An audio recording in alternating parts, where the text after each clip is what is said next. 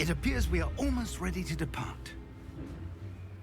It's a pity we didn't have a bit more time to spend on spellcasting. I presume you've been practicing the spells we worked on. I have, Professor. Well, I'm quite sure I've never seen anyone take so quickly to a second-hand wand.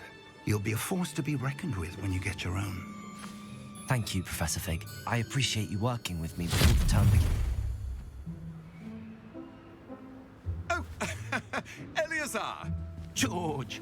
Glad my rather cryptic description of our location did not thwart your finding us. I've apparated to more vaguely defined destinations than this. Though I confess I may have miscalculated slightly on my first try. Gave quite the fright to some theatergoers in the West End. It's been much too long. When I received your owl, I must say I... Best not speak here, Eleazar. Of course. Why don't we speak en route to Hogwarts? We have a start-of-term feast and a sorting ceremony to get to. Wonderful idea! As long as your young charge here doesn't mind me tagging along. Not at all, sir. After you. Ages since I'd been to the castle. Would be good to see the old pile of rocks.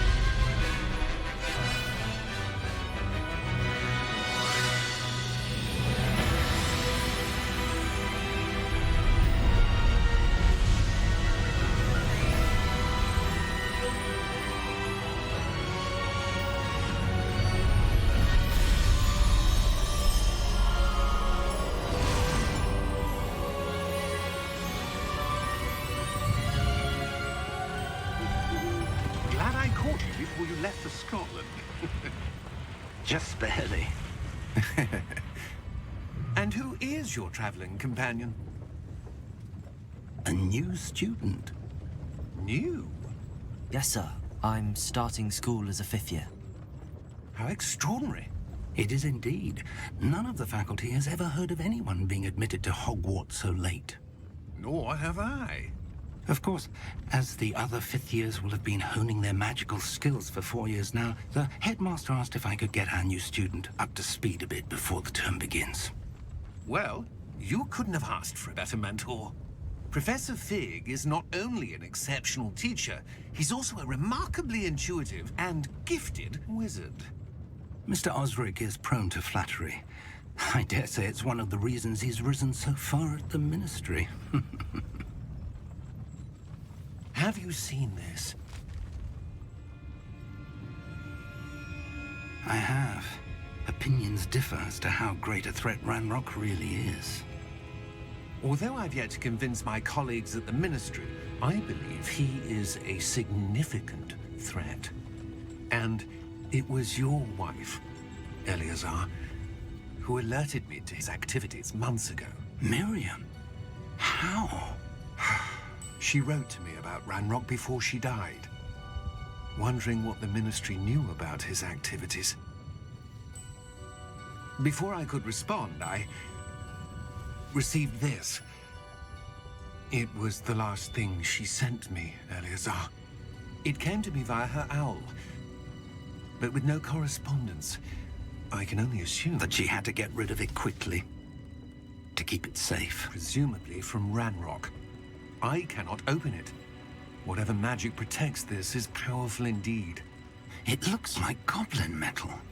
That symbol. What's that glow? I don't see a glow. Nor do I.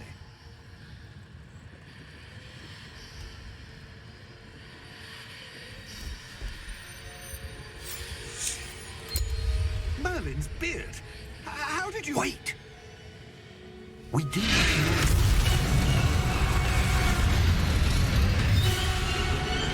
Hang on!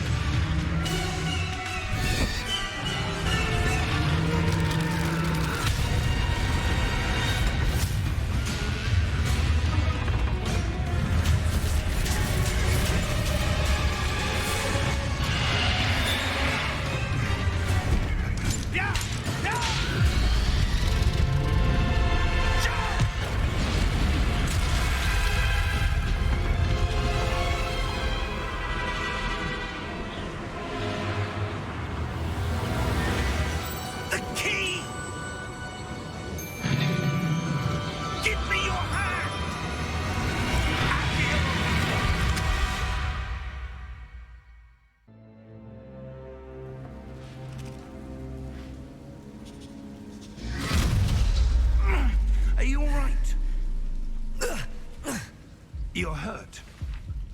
Perhaps a bit. Take this. It's Wiggenweld potion. That stuff will right you in a second.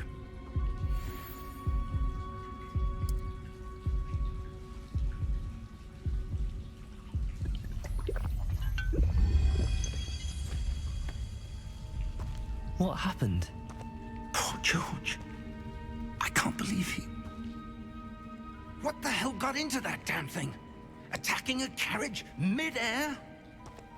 A typical dragon would never... Professor? Sir, where are we? I'm not sure. But that key you discovered was clearly a portkey. Portkey? An item enchanted to bring whoever touches it to a specific place.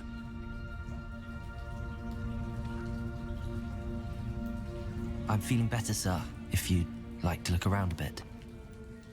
I would. But stay close. We've no idea who created this portkey. Or why.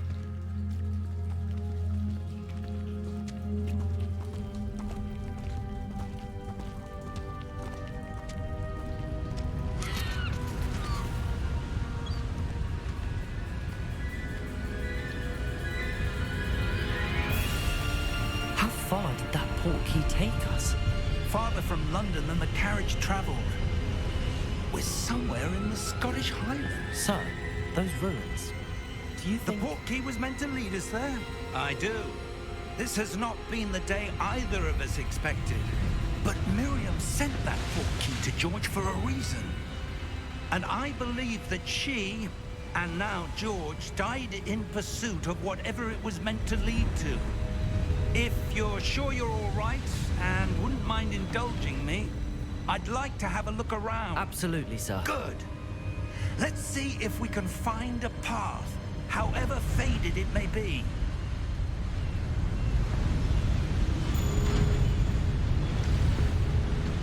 Mind your step. Where do you suppose your wife got the portkey that brought us here? A good question. Miriam spent years searching for evidence of a long-forgotten form of ancient magic. Ancient magic? Yes, a powerful magic wielded by a rare few that seems to have been lost to time. Hogwarts Castle was built by, and is itself a stronghold of that ancient magic. I don't know where she came into possession of the portkey, but I am certain it was to do with that search. Ah, there's the path down below. This way. Sir, why was your wife searching for evidence of lost magic? Miriam wanted to understand why such powerful magic disappeared from the wizarding world. Spoke of the good it could do. But magic is no different than any power. What really matters is the one who wields it. Is that ice? It's not cold enough here. It appears to be a sort of enchantment. Someone wanted to block this path. Let's see some of that wand work you were practicing. Focus on the center.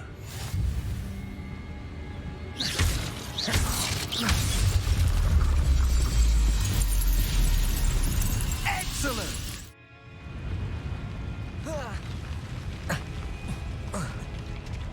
That was a bit rougher than I'd expected. We're close now. It's just ahead.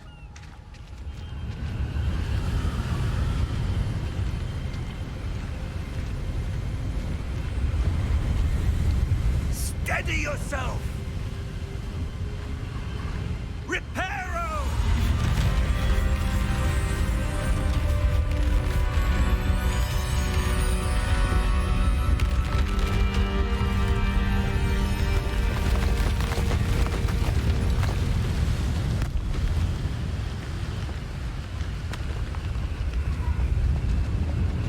Almost there!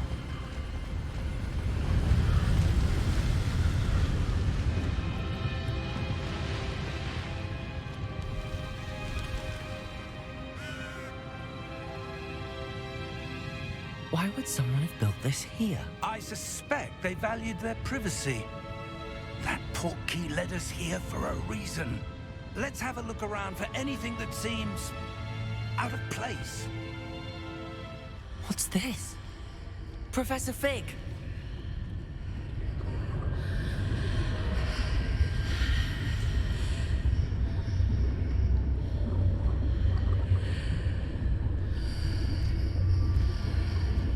How odd. Why would someone have conjured that enchanted stone here? And how is there a room behind it? What room? I don't see anything. There's that glow again, like the glow on the Portkey container.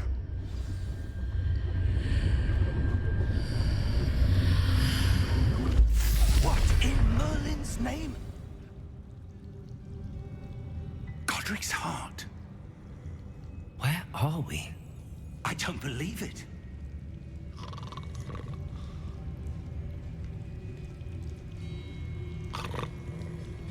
Hello?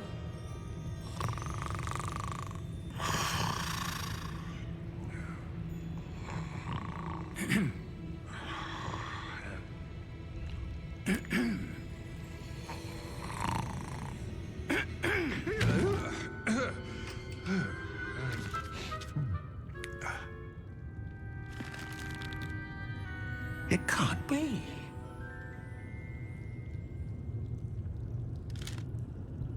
Just a moment. Ooh. Where are we here?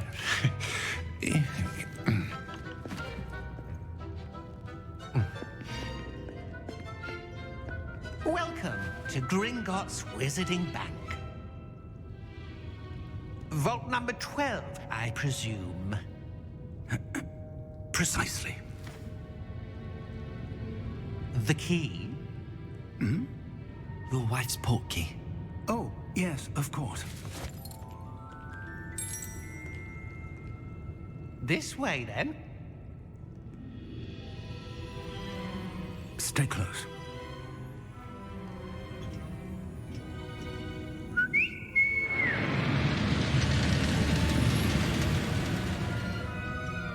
After you.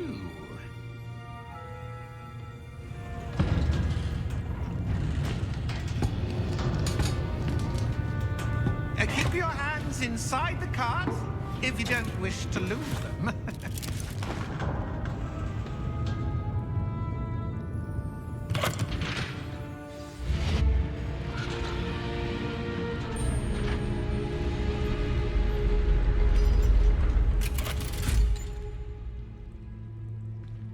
Vault number? Vault 12. Momentous day. On your way.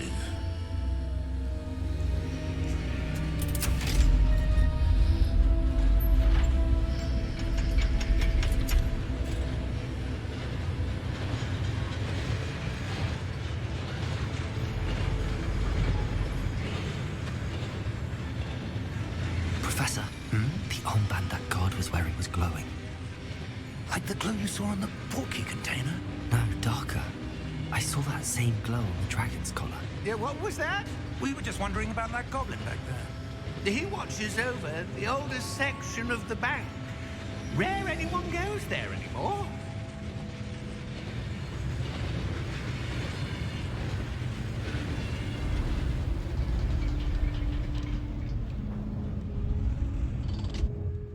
Here we are.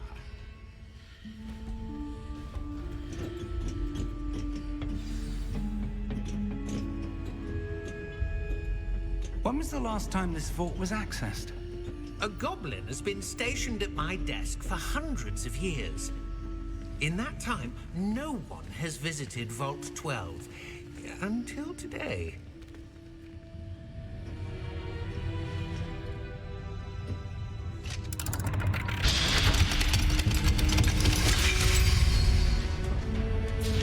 Vault 12.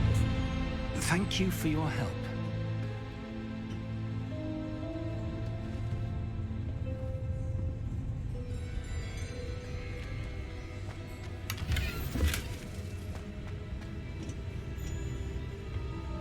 What do you suppose we should be looking for? I'm not sure. Sir, I wonder if you The might... instructions for Vault 12 indicate that I am to grant access to the holder of the key and then close the door. Wait! Best of luck. Professor? That was certainly unexpected. Let me think.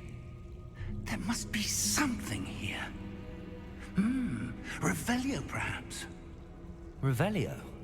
Yes, a revealing charm. No time like the present. Let's see what we're missing, shall we? Ready your wand and focus. A door.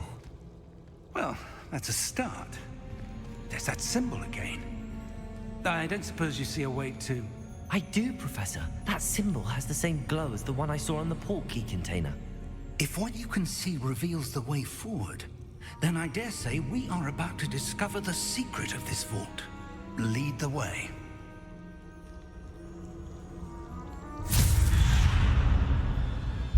Lumos!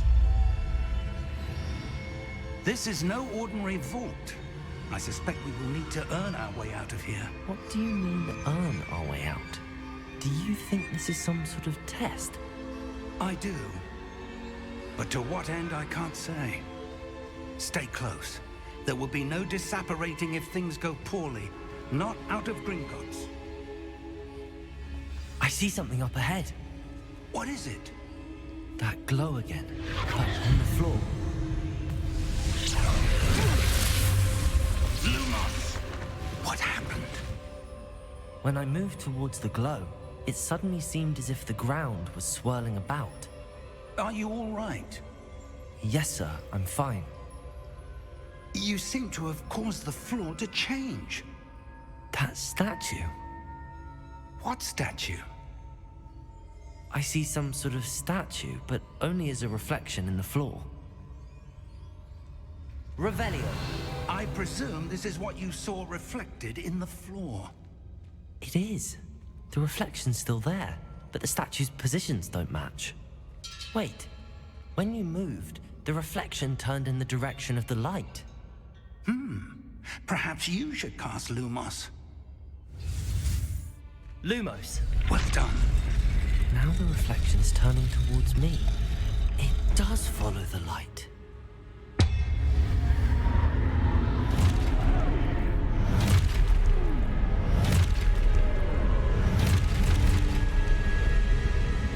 Look out! Protagonist! Accio! Defecto! Levioso! Deposo!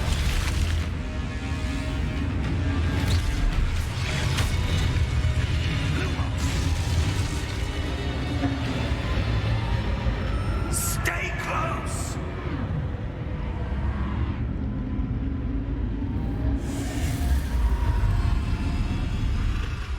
Lumos. Professor! Professor Fig! Professor, where are you? This isn't good. Where am I supposed to go?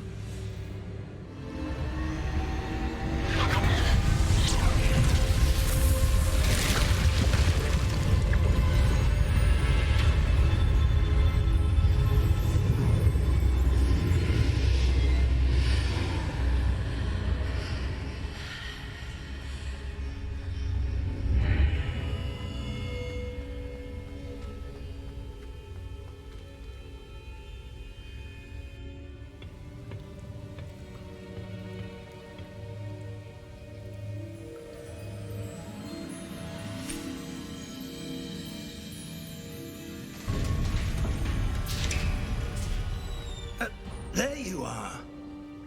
How did you...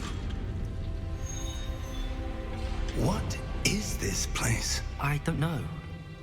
But I found this floating above that basin. That is no mere basin. That is a pensive for viewing memories. I wonder...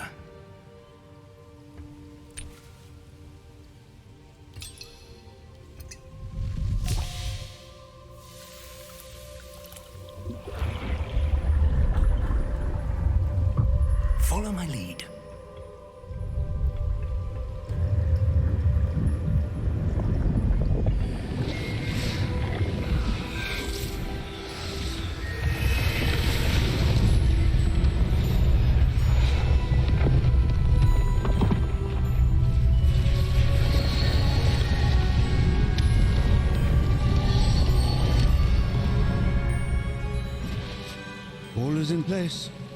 The Portkey is well hidden. Perhaps too well. I wonder if the path we've created... May be impossible to follow. It will only be impossible for one who cannot see traces of ancient magic as I can. Your ability to see what others cannot will not be enough, Percival.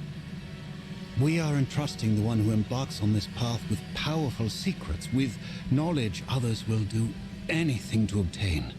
Yes, and if we are correct, Charles, the witch or wizard who completes the trials will have proven themselves worthy of that knowledge, and the responsibility that accompanies it.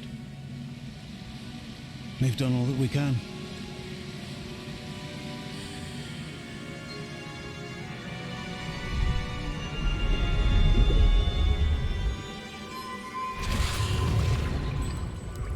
That's what you're seeing.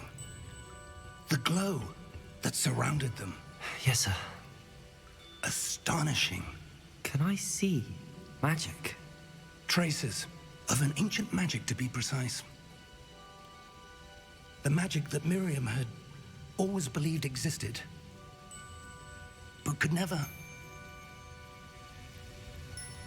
Miriam, and perhaps George, died in pursuit of knowledge that has been dormant for centuries.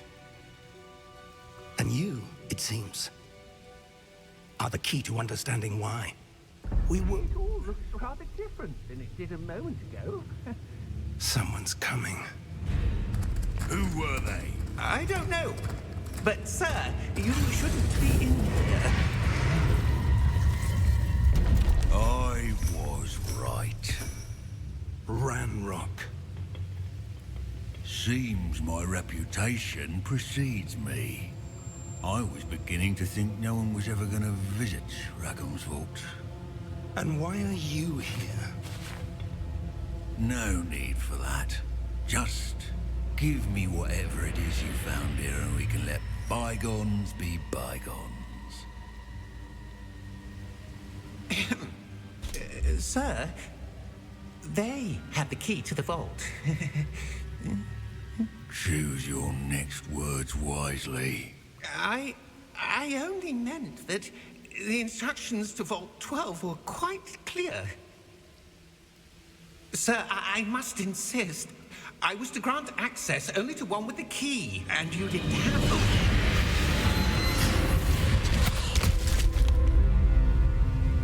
I have no patience for traitors. Now, where were we? I'm not giving you anything.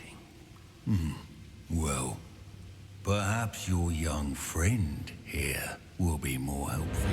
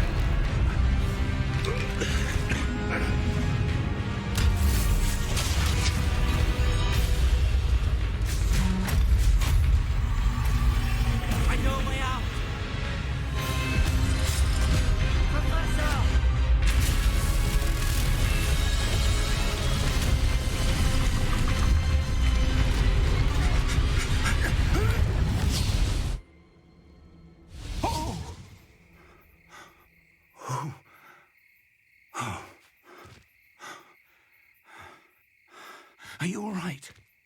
Fine, sir. I've never seen so powerful a goblin. He seemed wholly unaffected by my magic. Where are we? It can't be. It seems those who set up the pensive, the locket, and the path to both wanted someone with your ability to end up here. Come. We have a sorting ceremony to get to.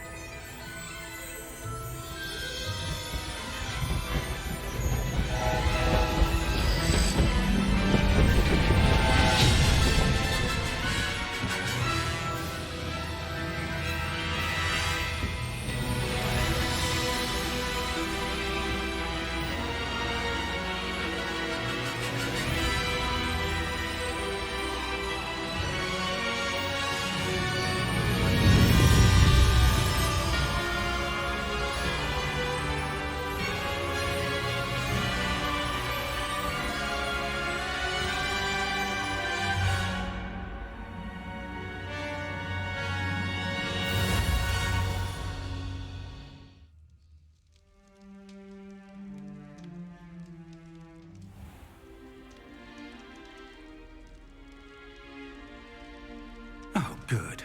We haven't missed the sorting ceremony. I'm no expert, but that seems more appropriate. Now, I need to study this locket as soon as I can, but first I must contact the Ministry. They need to know what happened to George and be warned of Ranrock.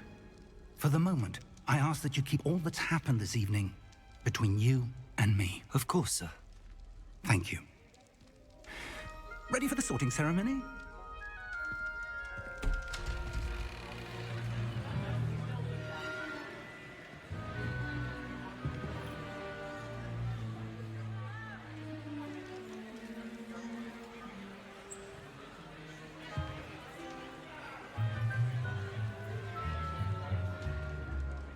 Phineas, Nigellus, Black.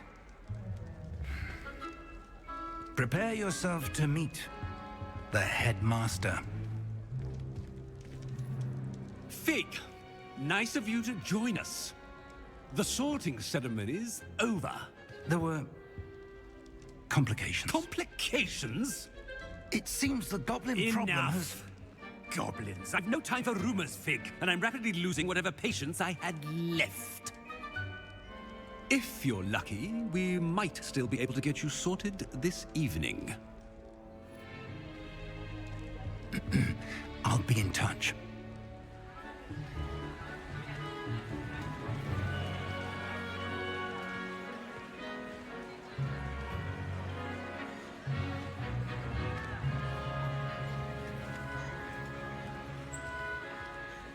Professor Weasley, we've one more to be sorted. Welcome. You're just in time. Have a seat.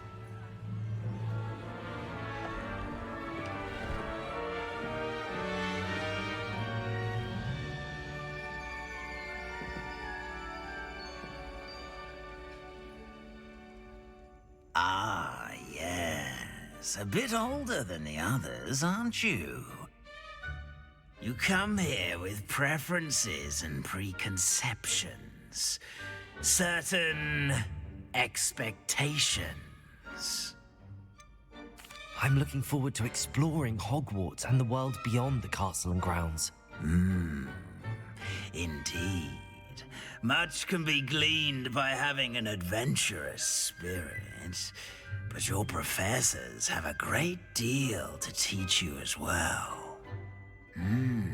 Interesting. You've recently learned that you possess a rare ability. I detect a growing sense of ambition, an eagerness for power. Perhaps you belong in Slytherin. You belong in Slytherin!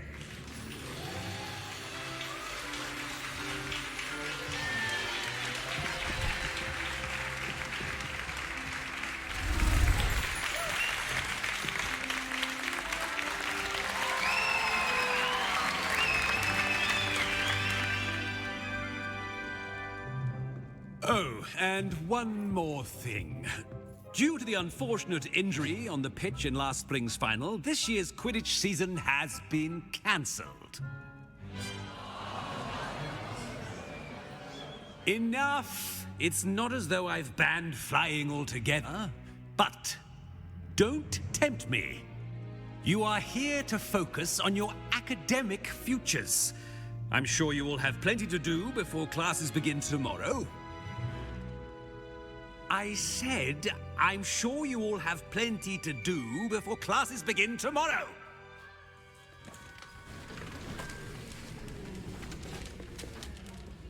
Quite an entrance. It's lovely to meet you. Professor Weasley, would you be so kind as to show our new student to their common room? I shall see to it, sir. As I was saying, I'm Professor Weasley. Pleased to meet you. Nice to meet you as well, Professor. As Deputy Headmistress, it is my distinct honor to show you to your common room. Right this way.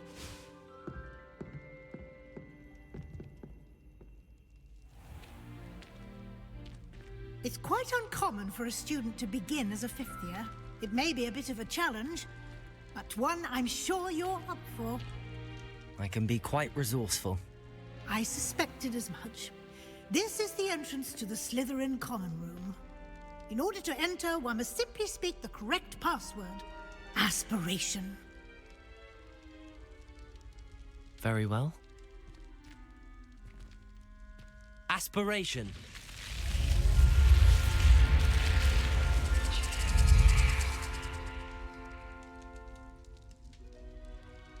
Well done. Now, go on in and get some sleep. You have a big day ahead of you tomorrow. I shall be back in the morning to collect you for your first class. Thank you, Professor Weasley. You're welcome. I hope you enjoy your first night at Hogwarts.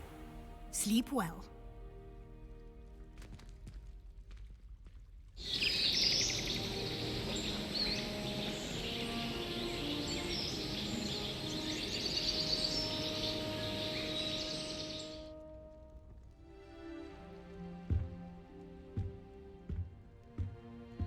Looks like everyone's gone. Better head to the common room. I suppose some introductions are in order. Life is so peaceful. That is not helpful. Can I help you? Ah, you're the new 5th year. I'm Sebastian Sallow. Welcome to Slytherin. Thank you. Not everyone has a ministry escort to school. He was a friend of Professor Fig's who merely joined us for the ride. Still, impressive. Dreadful way to go, poor fellow. Glad you and Fig are all right. Professor Fig and I were lucky to escape with our lives. Indeed. And how did you escape? It's all still a bit of a blur, to be honest. Didn't mean to press. You just get yourself settled. We can talk more later. What book were you reading? A spellbook I picked up. Has a few interesting things, but not exactly what I was looking for. I'm sure you'll find out soon enough. But not every spell you may need can be found in our assigned textbooks. It was nice meeting you, Sebastian. I'll let you get back to your book. Nice meeting you too. Good luck today.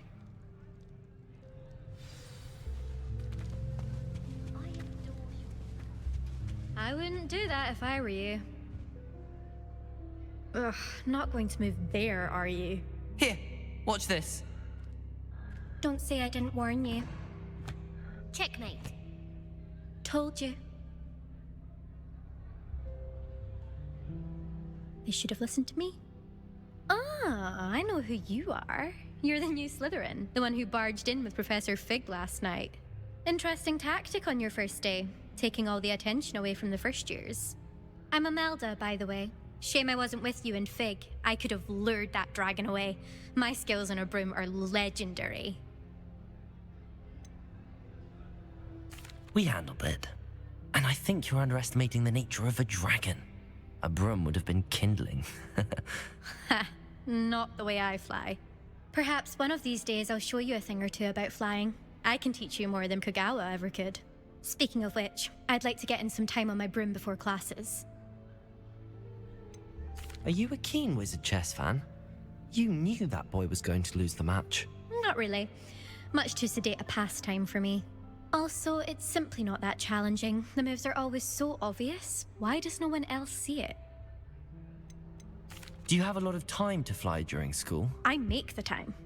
There's nothing like swerving through the spires of the castle and around the Quidditch pitch to clear the mind. Goodbye, Imelda. Nice meeting you.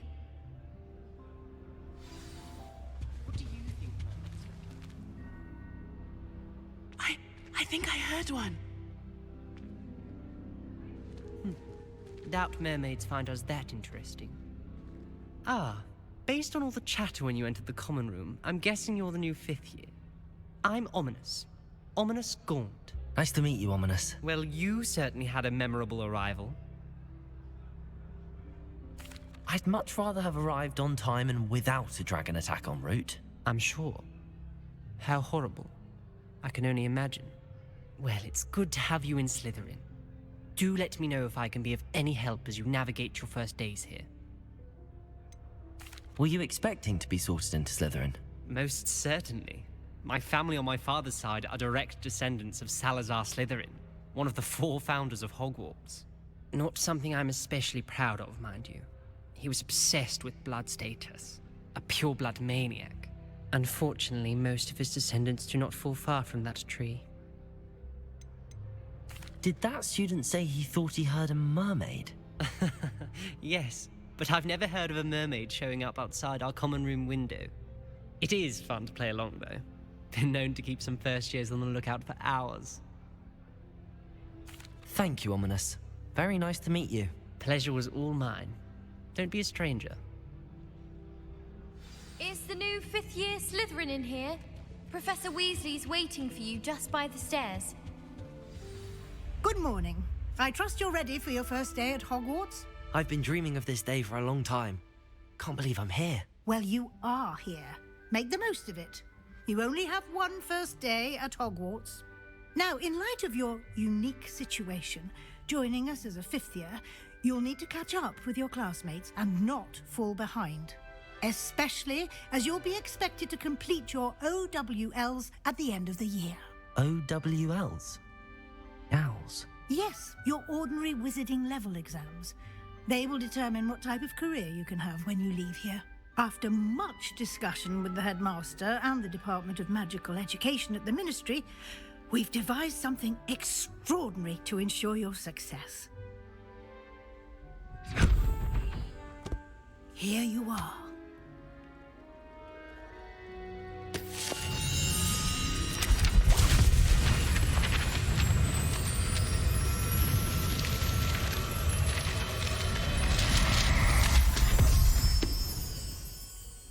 What is it?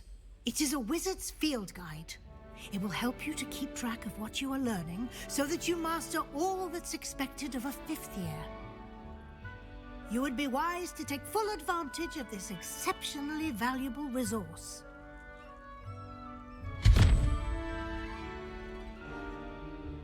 Thank you, Professor, but what do you mean it will keep track of what I'm learning? Perhaps seeing it in action will answer any questions you may have. Walk with me and we shall put it to the test. This way. Always something happening here. It's the heart of the hive. Our King's Cross station, so to speak. That should be all for now. You'll be expected to attend both Charms and Defense Against the Dark Arts classes today. And I'd like to be sure you get to Hogsmeade as soon as possible to replace the supplies you lost on the way here. What will I learn in Charms class? Exactly what you might expect. Spells, charms, jinxes, all terribly useful.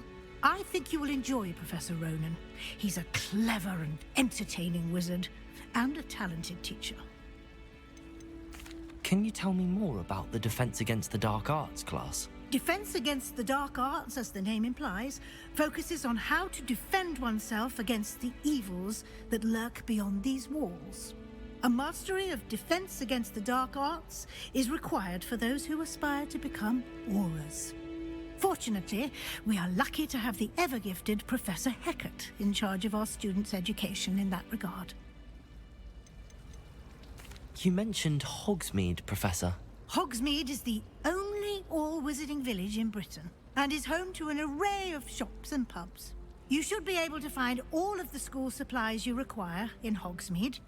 You will also, I imagine, enjoy many a butterbeer there with friends in due course.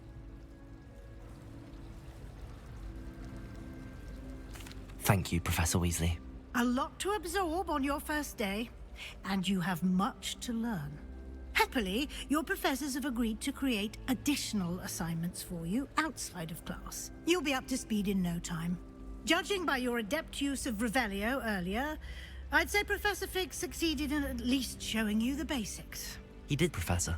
He's been terribly vague as to the events preceding your arrival, specifically about what happened after that awful dragon attack. My suspicion is that there's more to the story than a search for belongings and an extended trip up to the castle. I'm sorry, Professor, but I'm afraid that's all there is to it. Almost precisely what Professor Fig said. Speak of the devil, Professor Fig. Your ears must have been burning. Oh? Yes. You seem to have provided our new fifth year with a solid foundation in the basics of spellcasting. Ah, I'm afraid I can't take all the credit there, Professor. They've a rare aptitude for magic, it seems. Well, I'm just glad you both arrived in one piece. Perfectly good boats and carriages to Hogwarts, and you chose to fly in the path of a dragon. I wouldn't say I chose the dragon's path, Professor. Rather unfortunately, it would seem that it chose us. Very well. Enough chit-chat. I need to get to class myself. Might I rely on you, Professor Fig, to explain the details of the field guide's map? Of course. Thank you. Good luck today. And remember to use your field guide. It will be invaluable to you. And invaluable to me, as I'll be using it to keep up to date on your progress. Yes, Professor. Come and find me in my classroom after you've attended both classes today, and I'll explain more about those assignments I mentioned. And we'll see if we can't get you to Hogsmeade for those supplies.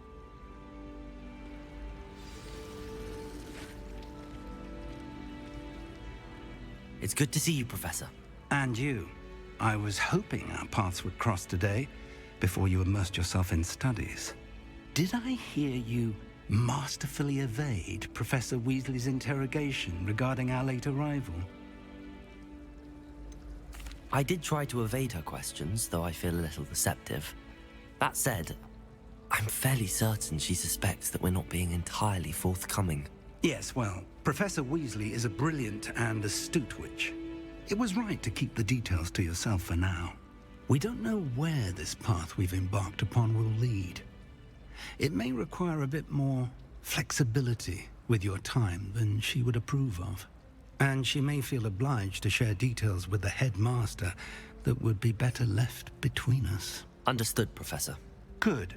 Now, as capable as you are, I believe the ability you possess obliges you to be well trained.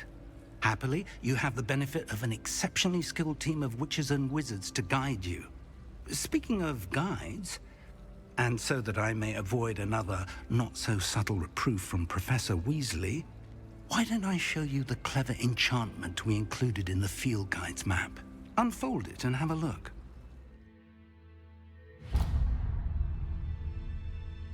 The map is enchanted to help you find your way. This will be incredibly helpful. Thank you. Now, sounds like you've quite a day ahead, what with classes and a trip to Hogsmeade for supplies, including your own wand. You'll enjoy Mr. Ollivander. He's an exceptional craftsman and a good friend. I shall reach out when I have more information about our mysterious locket. For now, focus on your classes and pay attention. More than your owls may hinge on the magic you are able to master within these walls.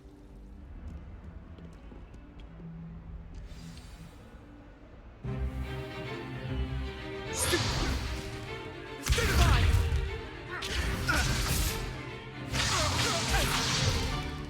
Is that all you've got? Levioso! Professor Hecat! Perhaps you'd be good enough to blast each other to pieces on your own time. I get new students every year, but I only have one Hebridean black skull. It was a token from the Great Poacher Raid of 1878. No doubt you've heard of it. Now, you may be asking yourself how an old woman like me single-handedly took out the largest poacher ring in eastern Wales and lived to boast about it. Knowledge. To the wise, age matters very little. Today we will review a spell that has saved me from death at the hands of dark wizards more times than I care to remember. Levioso. Levioso? A levitation charm? Levioso! A surprised opponent is a weak opponent. Care to defend yourself, Master Pruitt? No? One thing I've learned as an unspeakable is the value of simplicity, especially in the heat of battle. Now, let's practice what we've just learned, starting with something small.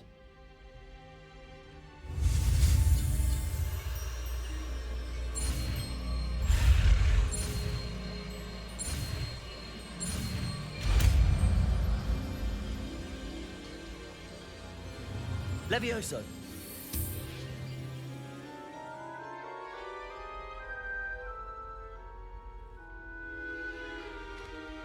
Now, let's try something a little larger.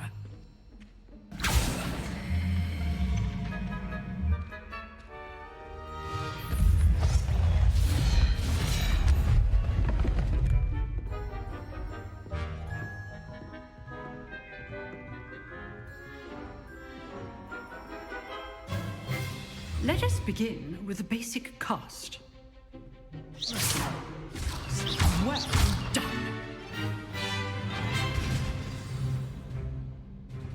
Very good, but the best way to practice is by dueling. We'll start with you two. Duelists, take your marks. Time for a proper Hogwarts welcome. Now, I want a fair duel, using only Levioso, basic cast, and Protego. You may begin.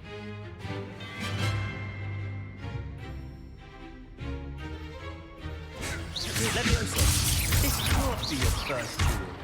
Let's just say I do enjoy live dueling. Protego! Stupid Protego! Levioso! I'm not always students for this adept.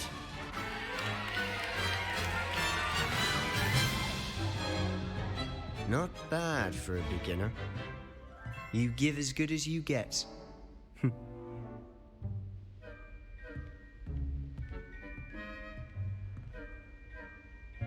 I put you on the spot, and you rose to the challenge. Points to Slytherin.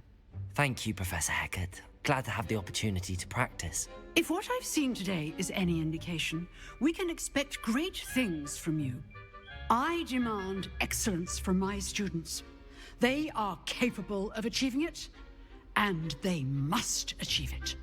A classroom duel is one thing, but battling dark wizards, or as ever more likely, goblins, is a different kettle of Grindylows entirely. Understood, Professor. So, I'd advise you to keep practicing whenever you can.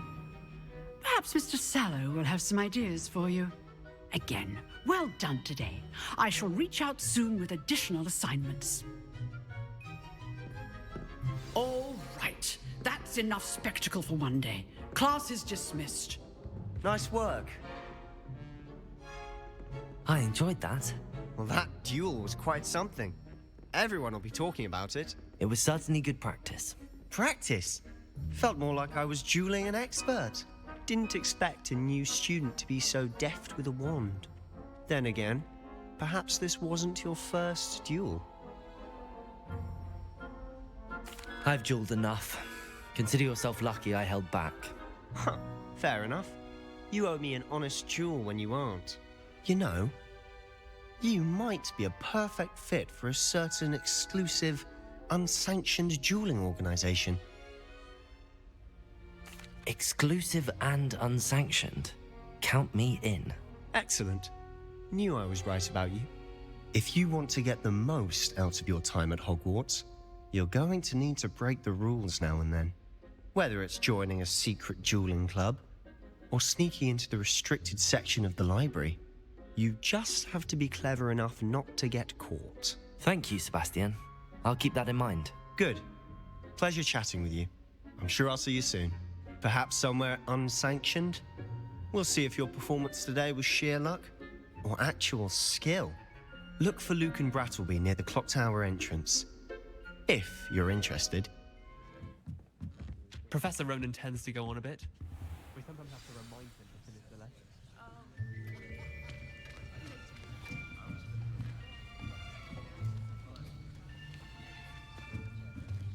Here, behind you. There is an open seat here. Thank you. Hello, I am Nettie. So you are the new student. Have you met Professor Ronan yet? Shall we begin? Welcome to Year 5 of Charms. Now, this will be a crucial year in your education on the art of charm work. But I am confident that we will take hold with the passion and rigor requisite of such a challenge. Right, now, everyone, please open your textbooks to page 517. But before we begin, can anyone here tell me the difference between the incantations of the color change and growth charms? Anyone? Anyone? I am afraid it is too late to study now. My, the summer months must have really taken a toll on you all.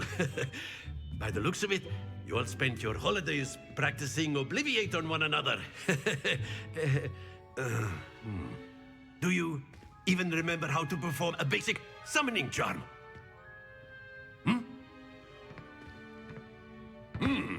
Well, it seems that we are in dire need of review.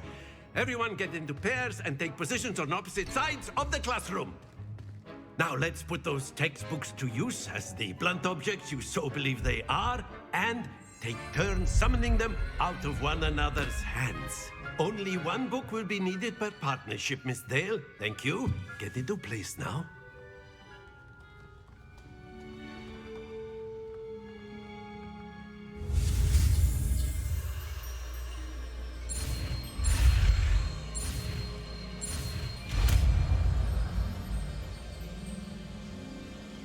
Accio. That is not bad. You are a swift learner. I see a lot of potential, but remember, potential is nothing without practice. Keep at it.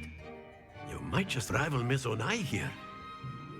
Very good, everyone. That's enough of that. Well, as you all seem to have the basics down, and it is an exceptionally lovely day, I was thinking that we might have ourselves a little excursion outside for a spot of fresh air. After me.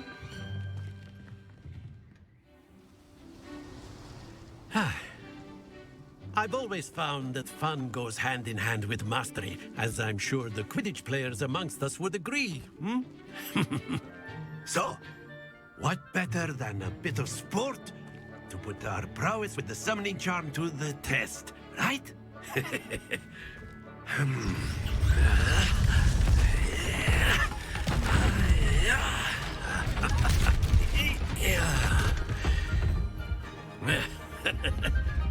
So why don't we have our newest student start us off?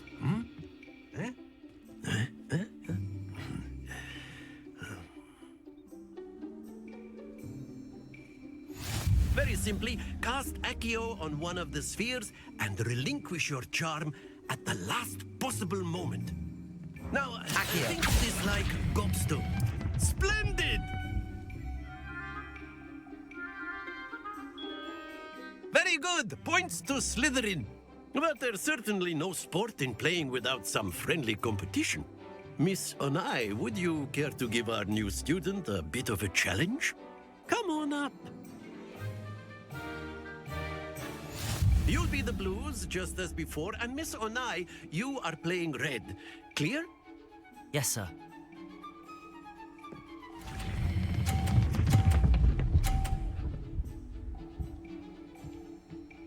A perfect score. Remarkable.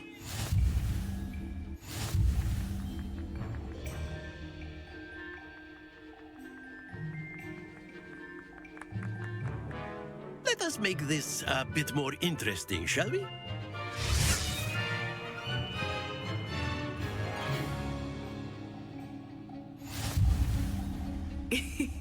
I think we are well past interesting at this point. I'll say. Enough chatter. Focus now. You will need it.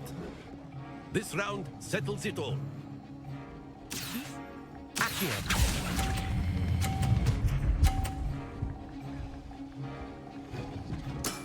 That's it!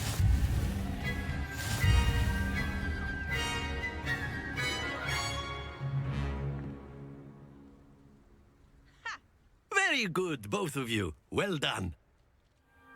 Class is dismissed. Gather your things on the way out. Good game back there. I must admit, I think I underestimated you. Took me weeks to become proficient with Accio. Took weeks for me to get anything right when I transferred here. It gets easier, I promise. That's good to hear. It's a lot to take in all at once. To put it lightly, I remember how I felt when I first arrived. I transferred here from Wagadu just before my 4th year. My mother received an offer to teach divination here. Before I knew it, we had left Uganda and were halfway around the world at a new school in a new country. Is Wagadu much bigger than Hogwarts? Wagadu School of Magic is the largest wizarding school in the world. So yes, bigger than Hogwarts. But it never seemed intimidating or overwhelming to me. It always felt like home. Is Wagadu a castle, like Hogwarts?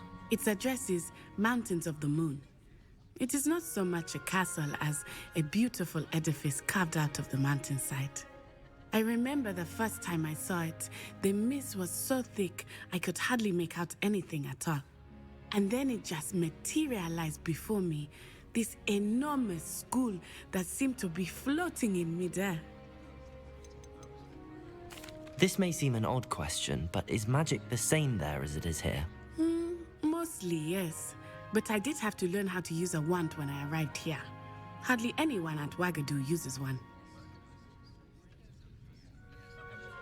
You can cast spells without a wand? Oh, yes. I find wandless magic to be much more instinctive. Not to mention quite convenient if one is without their wand. I must admit, however, that I am growing quite fond of using a wand. It seems very dramatic. It's nice to learn about another wizarding school. Thank you for asking. I do miss Wagadu, but I am glad to be here at Hogwarts. Ah, I think Professor Ronan wants to talk to you. Better not keep him waiting. Until next time. Of course, you can use Accio on humans, if you're so inclined. Well, A you'd be word, using it if you on would. clothing, to be precise, Sebastian. You know it won't work on humans. You wanted to speak with me, Professor? I did. I trust your first charms lesson lived up to expectation? Well, an outdoor competition wasn't exactly the lesson I was expecting, sir. What charm is there in the expected? You did well, managing to best as gifted a student as Miss Onai. Thank you, Professor. I enjoyed the match. Miss Onai is always a fierce competitor, though I sense that she is a bit distracted of late. Now, Professor Weasley has asked that your professors give you instruction outside of the ordinary curriculum. Expect to hear from me soon regarding a special assignment that I am preparing for you.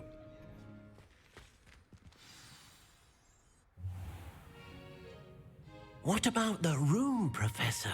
I was thinking the same thing, Deke. Perhaps you could help. Oh, excuse, Deke. Ah, there you are.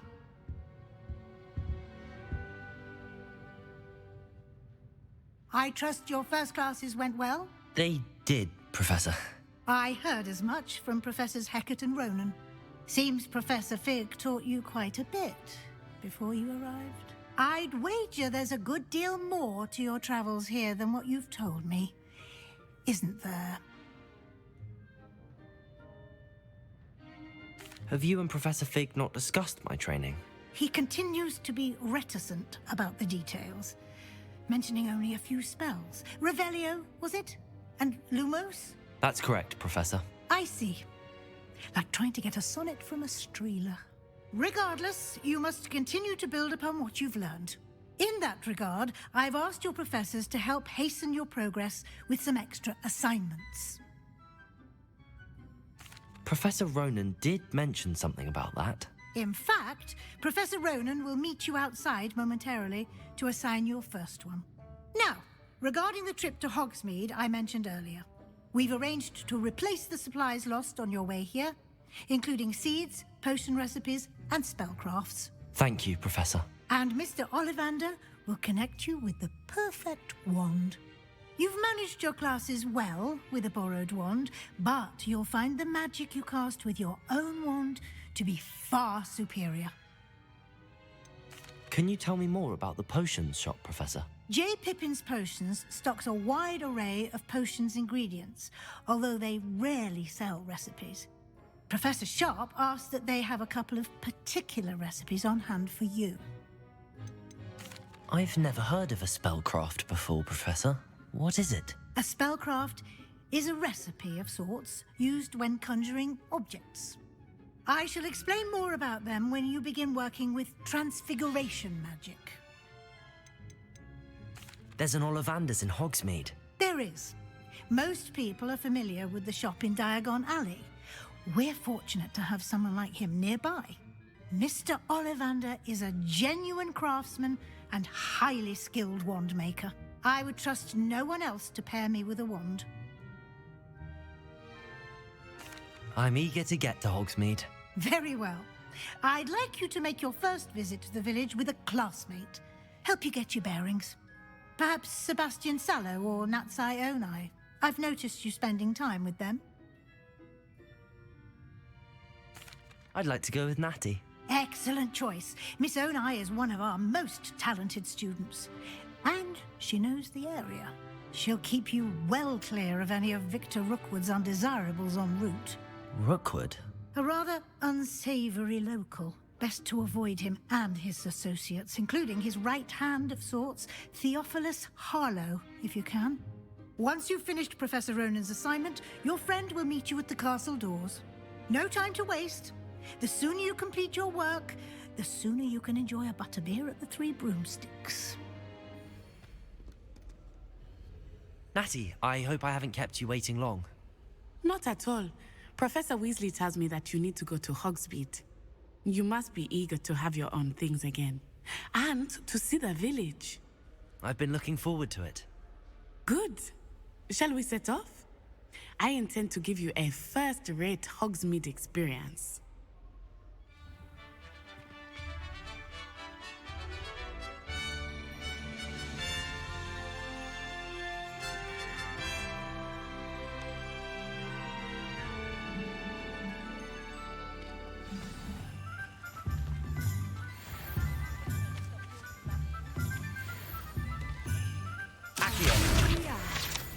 It is hard to know where to start.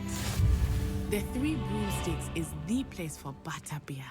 And you can get any sweet you can imagine at Honeydukes. I could not choose a favorite shop here. It changes with every visit. I can tell you that you are certain to find everything you need in Hogsmeade.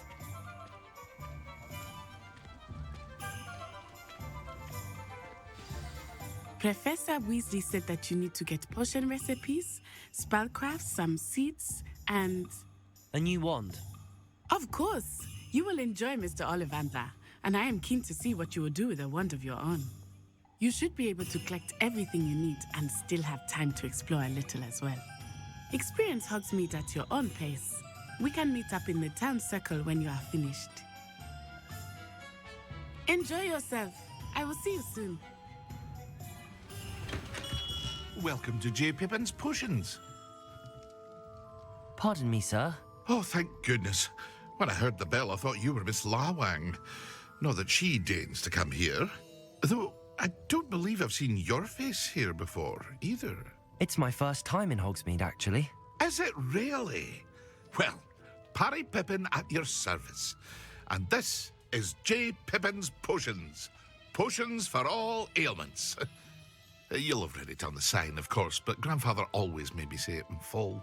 How may I help you today? Professor Weasley sent me to collect some recipes. I'm new at Hogwarts. You're the student she sent the owl about. I set your things aside immediately. I suspected if you're anything like I was at your age, you'd want your potion supplies. Is it not the most fascinating art, potion making? Rivals anything you can do with a wand, I've always said. Are potions really that versatile? They may not be as showy as spellwork, but make no mistake, they are just as powerful. They can heal, destroy, protect. You'll discover all of this soon enough. As it's your first time in, I should mention that it's not just potion recipes I sell. I also offer ready-made drafts for all manner of uses, and I unveil new ones from time to time. Pop in when you can so you don't miss out on anything. But for now, let's get you those recipes, shall we? What can I do for you today?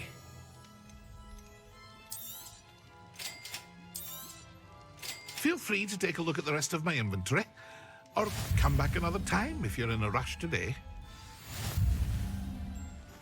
Well, hello there. Pardon me, sir. I'm here for the seeds Professor Weasley arranged for me to collect. Oh, the dittany for the new 5th year. I take it that's you then. Merlin's beard. Starting Hogwarts as a 5th year. You must be positively reeling from it all. Not at all. I'm choosing to see it all as one big adventure. Well, bravo. Not everyone has the temperament to take things as they come. Name's Timothy Teasdale, by the way, and this is my shop, the Magic Neep. I keep the cart out here because I like a good chat. Can't very well be in the thick of things if I'm hidden away inside now, can I? I suppose not. In addition to seeds, I have plenty of plants. Grow everything myself. My speciality is potion ingredients. Even Pippin purchases from me. But what say we get you a packet of Dittany seeds? Let me guess. You're after something fresh. Do have a look around. Plenty of ingredients to pique your interest, I'd wager. An inquiring mind. Pardon me, sir. I'm here for the spellcrafts Professor Weasley ordered. Matilda's student. I thought I might be seeing you soon. I am the proprietor here, Thomas Brown. I take it you've had a conjuring lesson then? I'm afraid I haven't yet, sir. Ah, but you will soon enough. It is magic at its purest, creating something out of nothing.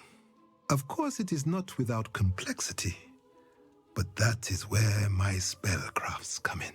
Stay the course, and you could soon impress even Professor Weasley. That's certainly something to aspire to, Mr. Brown. I look forward to that day. And I, too, seeing it. Spellcrafts are incredibly useful for conjuring unique items like custom pieces of furniture or decoration.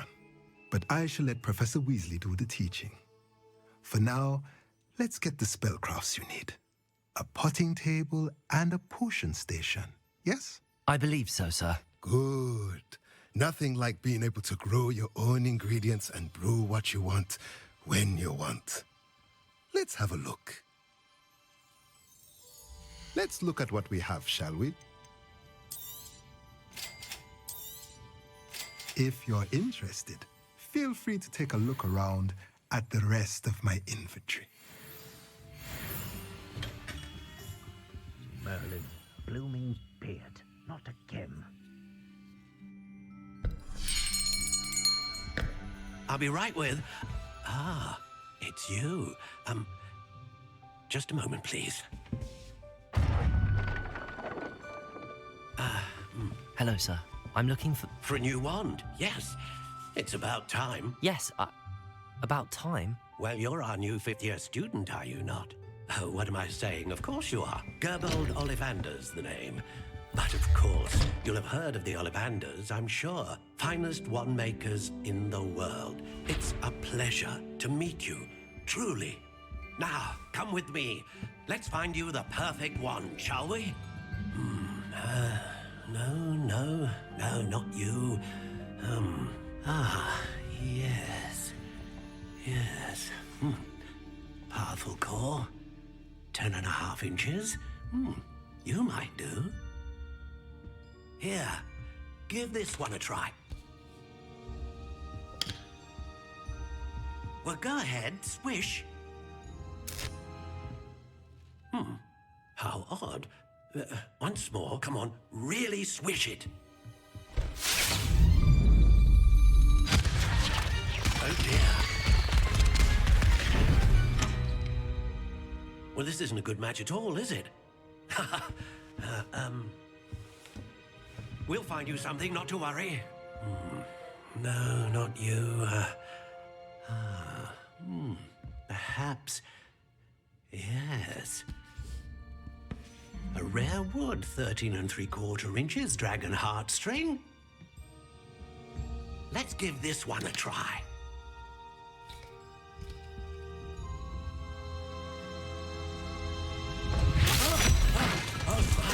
Oh goodness.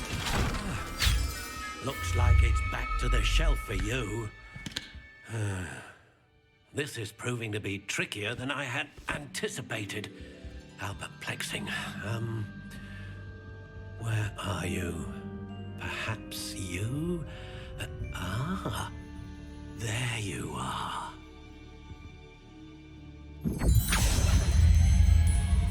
Yes, I think you might be the one. Here, take it.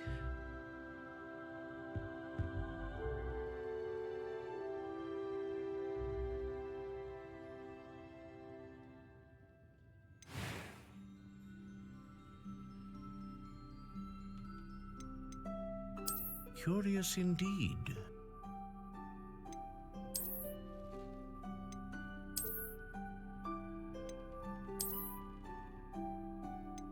How intriguing.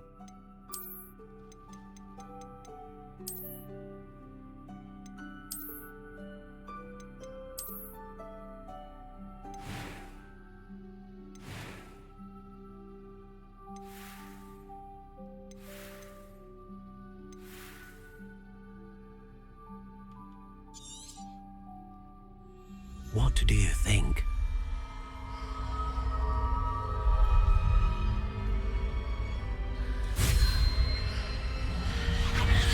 Extraordinary. Another wand, another beginning of a bright and magical future.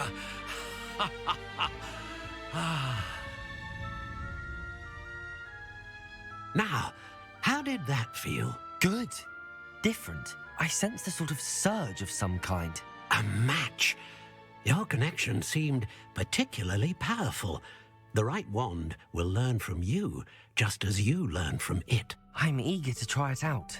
I would imagine so. A wand with a dragon heartstring core is capable of dazzling magic. And the bond between you and your wand should only grow stronger. Do not be surprised at your new wand's ability to perceive your intentions, particularly in a moment of need. That sounds wonderful, Mr. Ollivander. I'll let you get to it. Do come and see me again if ever I can be of further assistance. I have everything. I see what you meant about not being able to pick a favorite shop. We should walk around a bit more. Perhaps today is the day I finally pick one.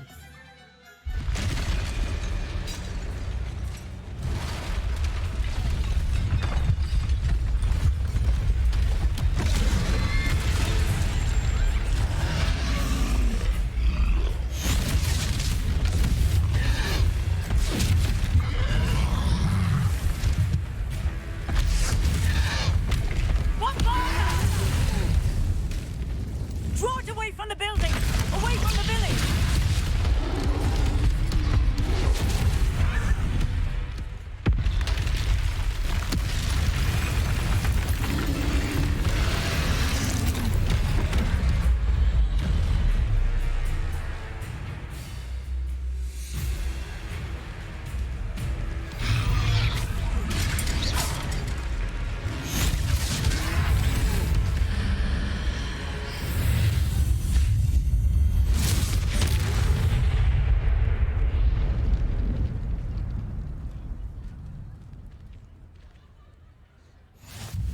Goodness! A second troll! Did you two take on a fully grown troll by yourselves? I suppose so. It's all a bit of a blur, to be honest. Merlin's beard. Are you all right? We are, and we were glad to help. I'd say help is a bit of an understatement. Nerve like that. The makings of an aura, if you ask me. If you are unharmed, perhaps the two of you wouldn't mind helping me put a few things back to where they were. Of course, officer. Singer. Officer Singer. And thank you, again. Hello, sir. I don't believe we've met. Allow me to introduce myself. Augustus Hill, clothier extraordinaire. I should like to thank you for your remarkable bravery in fighting those trolls, and not to mention your help restoring Hogsmeade to its rightful state. I was happy to help. Frankly, you deserve an Order of Merlin.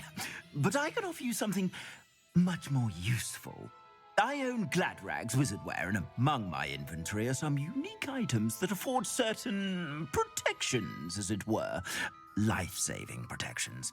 And as I suspect this won't be your last dangerous encounter, I'd like to give you one such set of robes, in thanks for what you did today. Thank you, Mr. Hill. That's very generous of you. It's the least I can do. Now, let's try this on for size, shall we? Plenty for your perusal today. Take your time.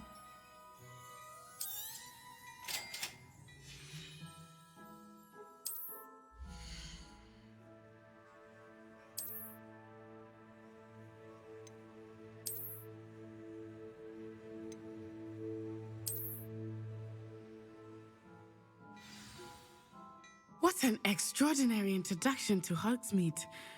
I would say that we, and you in particular, have earned at least one butterbeer. Shall we head to the Three Broomsticks? Sounds like a good idea. Wonderful. Just down this way then. I sell even more battle-worthy items. Should you be inclined, you're most welcome to peruse my shop at your leisure.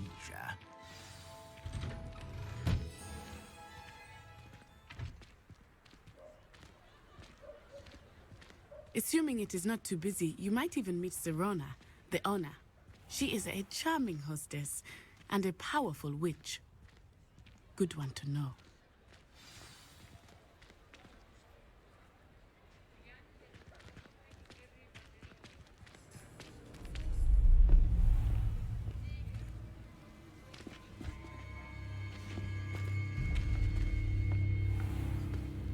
You said you could get to the child when they came to Hogsmeade. That all you needed was a distraction. I gave you a distraction. I just watched a student take down your distraction. Who's this child? What are you not telling me? All you need to know is that if you cannot get to the child, then you have no value to me. Let's go.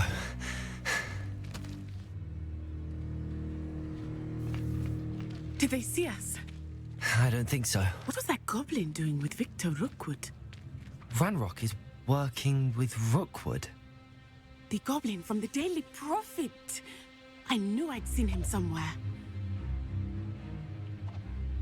Quickly, let's get inside the Three Broomsticks.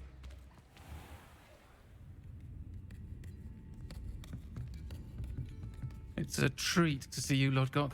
I shall let you know if I hear anything. Thank you, Serona. You be well.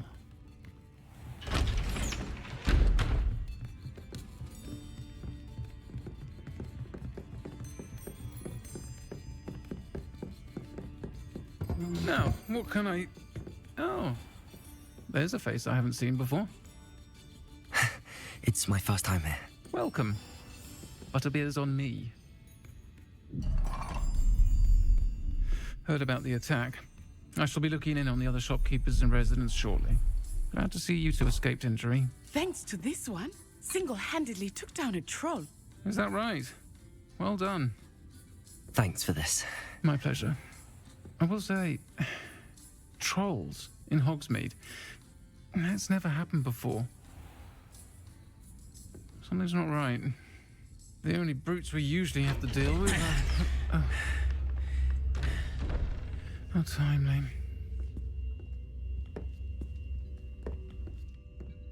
Was that Lodgok I saw leaving just now? Your clientele's not what it used to be, Serona. Not to worry, Victor. Once the two of you leave, the caliber of my clientele will greatly improve. I wouldn't do that if I were you, Theophilus. Come now. No need for theatrics. I'm only here for this one anyway. My friend is enjoying a well-earned butterbeer. Only want a quick word. Perhaps you didn't hear me. I said, my friend is busy. One would think you all had enough bloodshed for one day. Come, Theophilus. The Three Broomsticks isn't what it used to be. Let's take our galleons elsewhere. Can't drink butterbeer forever.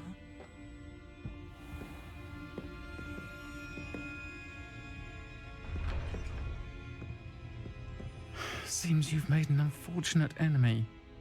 Watch your back. Rookwood and Harlow are worse than any troll you might encounter. Trolls, Ranrock, and Rookwood. What are you not telling me? I promised to tell you everything, but it's perhaps best I do that later. I think that now might be a good time to head back to the castle.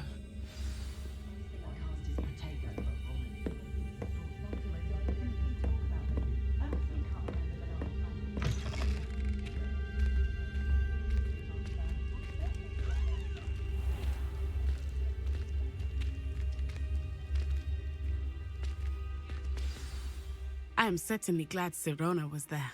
And that she isn't intimidated by thugs like Rookwood and Harlow. I want to understand what's going on, and I hope you will tell me. But for the moment, we should return to the castle. Professor Weasley will certainly hear about the troll attack soon if she hasn't already. I don't want her to worry. Professor, I'm glad to see you. And I you. Thank Merlin you're in one piece. I heard about the attack. Trolls in Hogsmeade? Sir, the trolls were wearing armor. It had that dark glow like the dragon collar. Goblin silver. Ranrock used it to control the dragon. But how? And why send trolls to... They were there because of me. I overheard Ranrock talking with Victor Rookwood. Ranrock was in Hogsmeade? With Rookwood? The trolls were Ranrock's distraction so that Rookwood could get to me. And he would have, had Sirona and the patrons at the Three Broomsticks not intervened. This is grave news indeed. If Ranrock's goblins and dark wizards are after you, they want what we found in that vault. Speaking of the vault, do you think that Ranrock is working with any of the goblins at Gringotts? I do not. Gringotts goblins aren't typically the friendliest of beings, but they have a great deal of integrity. No, I dare say after what happened to that poor banker, the goblins at Gringotts are no followers of Ranrock. They're after the locket. You said you discovered something in it. Yes. I discovered an inscription. When I read it aloud, this map appeared. Clever enchantment. It's a map of Hogwarts, to be sure, but I do not know where it leads. It leads to the library. A restricted section, to be precise, and a bit beyond. I see traces of magic there on the map. I suspected you would see something. Shall we go? I appreciate your enthusiasm, and I'm eager to discover what we may find there as well. But if our experience at Gringotts, let alone what happened to Miriam, taught me anything, it's that the path we're on is terribly dangerous. I'd like you to work with Professor Hecat a bit, before we continue. But sir, how dangerous could the library be? Perhaps we're only after a book. Perhaps we are only after a book, but we should be prepared for anything. Once you've honed your defensive magic further, come and see me. Ah, there you are. Hello, sir. You'll be pleased to know that I worked on my defensive magic with Professor Hecat. So I hear. She tells me you've taken rather well to your new wand. You must continue to work with her and your other professors to improve your skills. That said, I don't wish to postpone our visit to the library any longer. So, shall we proceed? Fig, I have work for you. Come. Headmaster, I'm with a student and my schedule Your schedule will wait indefinitely, as will your student. I would think that after all the trouble you caused me with Osric, you'd be eager to make amends. My office, 5 minutes.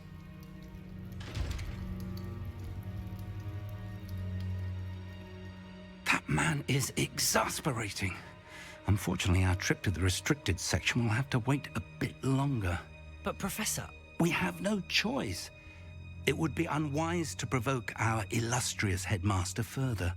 I shall find you when I've completed whatever toils I must endure. Sebastian, there you are. I was hoping to see you. I was in the Three Broomsticks after the troll attack and saw what happened with Rookwood and Harlow. Not many students have Victor Rookwood's attention. What was that all about? Seems he's working with Ranrock, And Ranrock is after something I found at Gringotts. Ranrock? And when were you at Gringotts? Professor Fig and I ended up there after the dragon attack. It's quite the tale. Fig had this portkey. A portkey? To Gringotts? I'm not sure I follow. I barely follow myself, and I was there. Anyway, we ended up in an ancient vault where we found a map. That map leads to the restricted section. You can't be serious. Deadly serious. Professor Fig has insisted that I not tell a soul about any of this. I've probably said too much. Understood. Your secret's safe with me. Whatever it is.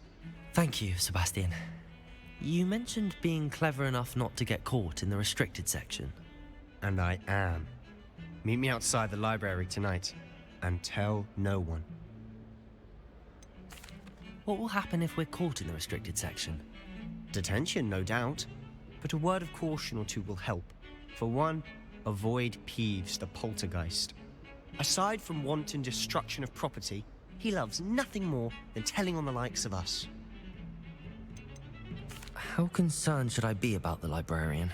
Madame Scribner doesn't take kindly to clandestine activities taking place amongst her precious books, so do all that you can to avoid her. She and I have had our entanglements, but I can hold my own against her. You may not be so lucky. Thank you, Sebastian. I'll meet you later.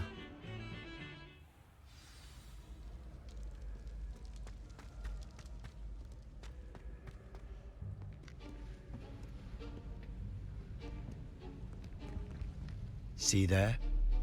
That's the door we need to reach. And those annoying prefects would love nothing more than to rat on us to Scribner, so don't let them see us. Understood? I can be sneaky. Let's go. Hold on now. There's a spell you should know. The Disillusionment Charm. Good for getting places you're not supposed to be. Cast it and you'll appear as little more than a trick of the light, just as long as you keep your distance and stay quiet.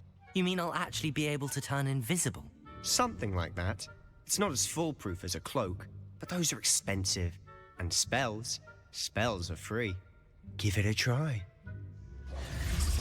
Damn.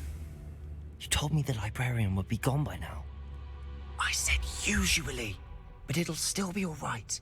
Do you see her desk behind me? The key is in the drawer of that desk. Now, here's what we're going to do. I'll create a distraction to draw her away. You focus on getting the key. I'll meet you outside of the restricted section. You distract, I get the key. Understood. I said I'd get you in, and I always keep my word. Trust me.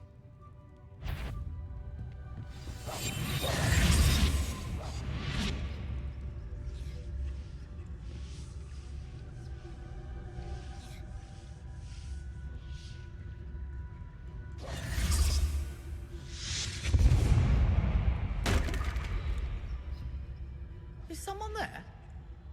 Is that you, Peeves?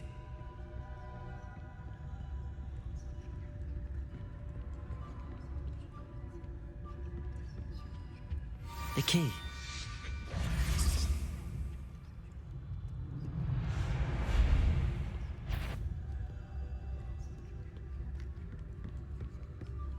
That wasn't so difficult after all.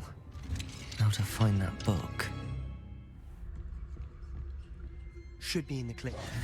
No need for us to be skulking about. So what is it you've been looking for? I'm looking for a cure to help my twin sister, Anne, so that she can return to Hogwarts. Because Merlin knows everyone else has given up. Why do you think you'll find a cure in the restricted section? Does the Hogwarts matron have nothing that can help Anne? No! We've tried everyone from Nurse Blaney to St. Mungo's. But I can research on my own. No need to concern yourself with that right now. Let's focus on what you're after. Which is what, precisely? I'll know it when I see it. You're being awfully cryptic. Who have we here? Sebastian Solo and his new little friend. Out exploring where they shouldn't be. Naughty, naughty, you'll get caughty. Peeves, don't you... I'm going to tell, I'm going to tell, I'm going to tell. Oh, blasted Peeves! I've got to stop him, or at least get to the librarian with a good excuse for all of this. Wait, I don't want you getting into trouble for me. I have a way with the faculty when it comes to disciplinary matters. Besides, I like having friends who are in my debt. Now go. Good luck in your search. Now, where has that damned poltergeist got to? It is a book after all.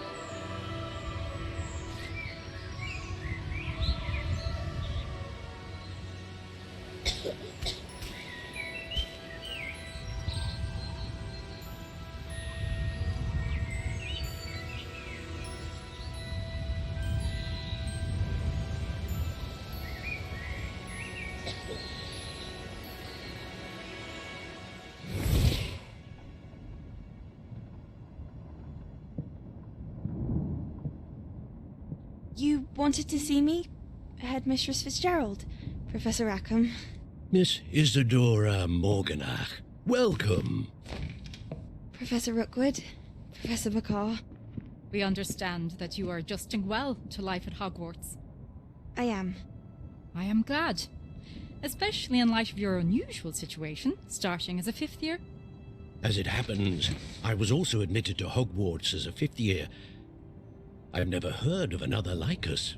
Miss Morganach, when we spoke yesterday after class, you asked about the beautiful swirls you saw years ago when we visited your hamlet. I recognized you all immediately. I cannot thank you enough for what you did. We were glad to help. And yes, I did see swirls of magic everywhere that day. My father insists it was my imagination running wild, but it was certainly real to me. It was not your imagination. Percival, Professor Rackham can see them too, but we have never known of another who could. I don't understand. What are they? The whispers or traces that appear when a particular form of ancient magic is wielded. Ancient magic? Few are capable of wielding it. Hogwarts itself is a stronghold of ancient magic.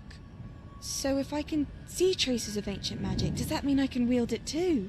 With the proper training. But let us not get ahead of ourselves, Miss Morganach. Before I can train you to wield such magic, you must first master all that Hogwarts has to offer.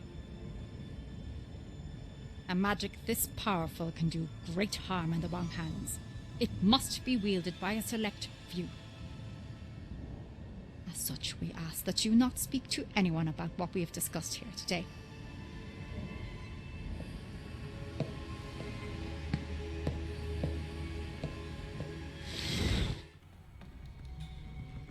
Sebastian.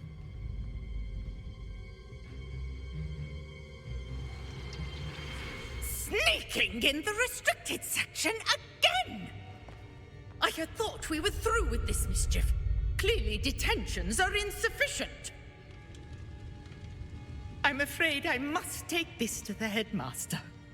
But that being said, Peeves informs me that you didn't come alone tonight. If someone has coerced you, I would have you tell me. You're a bright boy. Don't waste this. There was nobody else. I came alone. Oh, Sebastian. What will your uncle say?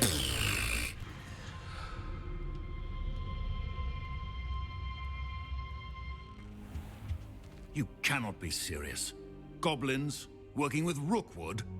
Makes no sense. It is rather unorthodox, to say the least. Unorthodox? It's inconceivable. It's... Ah, Fig. You have a visitor. I'll see what I can find out. Sir, I was able to search the restricted section while you were with Professor Black. It was a book we were after. What? That's... Wait. You accessed the restricted section? But how? Thinking on it, perhaps it's best you spare me the details. Fair enough. In fact, the book was below the restricted section as it appeared on the map. I want to hear everything. First, let's have a look.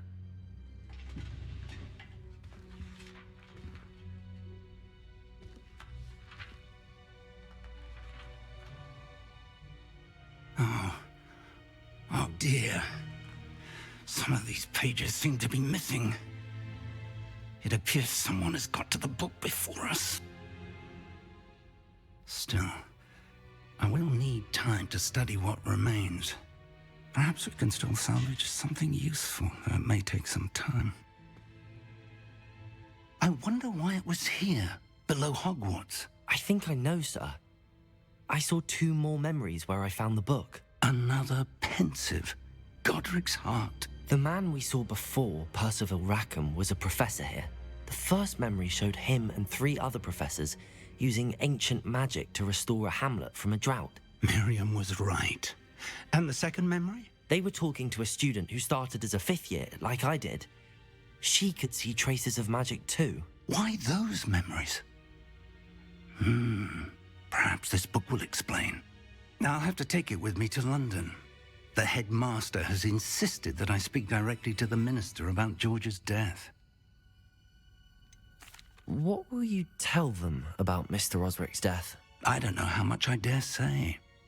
George tried to convince the ministry about Ranrock, but to no avail.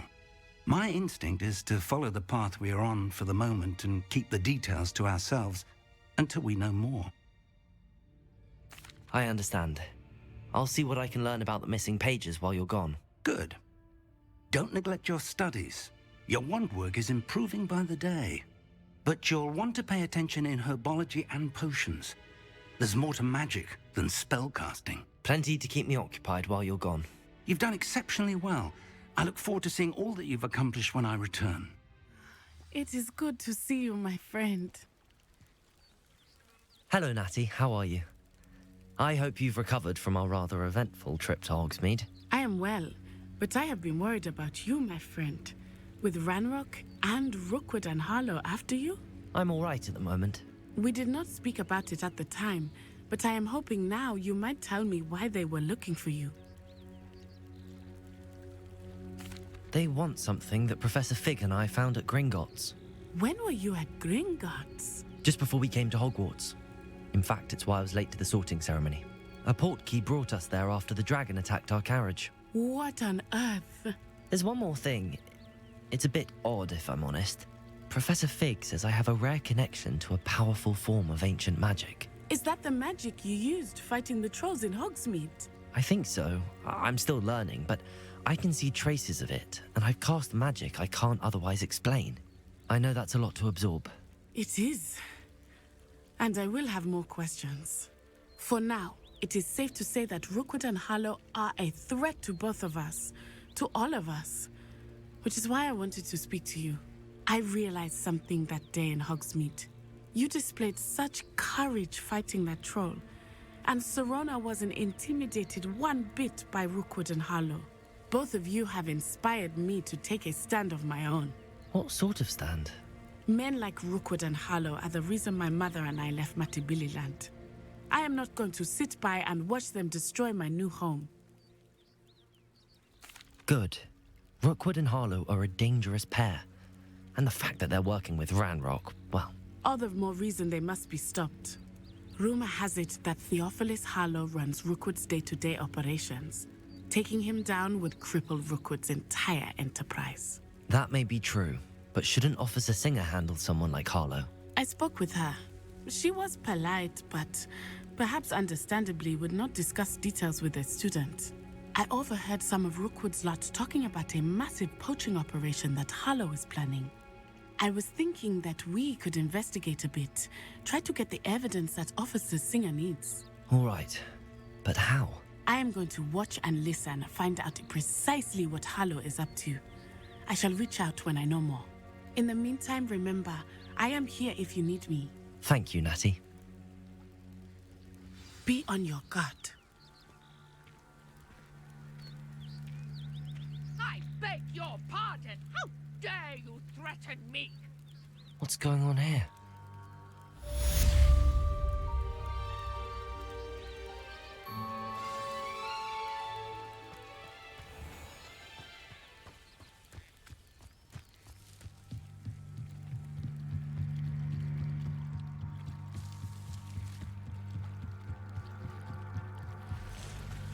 They must have come this way. Think! I've no idea who it is you think I might have seen. I've been busy with my research. I do not have time to... Victor Rookwood don't give a doxy's nip back your time. Oi! Speak of the devil. Mr. Rookwood would like a word with you. A student? You can't be Enough out of you. Leave her alone. Stupefy!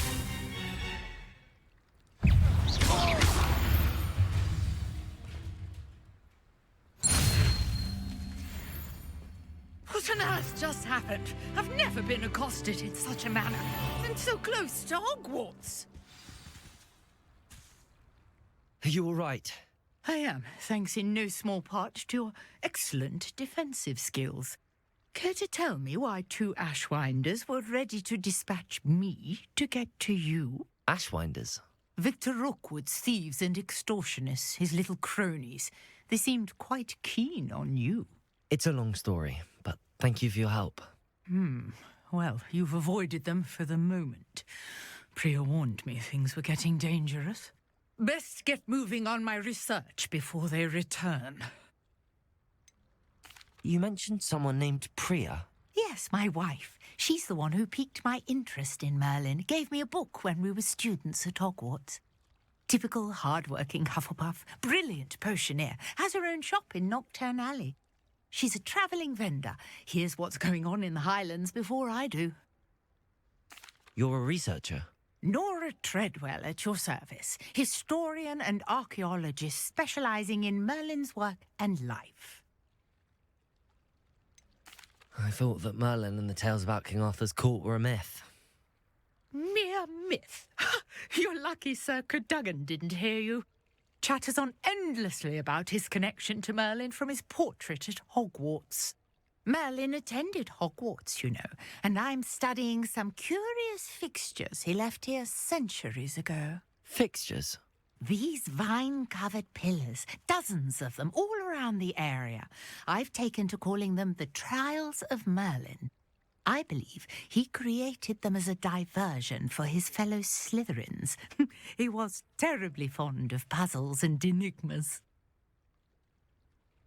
I can see why you're so interested in Merlin. I'd be keen to know more about the trials. Well then, I'll let you in on a little secret. No one has yet managed to figure out how they work. But I believe I have just unlocked a crucial clue. I suspect that Mallowsweet is an important component in getting the trials to work. Mallowsweet? Versatile herb. Merlin repeatedly mentioned it in his writings. I had just arrived to test my theory when I was so rudely interrupted. You see, each swirl in Merlin's writing has a symbol in the center. That started me thinking, what if... The mallow sweet is meant to be placed at the center of the symbols. Precisely. Would you care to do the honors? We can see what comes of our little hypothesis. I brought a trunk chock full of mallow sweet with me. It's just over there by my tent.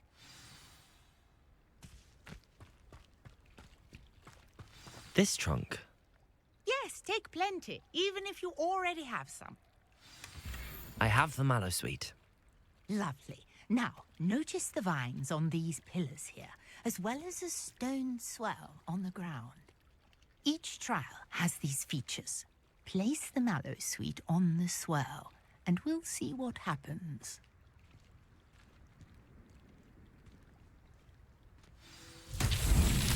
My word! Did you see that? The vines disappeared! What should I do now? This is uncharted territory. Incendio! Fierce! The flames make the pyre sink.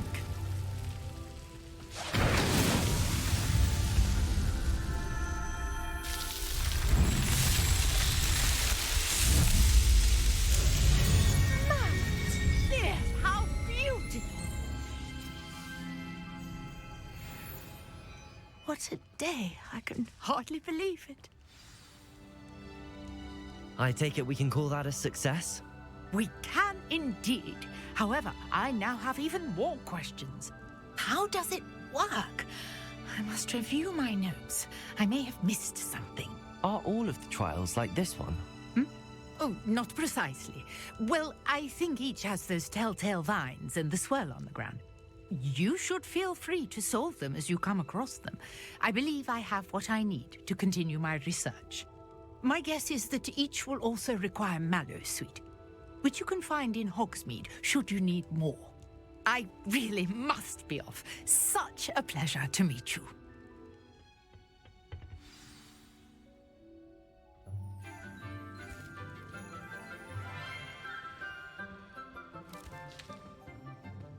Good morning, Professor Garlick. How wonderful it is to see you again, Lenora dear. Oh, here. You'll need these for today's class. A little treat for your auntie. Ah, hello. Class, please welcome the newest rose in our garden.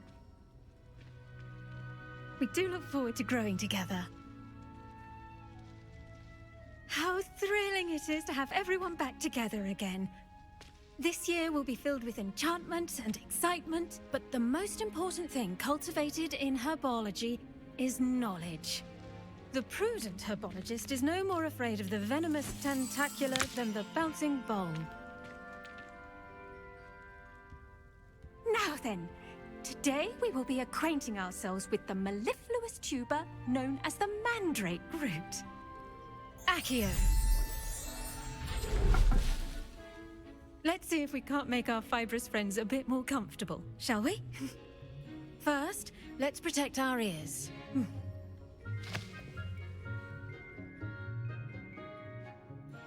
Now, everyone, grip their mandrake by the tendrils and give it a firm tug.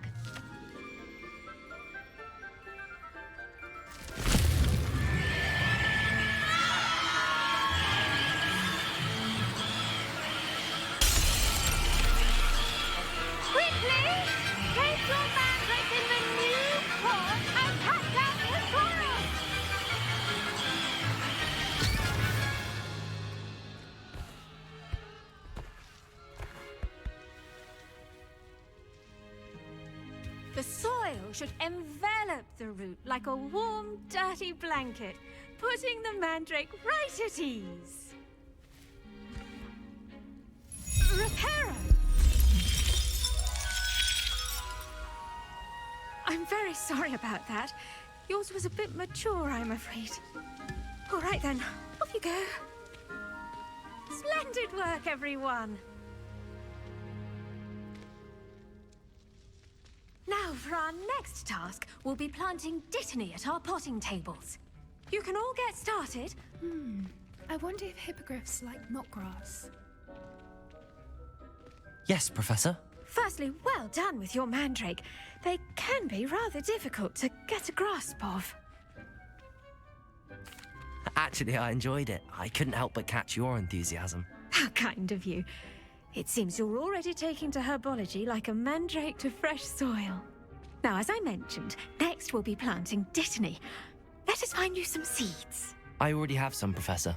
Picked them up in Hogsmeade. You visited the Magic Neep. Wonderful! A prepared student is bound to bloom. I've arranged for you to have your own potting table here in the classroom. Wasn't easy to spare one on such late notice.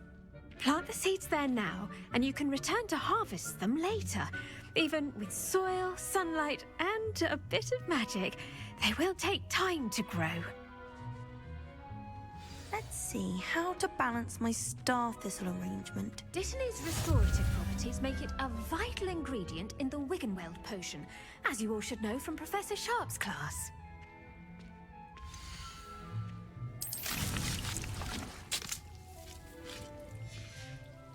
Well done!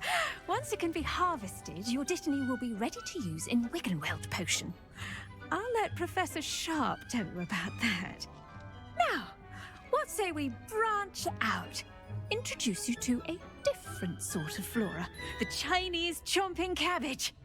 You'll find that some plants are better suited to uses outside of a cauldron. The cabbages do get testy without something to chew. Fortunately, I have a dummy for them to gnaw on. Be a dear and let them have a good chomping. Yes, Professor. They're in the other greenhouse. It's just at the end of the footbridge leading out of this room. Your classmate, Mr. Pruitt, has kindly offered to accompany you. Come back and see me when you're finished. Oh, and mind your fingers. They do bite.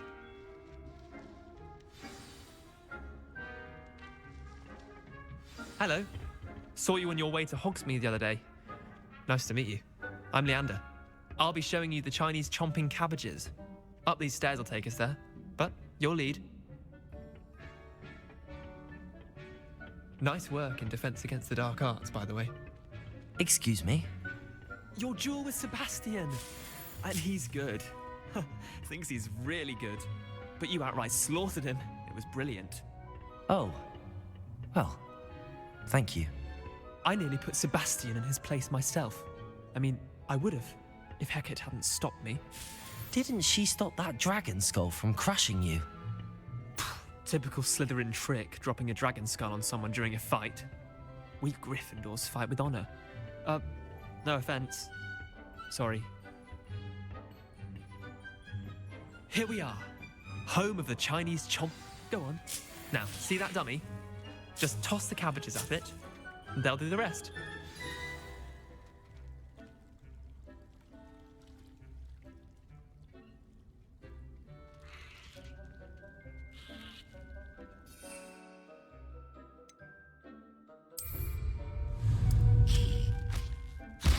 Look at that! They'll chomp on anything they can get their mouths on. Mum planted some in her garden last year to keep the gnomes out. Did save her the de-gnoming, but they left her honking daffodils in tatters. Vicious little bastards, aren't they? My kind of plants. Not like stupid booba tubers and bouncing bulbs.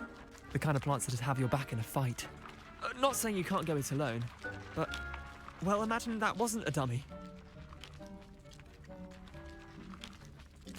I suppose they could prove useful outside of the greenhouse. Nothing wrong with a bit of backup, even if it is from a cabbage. It's chaos out there. Trolls in Hogsmeade and such. You can't be above throwing a cruciferous vegetable if necessary. Dogweed and deathcap has more of them, if you're keen. Other plants too. Ones your parents wouldn't plant in the garden. You get the idea. Anyway, we probably ought to head back to class. Take your time. I'll see you back in class.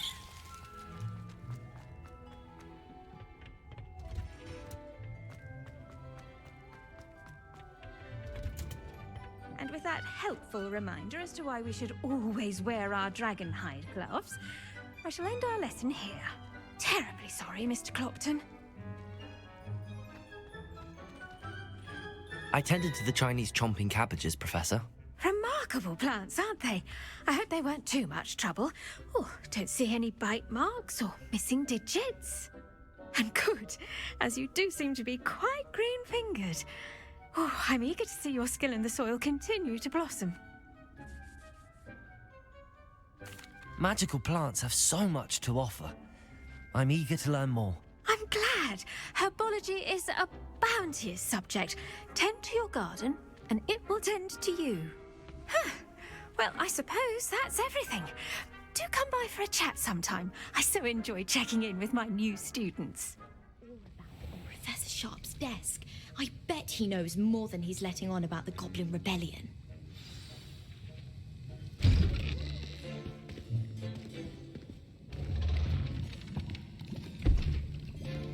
Potions is one of the most challenging and hazardous subjects taught at this school. As fifth years, you will be required to reach new heights of both discipline and intellect.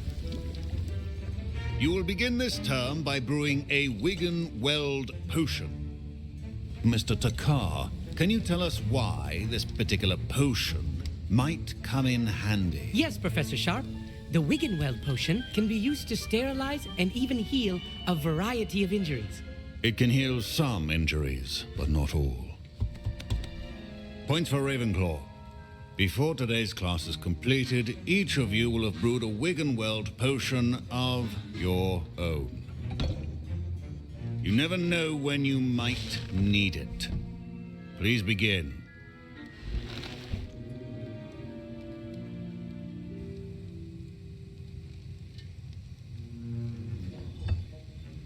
Use a strong, even motion when crushing your ingredients.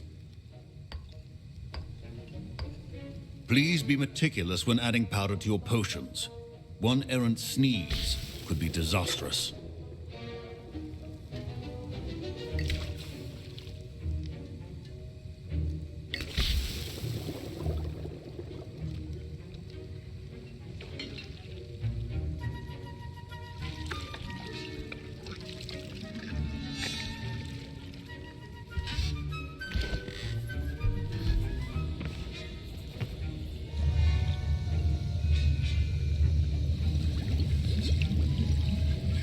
I see most of you have not forgotten how to stir.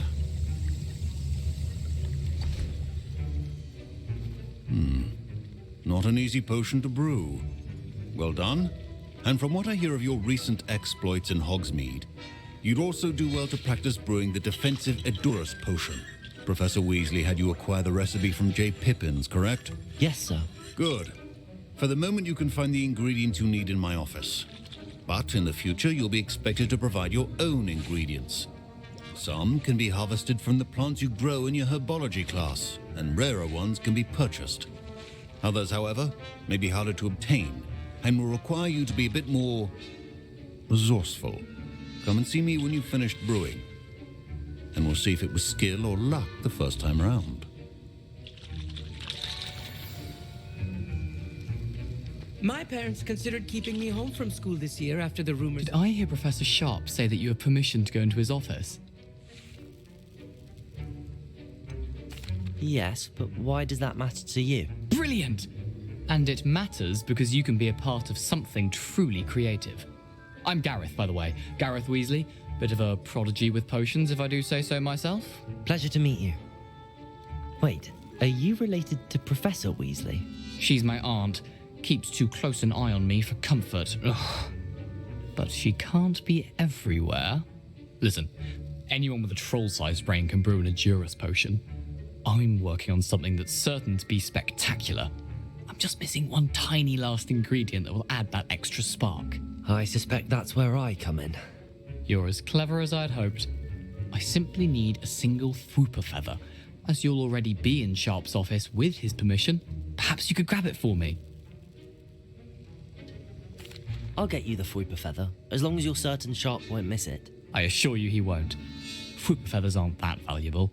Wait until you see what I'm brewing. Hurry back to me when you have the feather.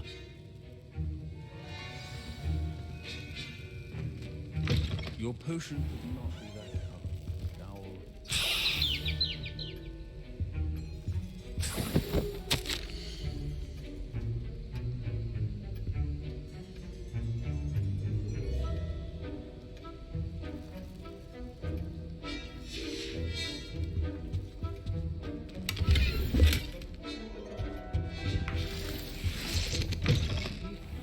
potion stations organized and free of clutter.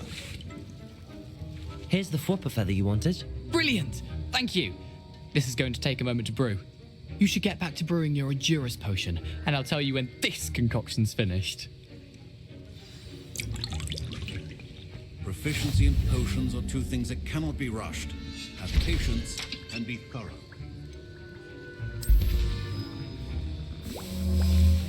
And now we add the mallow sweet, and... That's odd. What's happening? Wait, it's not supposed to... Ah! Get it! Dragon Dog! What happened? Well done, Gareth. What now, Mr. Weasley? Sorry, Professor. That'll be points from Gryffindor. Again.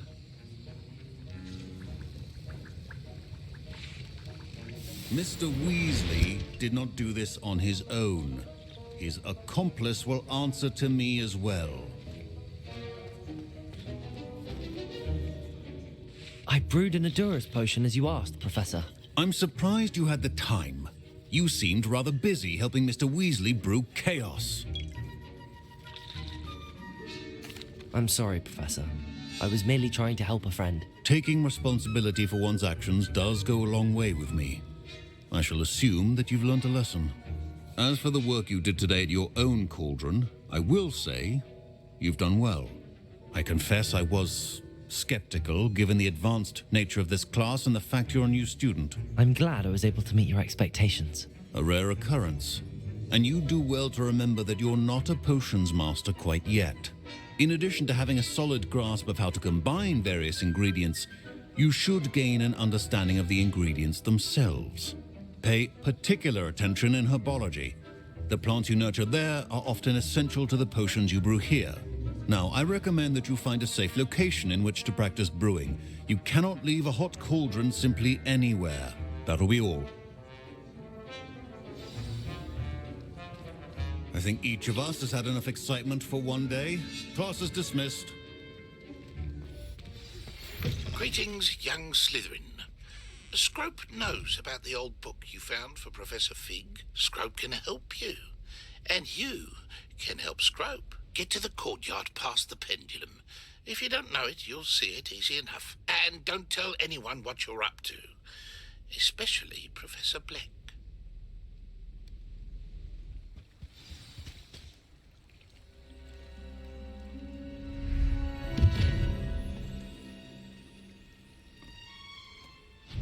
Thank you for coming all this way. The name's Scrope. Scrope serves the headmaster. Been in the Black family for years. Apologies for the abundance of notes. Scrope wanted to be sure you weren't followed. What's this all about? Your notes mentioned the book I found in the restricted section. Scrope can tell you more in exchange for your help, but no one, especially the headmaster, can know.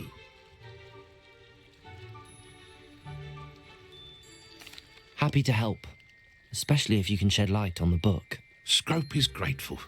Scrope's late mistress, Apollonia Black, may she rest in peace, was a student at Hogwarts over 50 years ago.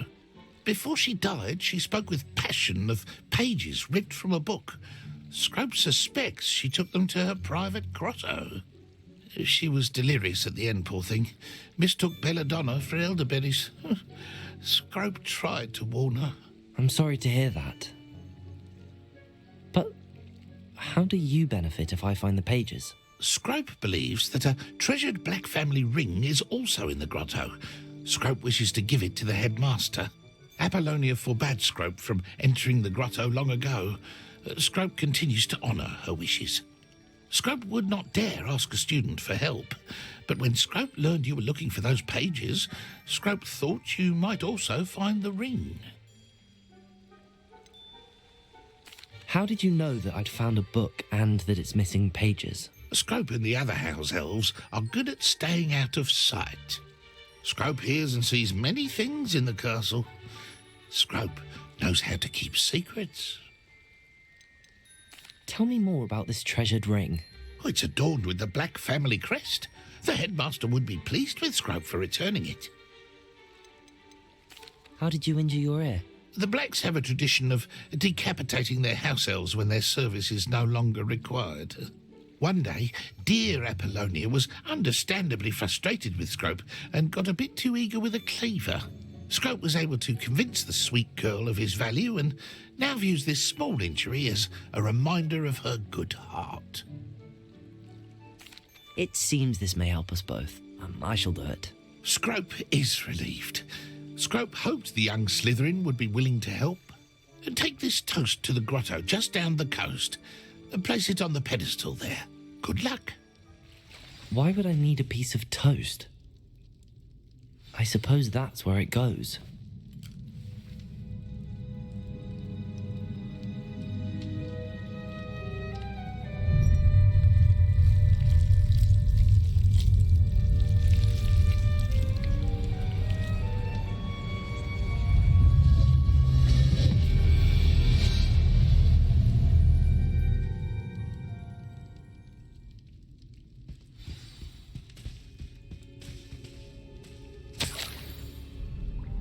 Could it be?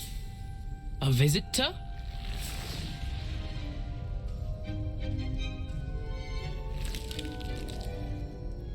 Oh! Ah! Ooh! Ah!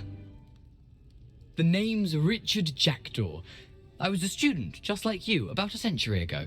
How in the world did you find this place? A house elf named Scrope sent me. Said I might find a black family ring here. Ah. Sorry to say, I sold the ring a long time ago. Poor Scrope. Still holds a candle for Apollonia, I reckon. Can't say I blame him. I stole all these treasures just to impress her. Alas, 'twas to no avail. I thought a secret map I pilfered from Peeves would pique her interest. But she simply rolled her eyes. What would I want with yellowed old pages torn from a book? Not my finest moment. I'd like to have those pages if you don't mind. They're not here. I thought if Apollonia wasn't interested in the map on the pages, perhaps it would lead to something that would intrigue her. So, I followed the map to what I can only describe as an enchanted cave of some kind. And you see what happened next?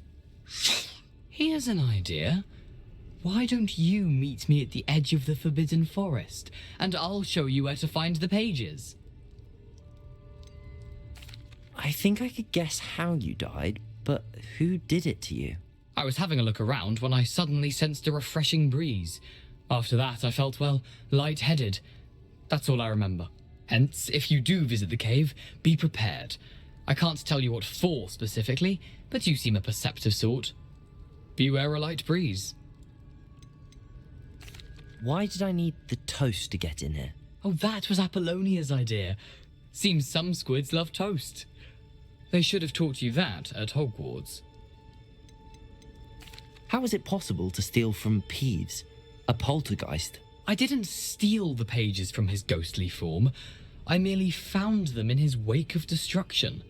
He has a penchant for wrecking things. Books, bottles, suits of armor, whatever's sure to cause the most chaos. He dropped them after a particularly aggressive romp through the library. I suppose if that's the only way for me to get those pages, I'll meet you at the forest.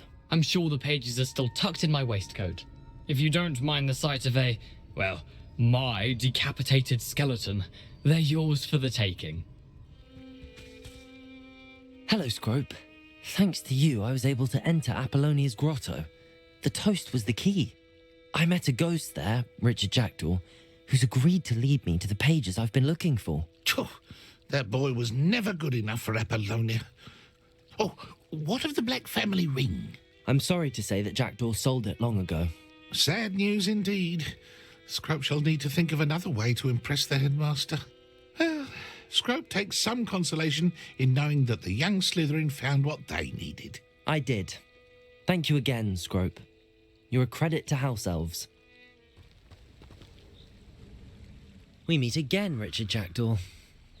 I suppose I shouldn't be surprised to see you. It took the cunning of a Slytherin to track down these pages. Well said. Now where do we go from here? Follow me.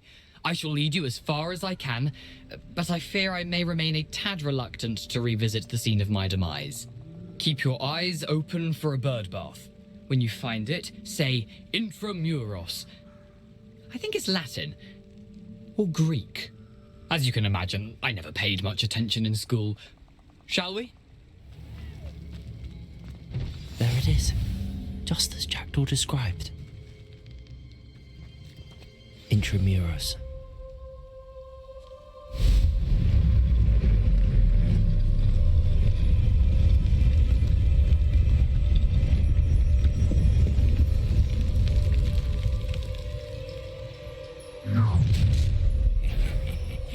Aren't you a little far from home?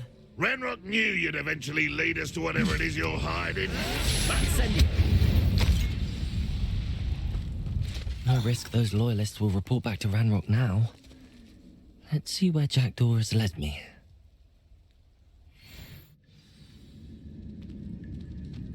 I wonder how big this place is.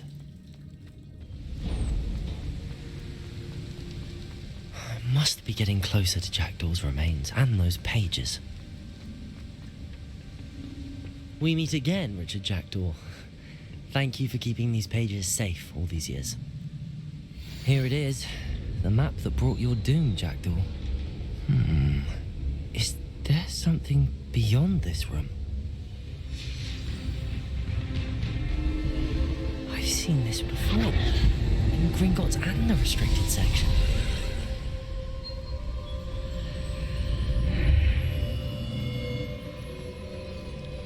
Where am I? Oh no, the room's starting to flood.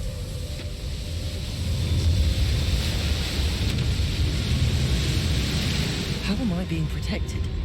What sort of magic is this?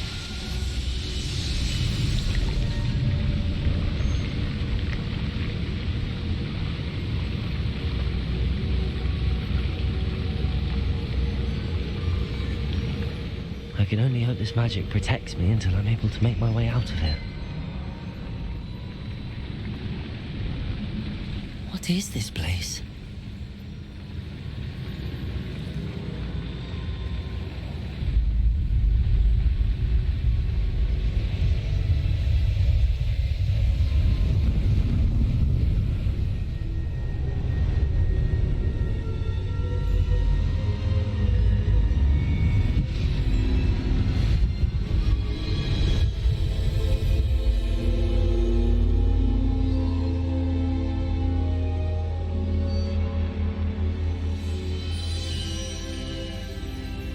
Can it be?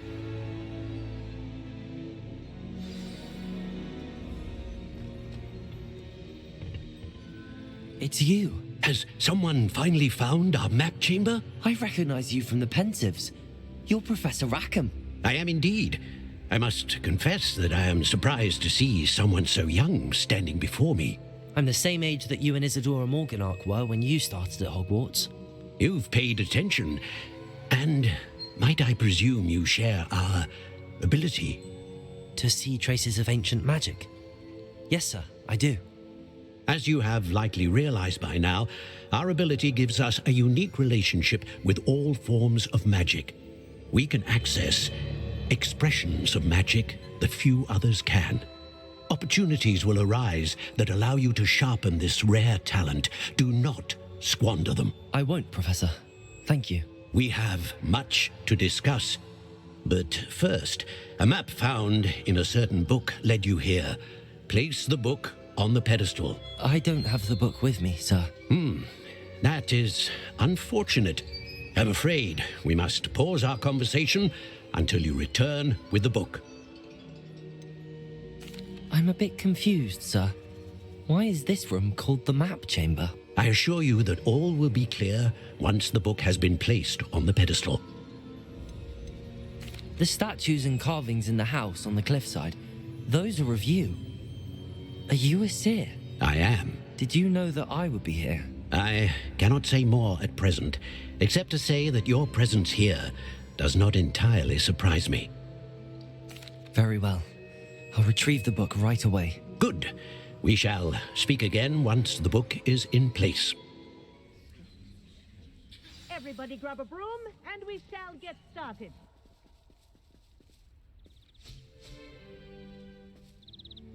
Mr. Clopton, your attention, please. Sorry, Madam Kagawa.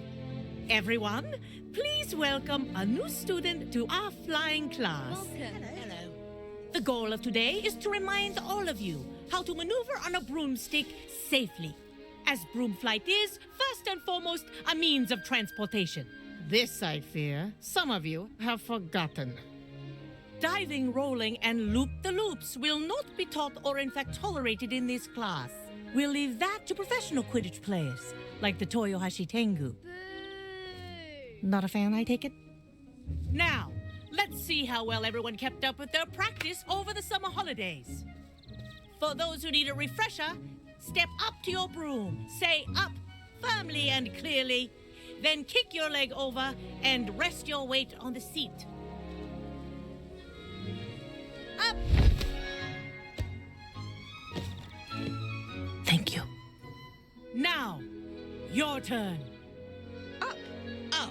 Up, you stupid ratty school broom! Up.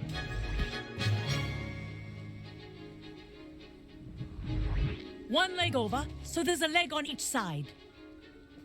None of that side saddle nonsense. A gust of wind will throw you right off.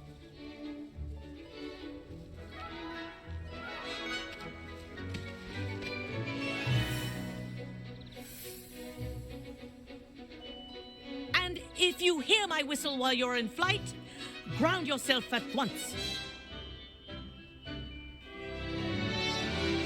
Good. Now, for your first lesson, fly through each ring in the courtyard. Do take care.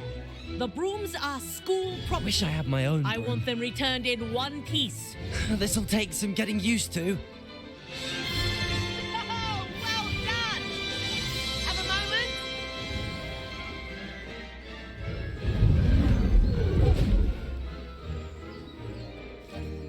I say, I watched you fly through those rings. You seem to handle yourself on that dusty school broom well enough. I'd imagine you're ready for something a bit more challenging. But I'm getting ahead of myself. We haven't properly met. I'm Everett Clopton. Am I right in suspecting that a Slytherin like you might be interested in making an escape from class? Can't say no to that. What did you have in mind? A bit of a detour, so to speak. Follow me. The tour is about to begin. Follow closely now. Right now. That's Kagawa's whistle.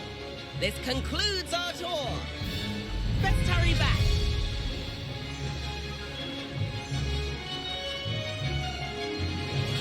Looks like she's already dismissed class. Better hurry and hand in our brooms. Dismount here. And where have you two been? Oh, hello, Professor. We were trying to get a bit of extra practice in. Hefty points will be taken from each of you for not following my instructions. Mr. Clopton, I'm disappointed in you. You're in this class because you're still not showing yourself, or frankly, your broom the proper respect. But, Professor... Enough. Class is finished for the day. As for you, you do well to use better judgment in the future. Chin up. That was some rather good flying.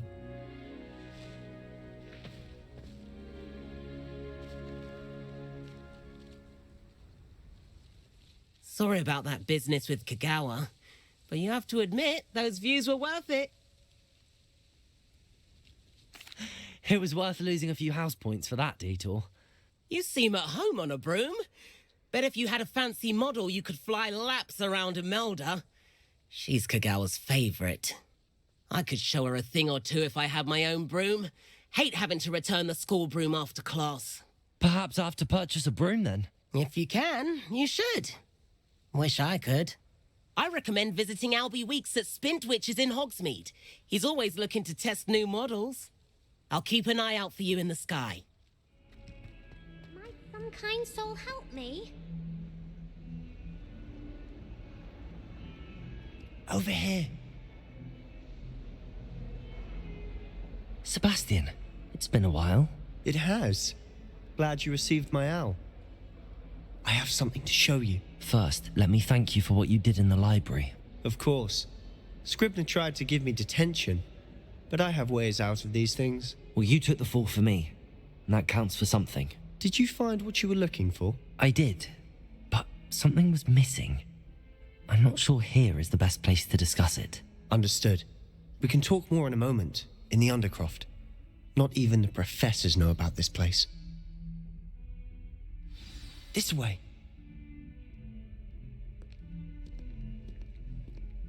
There's a secret passage just here. It's well disguised.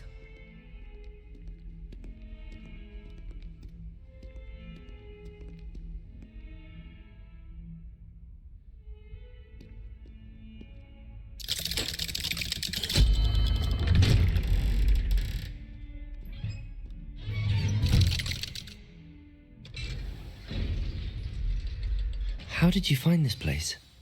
My friend, Ominous Gaunt. He named it the Undercroft. We used to play gobstones here all the time. With my sister, Anne. She loved that infernal game. What I wouldn't give to lose to her again. I should tell you, I swore to Ominous I would safeguard this place. So please, keep this between us. He never confides in anyone. But he's trusted me since the day we met. I wouldn't want to jeopardize that. We used to sneak in here almost daily. We've never been caught. I know Ominous. Met him in our common room. I've noticed he uses his wand to navigate the castle. He does. No idea how, though. Ominous was born blind, and no spell could reverse it. His wand seems almost sentient. Not surprising, I suppose. Ollivander always says, the wand chooses the wizard. Is that how he found this place? No, someone in his family knew about it. The Gaunts are full of secrets. I've never heard anyone else speak of it, and I've certainly never seen anyone else here. Again, mention this to no one, especially Ominous. He has no love lost for his family or their secrets, but this place is special to him. Of course. Ominous spoke to me about his family when we first met. To say that he has no love lost for them is an understatement. Glad you understand. Anyway, the Undercroft has been a perfect place to sneak off to, away from prying eyes, and even practice otherwise forbidden spells. Really? Like what? Like the blasting curse. Professors say it's not an appropriate spell to teach students. A proper magical education ought to include all magic. My thoughts exactly. A spell like Confringo is only truly dangerous in untrained hands. Such spells should be properly taught, not banned. To be fair, I'm admittedly partial to more fiery forms of magic, but you should learn it. I can teach it to you safely here. It may take a while to get the feel for it. Mimic my wand movement. The incantation is Confringo. Very well. That's it! I think I've got it. I have to say, I enjoyed that. The first time Ominous and I practiced Confringo, we singed our eyebrows. I would have paid to see that. I swore we'd never live it down. To this day, there's something about that spell that's addictive. This is exactly the type of magic I've been hoping to learn. There's more where that came from. Been practicing similar spells here for ages. Although, I didn't tell Anne and Ominous about every one. Haven't been here in some time. It's not the same without Anne. I'm sorry about your sister. If there's anything I can do... Perhaps when I next head to Feldcroft, you could come along. Meet Anne. She could use some cheering up. Just let me know when and I'll meet you. Oh, she misses Hogwarts. She's been stuck at home with our guardian, Uncle Solomon. Unfortunately, you'll have to meet him too. Well, meeting a new student will be precisely what she needs. I shall look forward to it. Cheers. By the way, what was it you couldn't discuss out in the hall earlier? I'm not sure where to start. You said something was missing from what you found in the library. I assume it's to do with what you told me. About the Portkey and Gringotts and Ranrock. Nothing gets past you. And yes, it is. As I'm sure you suspect, there is a bit more to all of this. I'm listening. You must promise to keep this between us. I trusted you with knowledge of this secret undercroft. You can trust me. All right. I can see traces of ancient magic. Ancient magic? I don't know what I was expecting you to say, but it wasn't that. What does that even mean? Honestly, I'm not entirely certain. All I know is that I can see whispers of an old magic that hardly anyone else can.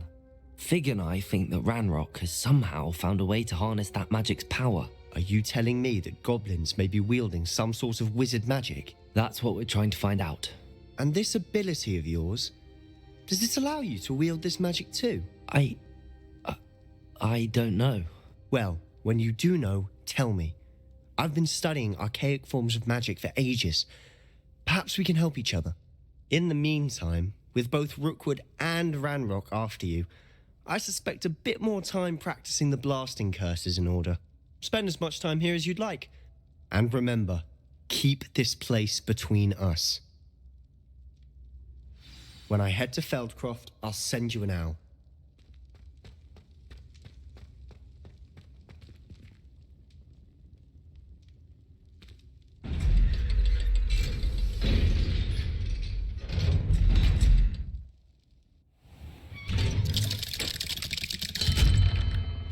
Hello, Sebastian. Wait. You there?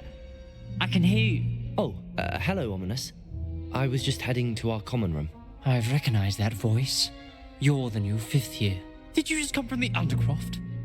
How did you get in there? That room's called the Undercroft. Ah, well, I was exploring and then suddenly found myself in a strange passageway. Don't lie to me. No one stumbles upon that room. Sebastian told you, didn't he? You breathe a word about this place to anyone, and not even your precious Professor Fig will be able to help you. My father is friends with the headmaster. I am not afraid to exploit that connection if I need to.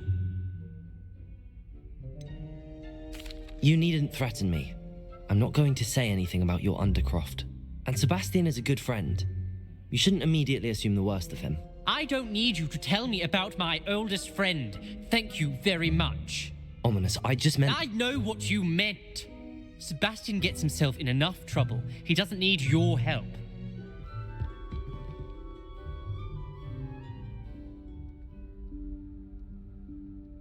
Professor Weasley?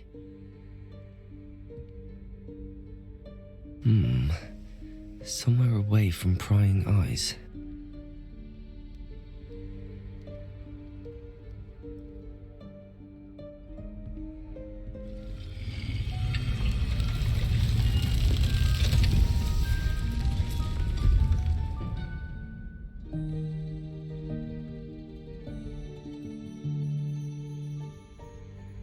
Forgive me, the headmaster stopped me and I... Merlin's beard. I see you've wasted no time. Well done. Shall we?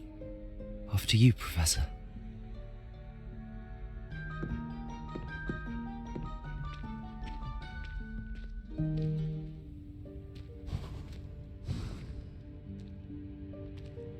What is this place? This is the Room of Requirement. It only appears when one is in real need of it. Ordinarily, a student might stumble upon this room entirely by accident. If ever. I'd only planned to suggest to you how to find it by walking past that bit of wall, focusing on what you need. But you've managed to reveal the room on your own. While I'm here, we should take advantage of the moment. Now, where is Deke?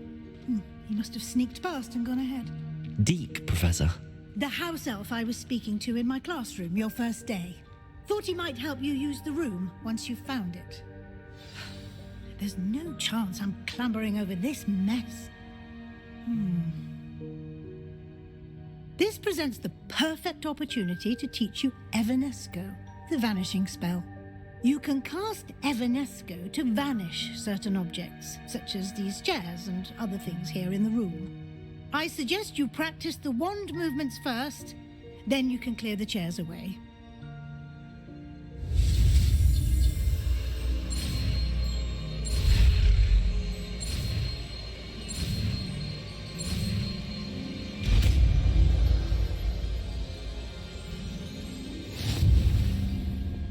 Splendid. Cast Evanesco on those chairs. Excellent work. You'll note that you are now in possession of Moonstone. We shall discuss its uses later. Let's move on. Where in Merlin's name is that elf?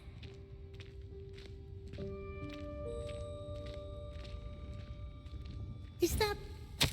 Goodness! My old school bag. I wondered where that had got to. I can't believe it's still here. I'll just take a quick look at this. Give you an opportunity to explore on your own until we locate Deke. Yes, Professor.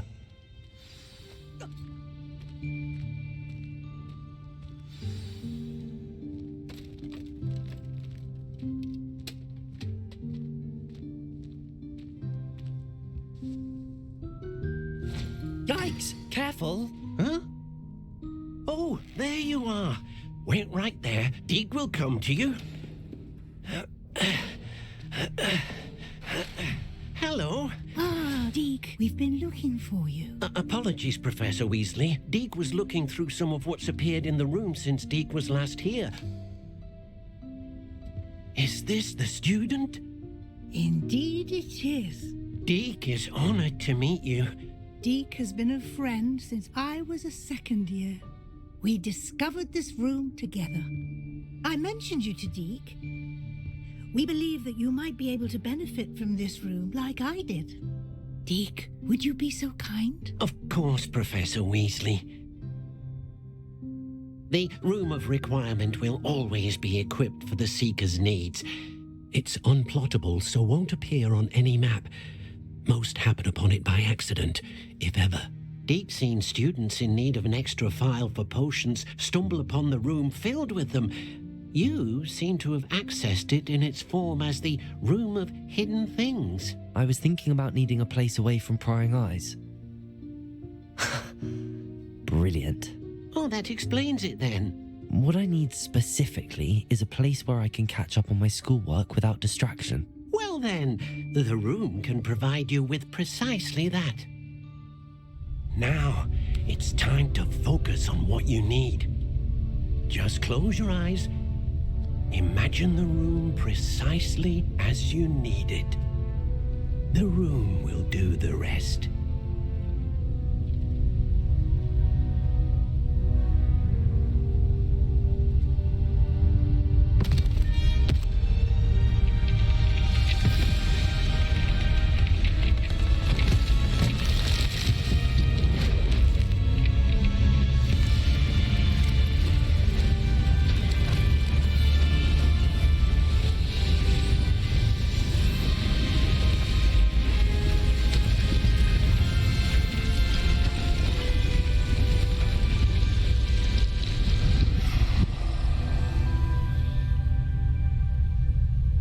You've given yourself quite a canvas to work with.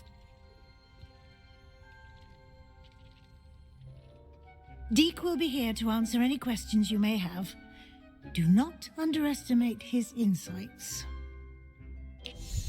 Can you tell me a bit more about Deke? He's been at Hogwarts longer than I have, and seems to know its every nook, cranny, and secret.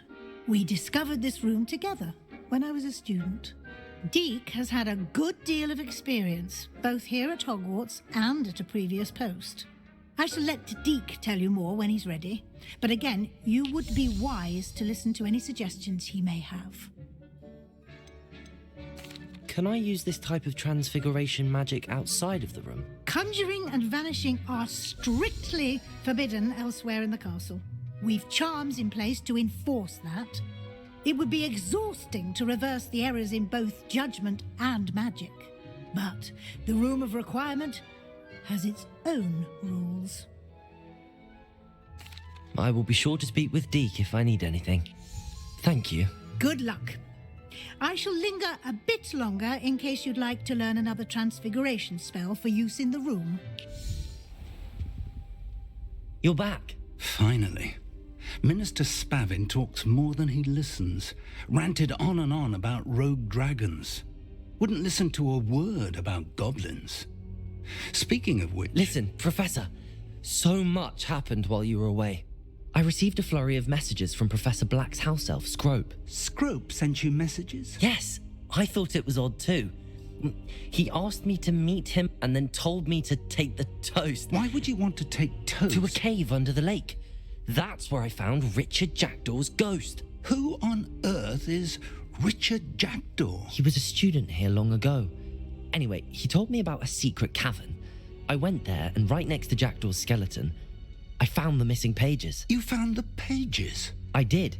And because Jackdaw had followed the map they contained, when I found the pages, I found the location on the map. Believe it or not, it's a room below Hogwarts. Why am I not surprised? Shall we? I was hoping you'd say that. Oh, and we'll need to bring the book. The room is called the Map Chamber, by the way. And a portrait of Percival Rackham awaits us there. Professor Rackham. I look forward to meeting him. How did this Jackdaw get the pages from the book? Evidently, Peeves stole them, and Jackdaw stole them from him. Oh, Peeves.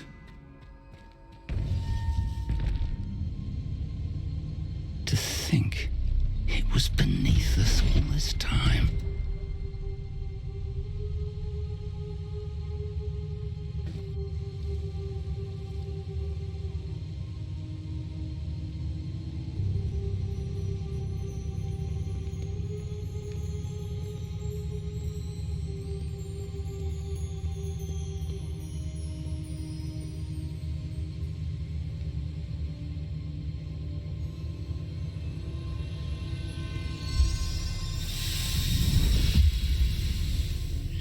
This looks promising.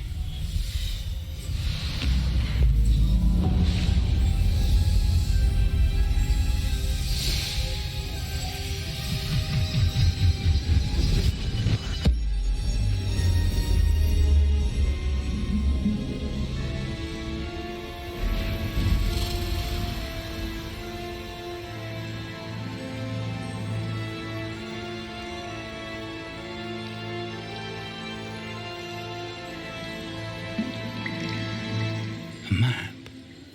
There's Hogsmeade. And over here, the Forbidden Forest. And, of course, Hogwarts. It's magnificent.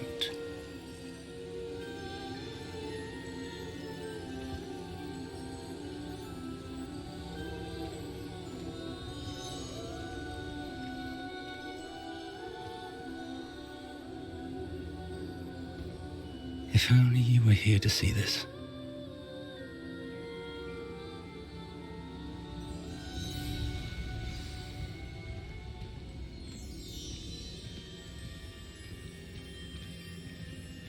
Hello, Professor Rackham. We've placed the book on the pedestal as you asked. And this is my mentor, Professor Fig. How do you do, Professor Fig? And you, my young friend, see now why you needed to return with the book? I do. I also see why you refer to this room as the Map Chamber. That you have come this far tells me that you possess extraordinary magical ability, the potential and power of which will unlock should you prove yourself worthy. The location of each of 4 trials will, in time, appear on the map. Trials that will test you and give you access to invaluable knowledge. Trials that you must complete on your own. Do you recall the pensive memory you viewed in my vault in Gringotts?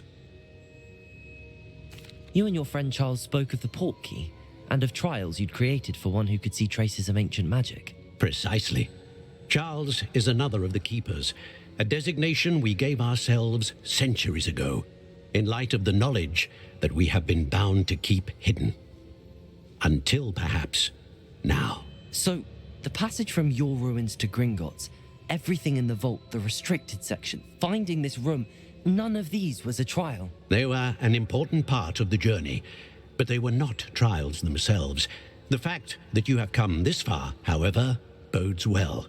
The trials were designed to ensure that the power and knowledge we have kept secret for so long does not fall into the wrong hands. They will test your abilities, both innate and learned. But of equal importance, everything you witness as you complete the trials will inform what you choose to do with all that we share. You will need patience. The trials have much to teach you. It will take time. I'm afraid we don't have the luxury of time. We have waited this long, Professor Fig. Surely a few more. Respectfully, sir, while I do not know the secret you keep, I do know that our young friend here has seen traces of a powerful dark magic being wielded by goblin kind. And we encountered an uncommonly powerful goblin wielding such magic as we prepared to leave your vault at Gringotts. We may already be too late. This is grave news indeed. Young friend, do you trust Professor Fig? I do. Then, in the light of your considerable skill and all you have already accomplished, we shall begin. You will find the location of the first trial marked on the map below you. Whilst Professor Fig may assist you in locating the trials, they may be completed only by one with our ability. Shall we have a look?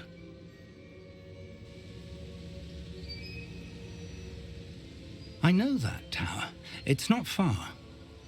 You may have seen it yourself. I don't think I have. Perhaps your young friend is not as well traveled as you think. As your mentor, the least I can do is go ahead to make sure it is safe. Join me as soon as you can. You said that you know that tower. What can you tell me about it? Not much, I'm afraid. I've passed it dozens of times. It's north of Hogsmeade. My recollection is that it seems abandoned. Clearly, however, the tower conceals more than meets the eye. I'll find you at the tower as soon as I can. Until then, be careful, and do not tell anyone where you're going. We're not alone. We are not. Ranrock's loyalists. Around a dozen I can see, but could be more. Can't we apparate past them into the tower? We could, but we've no idea what's in the tower. More importantly, however, I'd like to know why they're here. They've set up camp just ahead. I suggest we investigate a little before doing anything else. Let's go.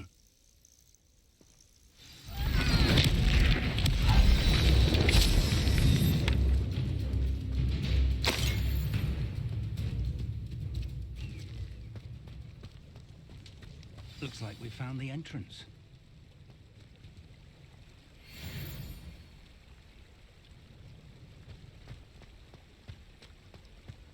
It's locked.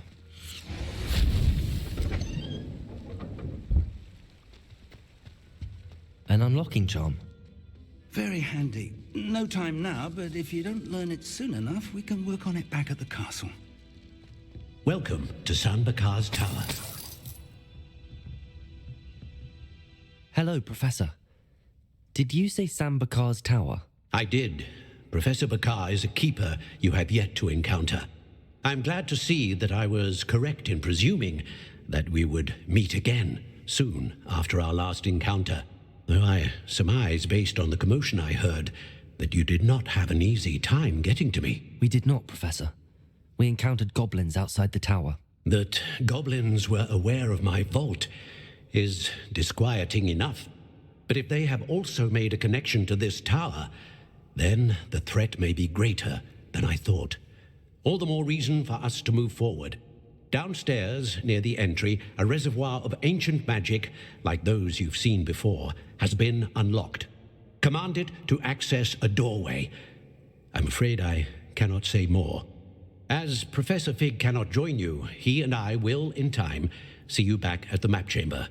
Remember what you see. We're going to need to understand how Ranrock's loyalists knew about a tower that once belonged to a keeper. For the moment, however, You've more important things to set your mind to.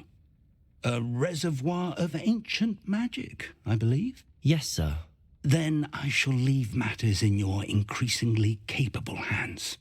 That said, be careful. I will, sir. I'll see you back in the map chamber.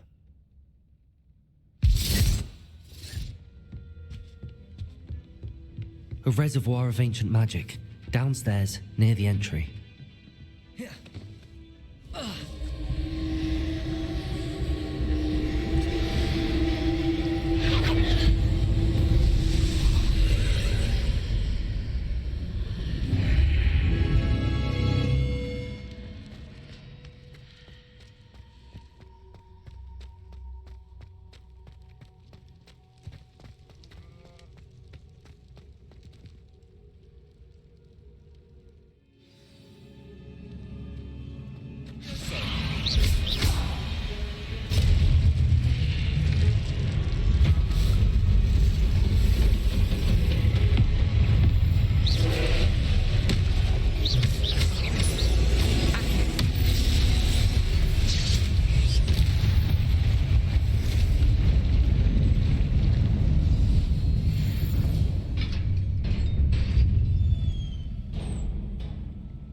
What a relief.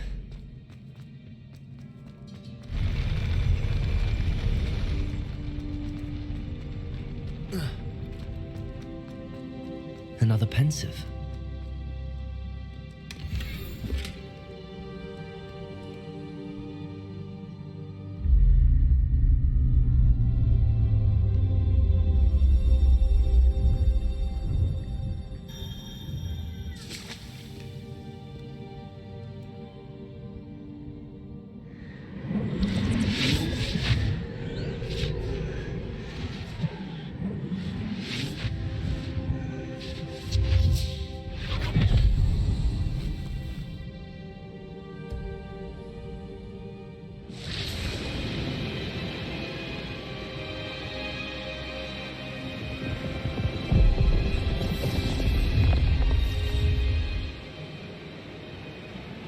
Your ability to transfigure the world around you is remarkable.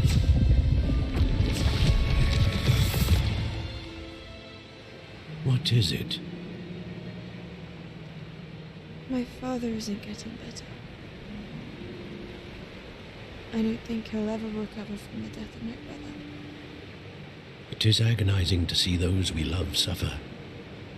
The drought was years ago, but the pain of losing him is as deep for him now as if it had happened only yesterday. He doesn't need pretty pillars, he needs peace. What if I could help him, Professor? You do so much for your father already. It's not enough. I want to take away his pain. It is tempting, I know, to use this magic that you're mastering to transfigure more than the physical world. But human emotion is a potent force unto itself. Even the most well-meaning and competent witch cannot possibly know the consequences of irrevocably manipulating it. So I'm to watch as my father's pain destroys him. It is not your pain to take.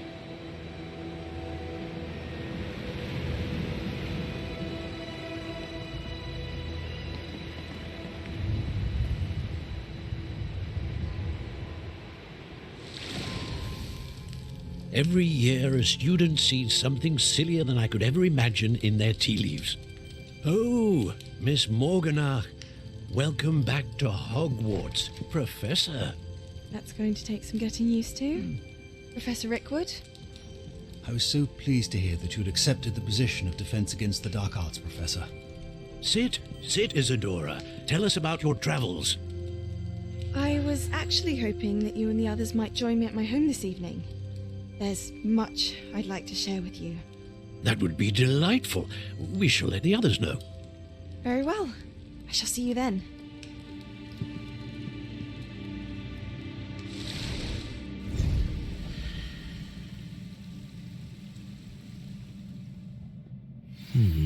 Another memory.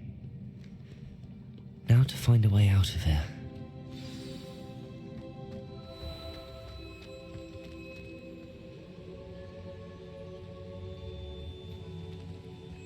What have we here? I'm a student at Hogwarts, sir. And this is Professor Fig. Professor Charles Rookwood at your service. Has someone completed the first trial? I have, Professor Rookwood.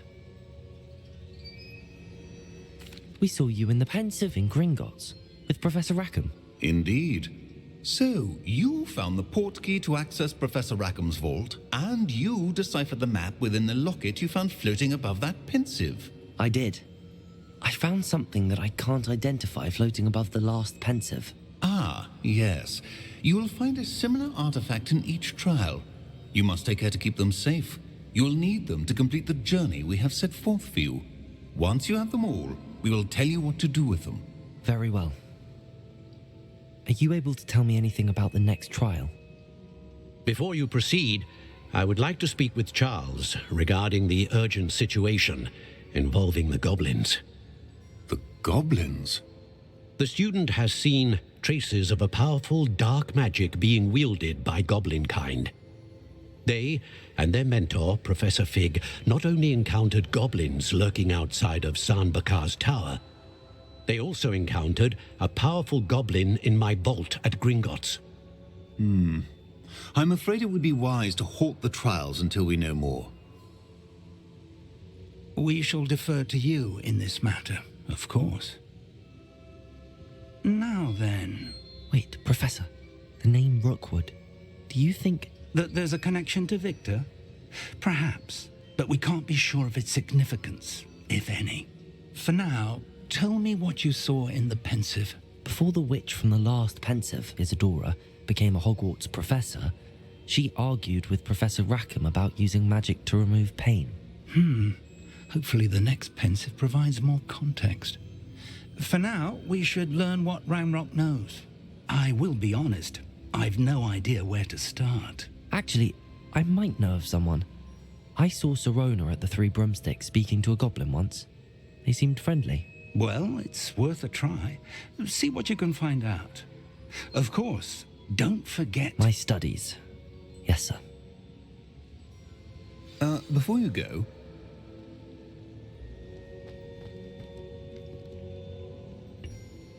Professor? Have you encountered swirling traces of magic in the world? Aside from those along our path? Not that I recall. What are they? Evidence of the Keeper's efforts to manipulate the power of ancient magic during our time. If I am correct, and I usually am, you should be able to use them to inform and enhance your own magic. Thank you, sir. I will look out for them.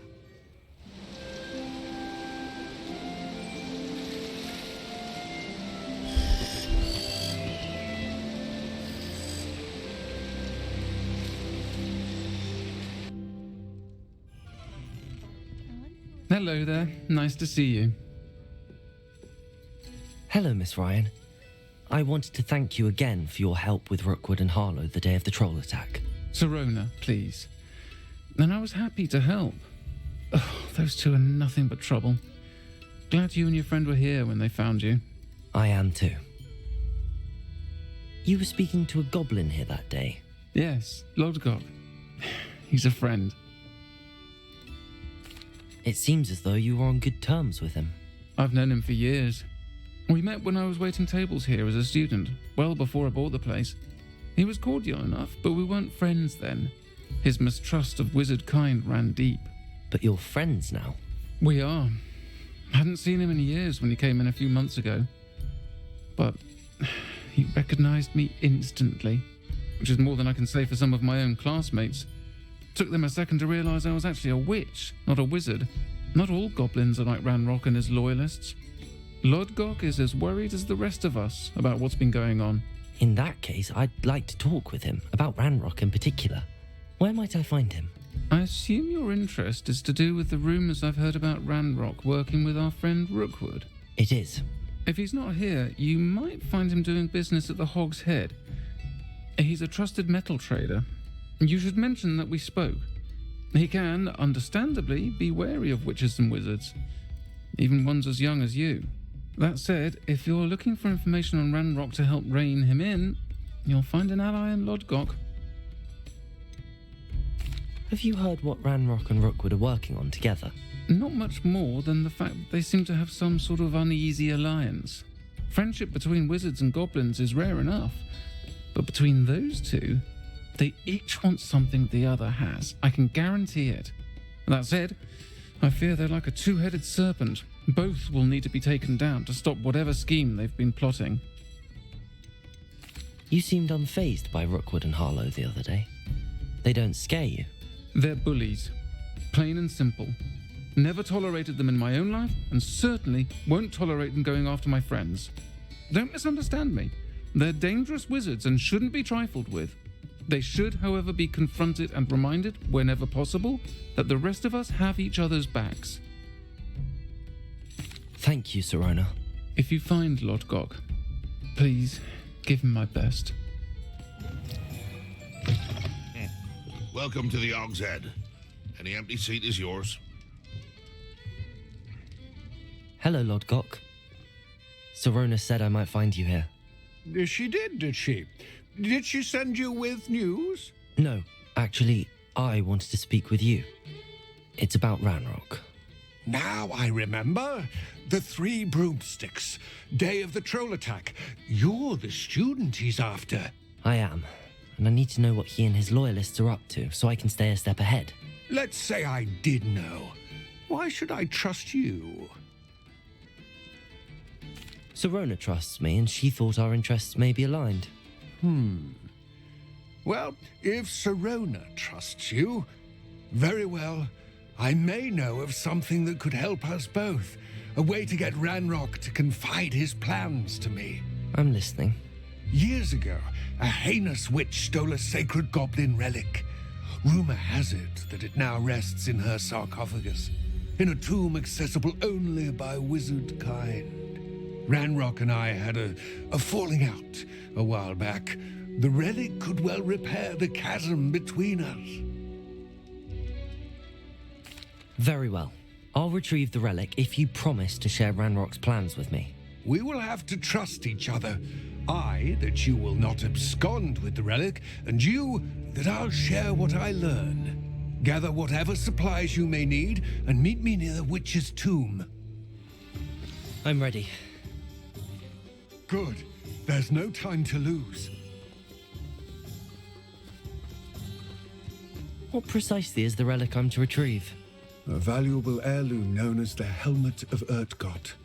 The witch considered herself a collector and purchased the helmet as a trinket. She cared not what pain she caused the goblins.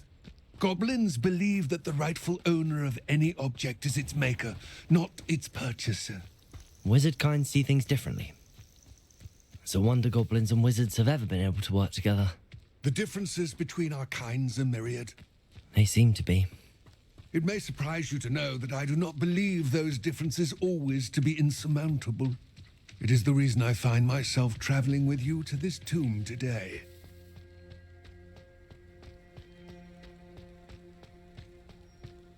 Ah, and there it is, the witch's tomb. Dreadful looking place, isn't it? I wish you luck retrieving the helmet. As a wand carrier, you should have an advantage. Now, before you set off, do you have any questions? What about this helmet makes it so special? The Helmet of Urtkot is an ancient and storied relic, forged during a time of unity among the goblin clans. It inspired greatness, that is, until it was no longer ours. Then it became something else. A symbol of what has been lost, of all that wizard kind is taken from us. Reclaiming it would mean a great deal to goblin kind, and to Ranrock. He would be grateful to me should I return it. It seems Ranrock and Rookwood are conspiring. Why would that be? I had heard this.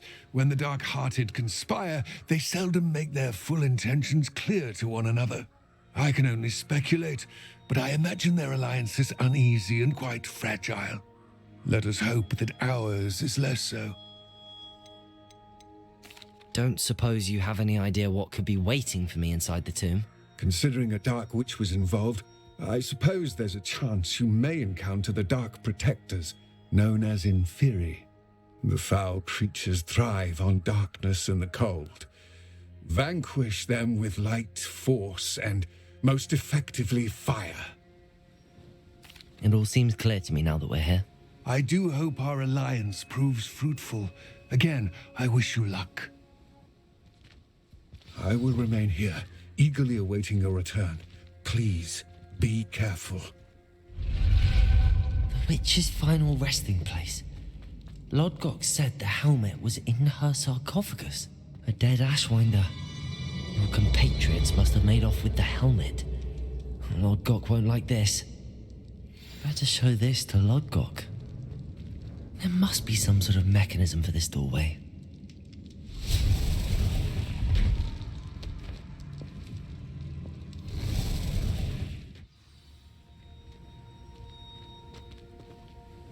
Lodgok, the sarcophagus had been raided. I found no helmet, only a dead Ashwinder. Damn, they got here first. We need to get it before Rookwood uses it to further ingratiate himself to Ranrock. I saw one of their campsites not far from here, but I fear you must go in alone. My fighting days are behind me. I'll head there now. Good. There's no time to lose.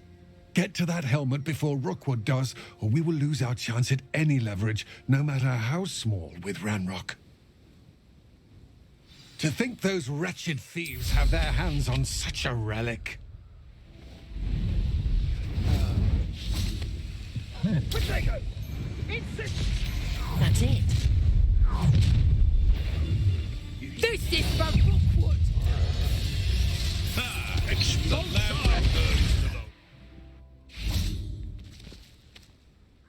I retrieved the helmet from the Ashwinders. Well done. This is sure to impress Ranrock. The helmet shines even more brightly than I imagined. The etchings, the contour of the profile, remarkable. It looks stunning, Lodgok. I see why you wanted it back. You did the thieves a service by recovering it. I know many a goblin who would have killed for it. Ah, then I am glad to be rid of it myself. Thank you. This should earn Ranrock's trust. I will take it to him immediately. It may distract him from his search. His search? It is merely an inkling.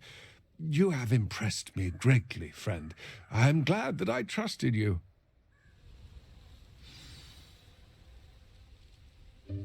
Welcome, everyone. I see you've already met some of the many beasts we study in this class. Though be advised, none of these creatures should be taken lightly. They are all in their own way dangerous, especially if one does not know how to handle them properly.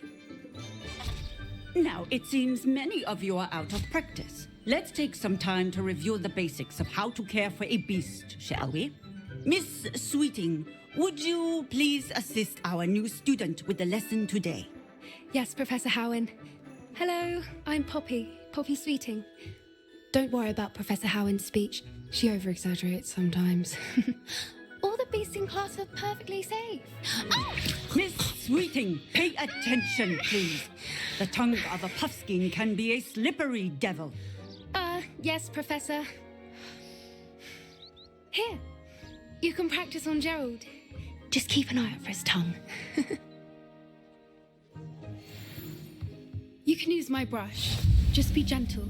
Oh, and think pleasant thoughts. I like to think it enriches his experience.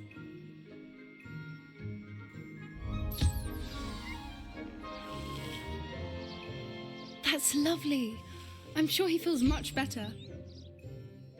I think he might be hungry. Would you mind giving him some beast feed?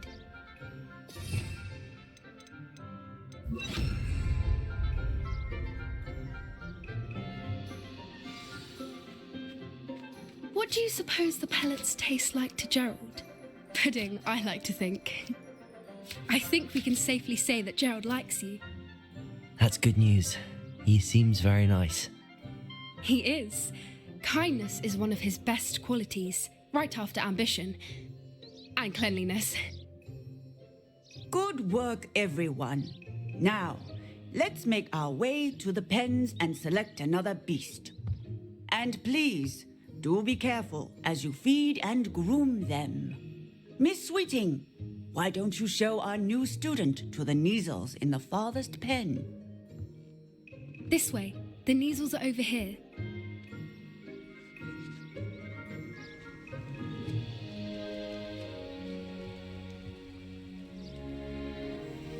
Oh, couple of Neasel whiskers ought to get me a few canuts at least. Enough to buy something from Honeydukes.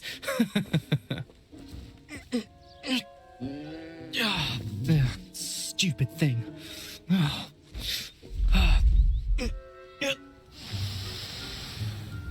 What in Merlin's name are you doing? Tuss, peculiar Poppy. Worried about a worthless little rodent. Her name is Persephone! Her name is Persephone! That's really not funny.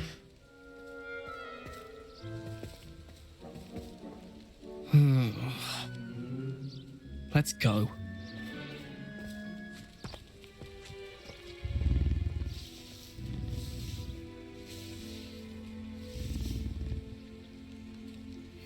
Those two don't belong anywhere near this class. Poachers in training. Persephone was onto them instantly. Thank you for your help. Let's carry on. Feed and brush the Neasels just as you did with Gerald. The Neasels really took to you. They know a good egg when they see one. As do I. It appears our time has come to an end.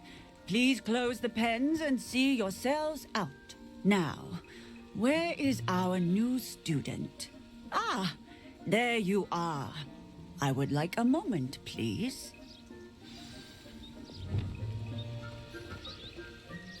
Hello, Professor. You wanted to speak with me? I did. How did you find your first beasts lesson? It was wonderful. I believe I'm really going to enjoy this class. Good. You seem to understand that when beasts are properly controlled, they can play a vital role in our lives. Some provide us with magically imbued materials, if cared for correctly, which does not include torturing them for whiskers. Well done, by the way. Probably best to let me handle it next time. Yes, Professor. They're nearly as bad as the Savagers in Rookwood's poacher pack. Sadly, we're the ones who suffer, stumbling over dead beasts. Terrible waste of resources. Surely the poachers can be brought to justice by someone. The Ministry, perhaps? An optimistic idea. Now, why don't we focus on more immediate matters that we can control? Professor Weasley has asked that I prepare some assignments designed to help you catch up to the other fifth years. Be on the lookout for my owl. Meanwhile, I also encourage you to study as many beasts as you can on your own time. I need to talk to you. Come here.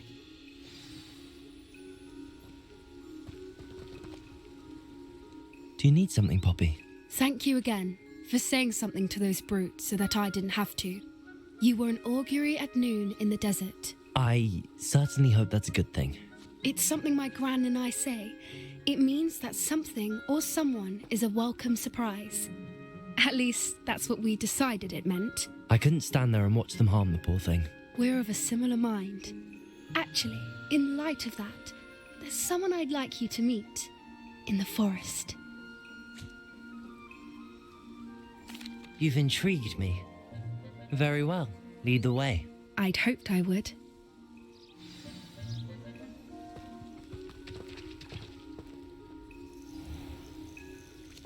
Stand back.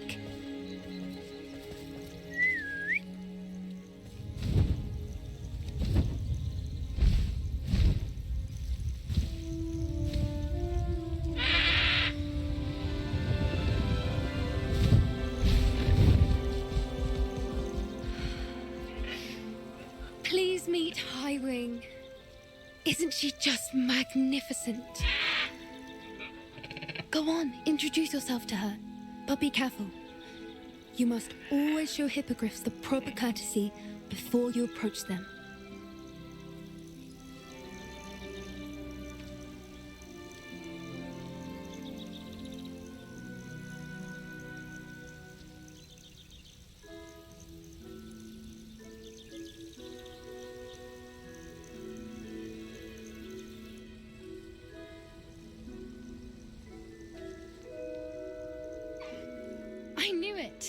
don't think I've ever seen a hippogriff take to someone this quickly. You can feed and brush her if you'd like. I come and check on her every once in a while. Bring her pasties, tell her what's going on in the castle. You wouldn't know from looking at her, but she's a dreadful busybody.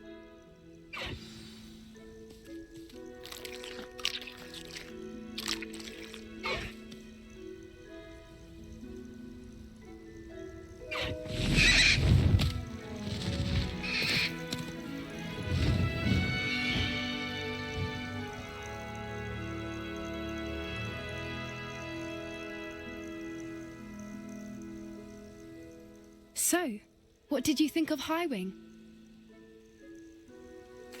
I thought she was brilliant. Can't believe you introduced me to her. I suspected you two might get along. Are you the reason students have been seeing hippogriffs flying above the Forbidden Forest? Perhaps. Did you know that once you earn a hippogriff's trust, they'll always be there for you? I've seen it firsthand with her. How exactly did you and Highwing cross paths? It's a longer story, but I rescued her from poachers a few years back. Got her to safety and, well, she was fine until recently. You may have noticed that poachers are something of a problem in the area, so I worry they could get her again. And I might not be there next time. Professor Howin mentioned the poachers as well. She seemed to imply that we couldn't rely on the Ministry to help.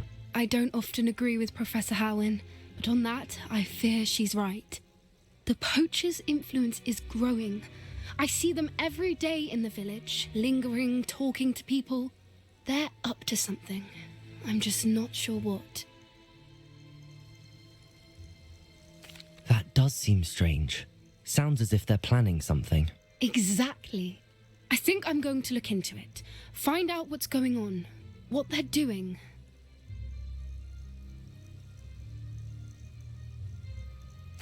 I think that's a fine idea.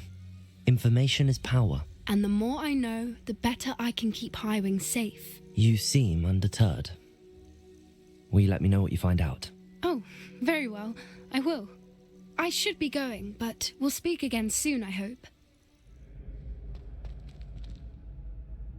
Hello again, Mr. Moon. Oh, I was hoping to see you again, my young friend. Gladwin Moon, Hogwarts caretaker, at your service. First, please allow me to apologise if I seemed a bit unsteady when we last met. I'm afraid I had a rather disconcerting encounter. Although I hear your visit to Hogsmeade was even more eventful than mine. I suppose you could call it eventful. I certainly wasn't expecting a troll attack. Oh, of course not. And from what I understand, the village was lucky you were there. In fact, my recent visit to Hogsmeade is the reason I was hoping to bump into you.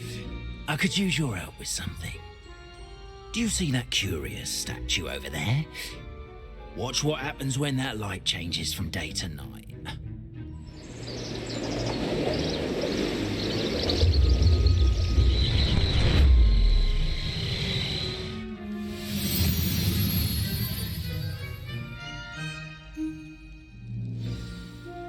Now, if you wouldn't mind humouring me for a moment, see if you can remove the moon from the statue. Oh, odd little contraptions, aren't they? It seems the statue vanishes once the moon is removed, which, incidentally, can only be done at night. Why don't you hold on to that one for now, and I'll explain more as we walk. Ever since that fateful day in the village, those curious statues have begun appearing about the castle. A fair number have been strewn around Hogsmeade. Someone, it seems, is trying to torment me. You see, that day in Hogsmeade, I turned a corner and came face to face with a boggart, or shapeshifter, if you will, which takes the form of whatever scares you most. This one took the form of a demiguise. A demiguise? Yes! Terrifying creature that can see the future. Wholly unnerving. I encountered one when I was a lad in Korea. Terrible experience. Those statues are demiguises. The moons, I assume, are an uninspired play on my name. Some jackanapes used a boggart to learn my greatest fear and use it against me. I have my suspicion as to the scoundrel or scoundrels responsible. It is my hope that they will slip up and reveal themselves as the statues disappear. That is why I need your help in removing the statues. Why me? A couple of reasons, frankly. First, your daring do against those trolls in Hogsmeade has gained you a reputation for fearlessness. Second, as macabre and hideous as a demiguise is, most would find my fear of them unwarranted. You, however, have seen how they affect me. I'm at my wit's end, young friend. I simply can't bring myself to go near them. In fact, I know of 2 statues right here in the faculty tower. Perhaps you could start simply by removing them so I can go about my evening duties. I'd be glad to help you, Mr. Moon. Oh, I knew I could count on you. First, you know how to cast a disillusionment charm, correct? You'll want to do that before wandering the tower at night. Next, you'll notice that the door is locked. However will you get in? Alahomora, that's how. But what about curfew? Curfew? Oh, tosh. I sense you're a bit like me when I was your age. Oh, the school was my oyster. And I took advantage of it. Oh, everyone loved me for it. Oh, those were the days. Now, you'll find one statue in the prefect's bathroom and the other in the hospital wing. Good luck. Oh, and thank you.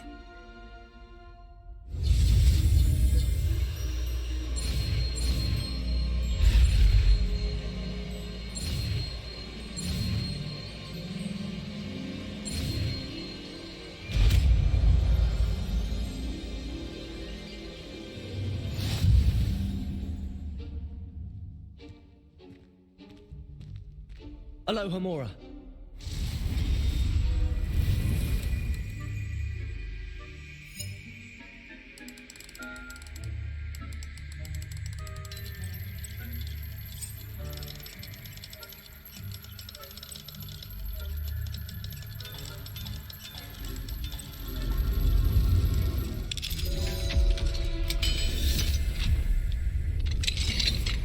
Well done! You're in.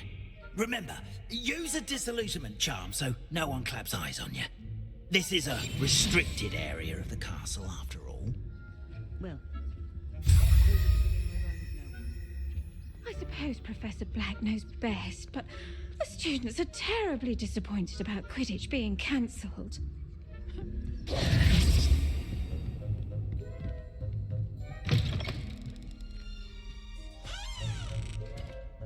Hello, Mr. Moon. I have the moons you asked me to collect. Oh, goodness! You're as fearless as I'd hoped. An excellent start. If we can collect more, it may shed some light on who's behind all this. Of course, I first suspected Peeves. He drove the previous caretaker, Rancorous Carp, to an early retirement with his intolerable buffoonery. But that does not explain the boggart in Hogsmeade, does it? No. I am determined, with your help, to discover the identity of my tormentor. It's definitely intriguing. I'd like to help you solve this mystery. You, my friend, are a gentle person and a scholar, and I have something to offer in exchange for your assistance. Now, remember, the moons are only retrievable at night. Thus, I encourage you to use a disillusionment when necessary. How many statues are there to find? I don't know precisely, but I've spotted dozens. Seems they're everywhere I look. You have your work cut out for you, if you were to ever unravel their meaning. You mentioned offering something in exchange for my assistance. I did. Once you've brought me enough moons, I'll show you even more powerful forms of Alahomora. Not every lock is as easy to pick as the faculty towers. Understood. I shall keep an eye out. I appreciate that. Deke. Ah, Deke is so happy to see you. Deke noticed this bag in the room the other day. You must need it to help with your schoolwork. Deke has seen one of these before. Deke calls it a knapsack.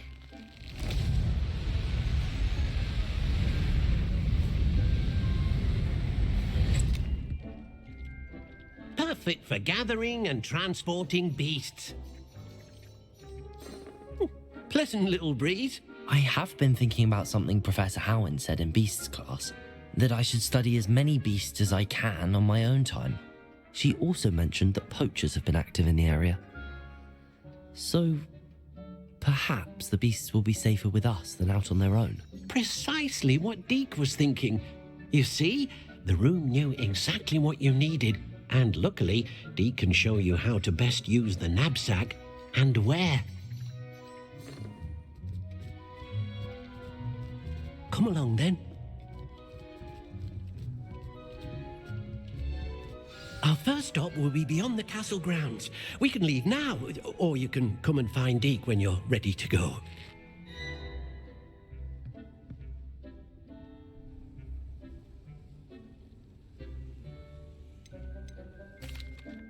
I'm ready to learn how to use the knapsack. Perfect! Deke loves an outing. That was a dark time in Deke's life. Deke found himself in service of the cruelest wizard he ever met. A nasty poacher. Deke hated working for him. He did horrible things to beautiful beasts. Oh. It was during those days that Deke first saw a knapsack. It'll be nice to see one used for good. We have arrived.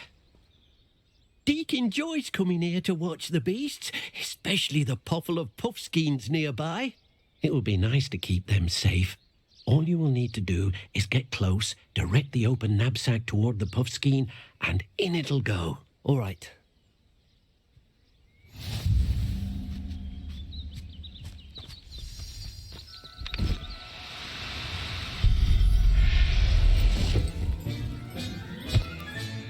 You got one!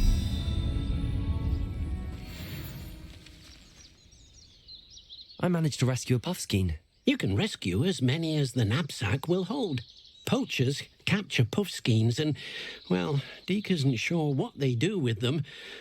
Deke is certain they will be safer with you. Now, not all beasts will be as simple to rescue as a puffskein. Deke suggests you next find a beast that can fly. A jobberknoll, perhaps. All right. Where would I find one?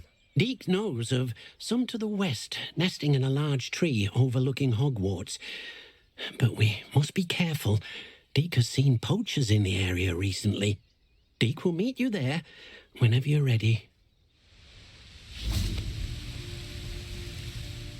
Hello, Deke. Shall we continue? Oh, good. Deke was worried about you, what with all the poachers in the area. Perhaps we should work quickly. The jobberknolls are just here, in this large tree. If it's helpful, Deke has seen Levioso used to slow flying beasts. Easier to get in close and use the knapsack. What if I can't find any beasts in their usual habitat? Beasts won't stray too far from their homes. Look nearby or simply wait a moment, and they should return. Do you have any advice on how I can rescue more elusive beasts? Levioso is not only helpful when rescuing flying beasts, it can also help rescue beasts that are generally hard to catch. Try using that spell the next time you encounter a small or otherwise elusive beast. Would you mind talking a bit more about what it was like working for your former master? Deke's master was not kind to beasts, or to Deke. He saw beasts only as a source of income, to be used for potion ingredients and labor, and Deke will not say more.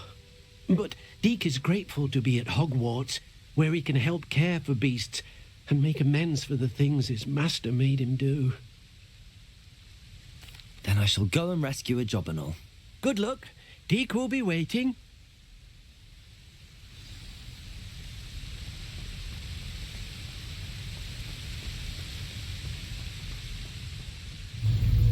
Levioso!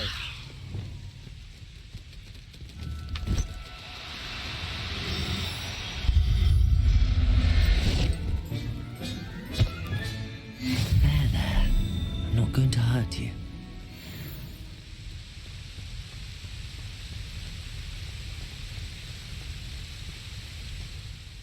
I rescued a jobberknoll. Deke hopes your jobberknoll finds the knapsack nice and cosy. Poachers want them for their feathers, and are not kind when they gather them. Are there any other beasts nearby? Just one that Deke knows of, a herd of moon calves.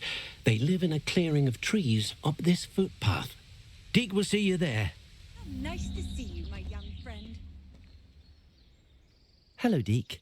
Is this the clearing you mentioned? It is.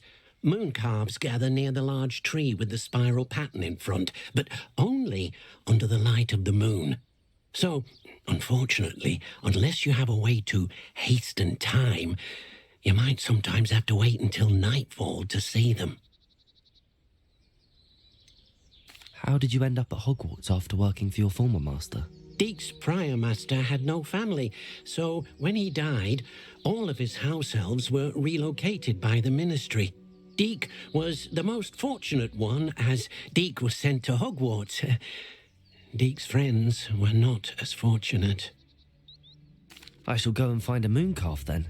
Deke will be waiting for your return. Levioso!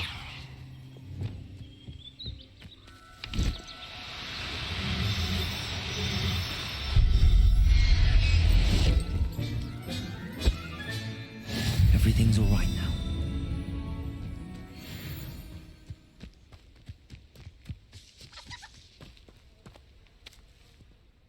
It was a bit trickier than the others, but I have a moon calf now.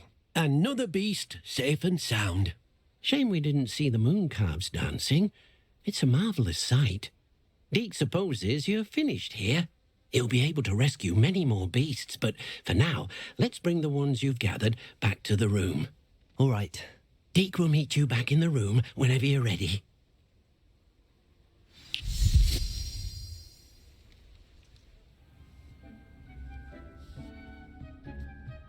There you are. Now, we need to show the beast you rescued their new home. But, not enough room to let them out here. Imagine all those beasts running amok. That wouldn't do at all. Perhaps if you focus on what your beasts need, the room will provide.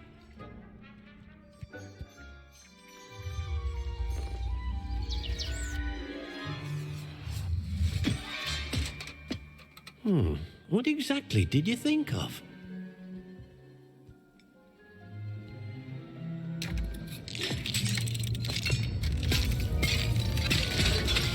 Heavens!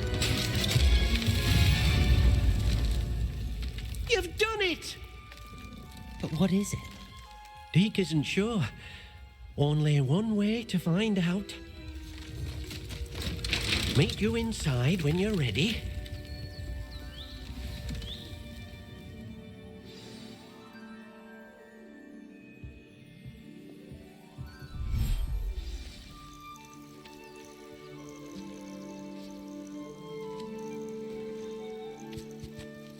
Look at this. It's amazing. Where are we, Deke? It seems to be a place for your beasts to live, a vivarium of some sort. Oh, your beasts will be quite comfortable here. They'll live healthy, safe lives. Perhaps you want to release them, let them see their new home.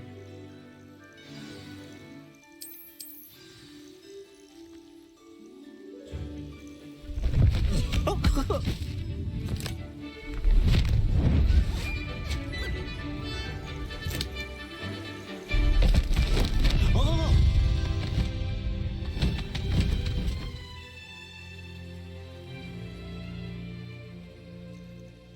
Deke thinks the vivarium will be a fitting new home for your beasts. Indeed.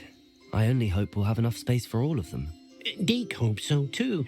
But if you do run out of room, Madam Peck at Brood and Peck in Hogsmeade will help to find safe homes for them. Any beasts that the room can't hold? Yes, she's well known for helping to care for beasts in need, and she'll give you a fair price for them. Speaking of care, beasts that are well fed and groomed will provide you with valuable magical materials, such as puffskein hair, for example. If you gather some magical materials from your beasts, Deke can show you how to use them. Very well. I shall let you know when I have some. I've collected some magical materials, Deke. Now, Deke can show you how to use them. First, you'll need to use this spellcraft to conjure an enchanted loom. An enchanted loom? Exactly. It will allow you to use your magical materials to weave magic into the very threads of your clothing, making your clothing more useful in a variety of ways. Why don't you try it? Deke thinks you'll be impressed with what the loom can do. I'll go and experiment with the loom now. I use the enchanted loom, Deke. Wonderful. Will I be able to weave even more powerful magic into my clothing with the loom? You will, by rescuing even more powerful beasts. For now, however, Deke suggests you explore the vivarium and get to know the beasts you've already rescued. Can I use the loom to enhance any item of clothing? The loom will only enhance clothing of a certain quality. Deke suspects you'll find more valuable clothing as you explore. Deke also knows that some of the shops in Hogsmeade can provide you with a variety of clothing for you to enhance. Thank you for your help, Deke. Enjoying the view? Keeping an eye on things. Feldcroft isn't what it used to be. No one has felt safe here since Ranrock's loyalists took a peculiar interest in that castle over there. Rookwood Castle. My uncle Solomon is a former Auror and refuses to look into it, even after Anne was cursed by one of them. Possibly with a wand, no less. I heard a goblin refer to wizard kind as wand carriers. Are goblins forbidden from carrying wands? Precisely. That's why I'm on the hunt for answers. If I'm to cure her, I need to understand what happened to her. Anne was always the most mischievous of the three of us. Which is saying something, knowing me and Ominous. I'm hoping a surprise visit from me and a new friend from Hogwarts will help lift her spirits. Bring back the Anne I used to know. Come on, I'll take you to my uncle's.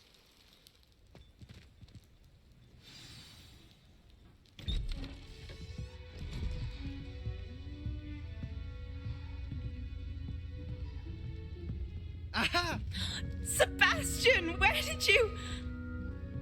Is that what I think it is? We've been over this, boy. Hey. Shrivelfigs cannot reverse a curse. Nothing can. The sooner you accept that reality, the better. But we haven't tried everything. There is no cure! When will you accept that? Never. I can never accept it. Now look what you've done. I'm sorry.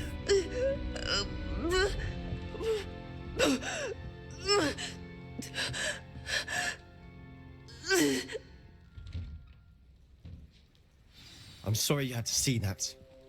If you don't mind, I just need a moment alone. Poor Sebastian. Not the visit he'd hoped for.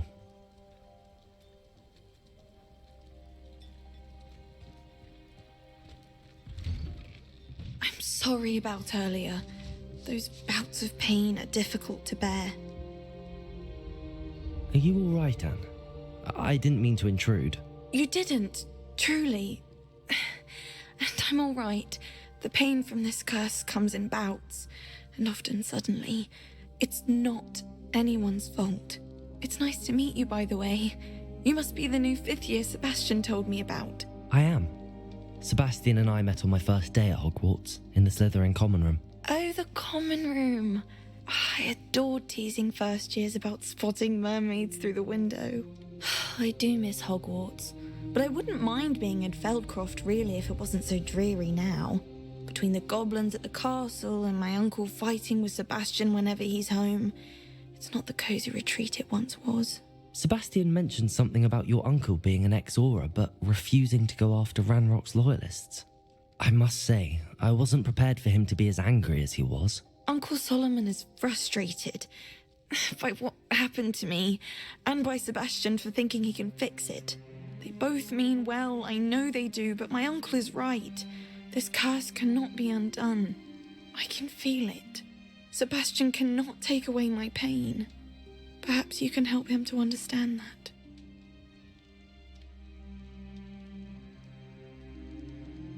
I'll do my best. I can promise to speak with him about it. Thank you. His search for a cure is futile, I'm afraid. I'm getting tired. I should probably rest. Thank you for stopping by. That boy will fray my last nerve. Excuse me, Mr. Sallow. Oh, yes, Sebastian's friend. I apologize on behalf of my nephew. He doesn't know when to stop. I was about to check on Anne. Did I see you come from the house?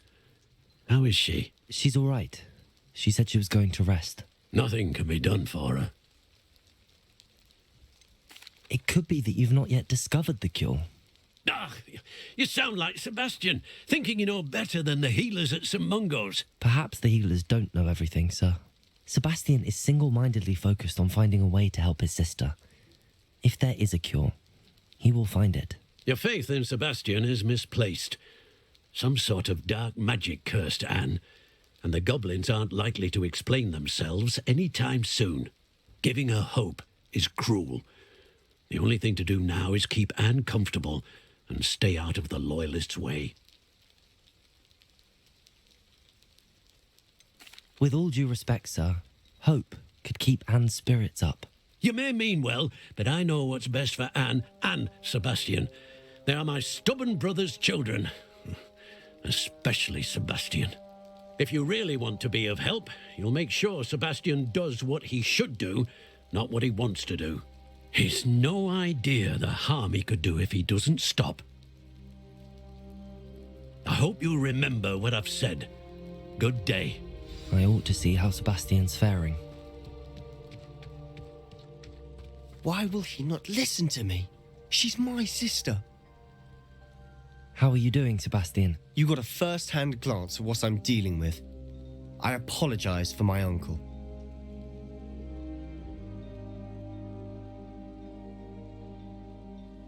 I'll admit, I wasn't expecting him to be so angry. He's always angry. He's been angry since my parents died. After Anne was hurt, he only grew worse. It's as though he blames me somehow, always calling me my father's son, as if that's an insult. I'm the one trying to help her. He's simply given up. Both Anne and your uncle seem genuinely convinced that nothing more can be done for her. I refuse to believe that. Anne's pain is more than physical. It has changed her entirely. I miss my sister. And I'm going to get her back. Come with me. I need to show you where it happened. Ranrock's loyalists are capable of so much more than people realize. They should not be underestimated. All the debris you'll see is from whatever's going on at that abandoned estate. They've been digging for something.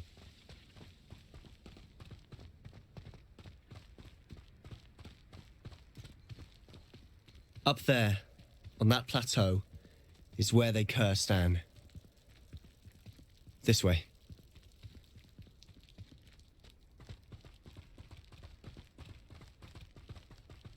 How much longer are we expected to dig through this rubble? Ranrock knows what he's doing. It's an honor to be a part of it. I confess, that was a bit more than I'd bargained for. I tried to warn you.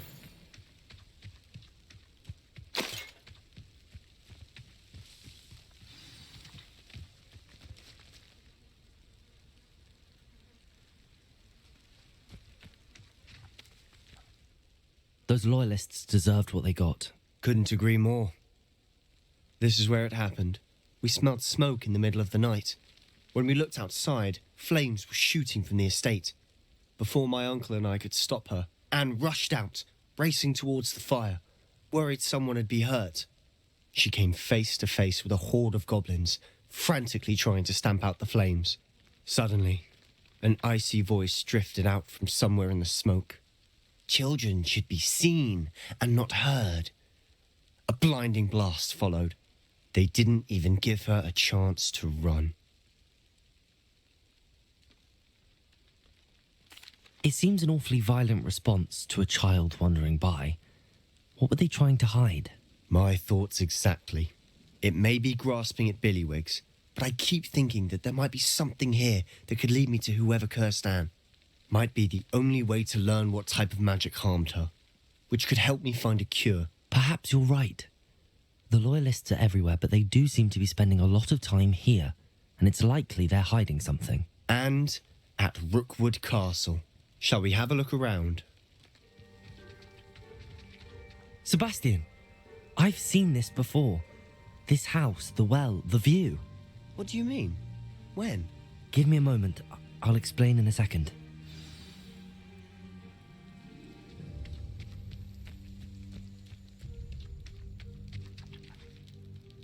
Sebastian, this house did belong to a Hogwarts professor hundreds of years ago. Who? What do you... I found a pensive that day in the restricted section with a memory that showed this house. There was a little girl and a drought. The keepers have shown me other memories as well. The girl became a Hogwarts professor. Her name was Isadora Morganach. She was one of the keepers. The keepers? Like in Quidditch? And you found a pensive in the library? I'm not following you. I realise it's a lot to take in. I'm not even sure I understand it all yet. And no, not like Quidditch. They call themselves keepers because they're protecting some type of knowledge. It has to do with the vault at Gringotts. Let me see if I've got this straight. You have Ranrock and Rookwood after you because of something you found at Gringotts where you ended up via a portkey. You can see traces of an ancient magic that you think Ranrock is trying to harness. And now you've been witnessing memories left by keepers. Oh, and this house belonged to a Hogwarts professor who was one of these non-Quidditch keepers hundreds of years ago. If I didn't know you, I'd think you were pulling my leg. It is all a bit much, isn't it, when you put it like that? The point is, we both have good reason to search this house. You for answers about what happened to Anne, and me for answers about the keepers. Look at this. Someone planted this here for a reason. Is it blocking something? Only one way to find out.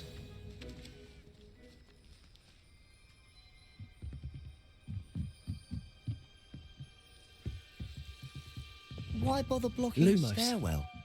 There might be something here worth a closer look. They've left all of this simply strewn about. Tells me they're after something bigger.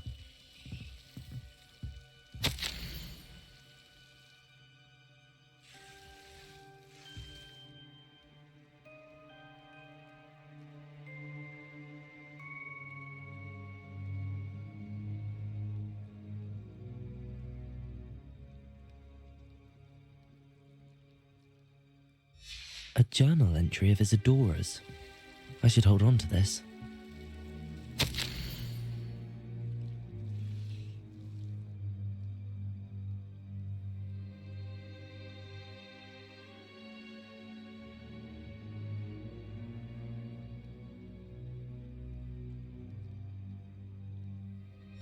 Seems these journal entries are from Isadora's travels. You're not going to believe this. I can see the Undercroft. What? A daydream? Because that happens to me too.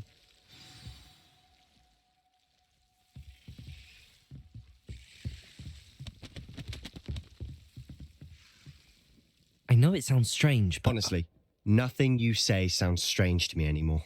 Fair enough. I can see the Undercroft through this stone wall, as though it's a window.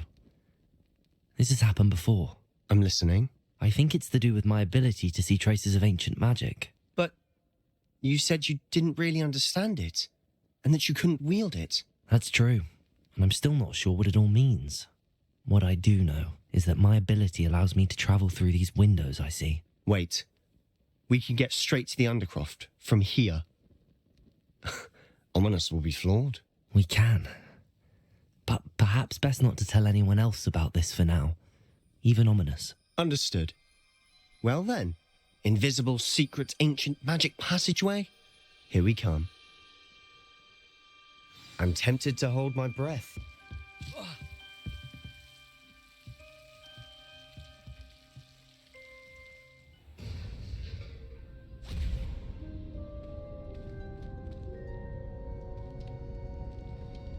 Why would the door lead us here? Sebastian, look.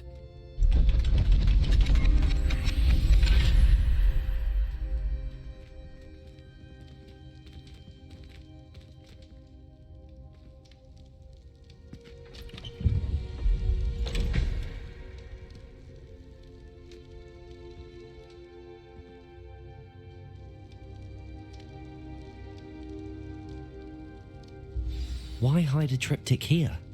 Seems as if something's missing. A note. Let's have a look.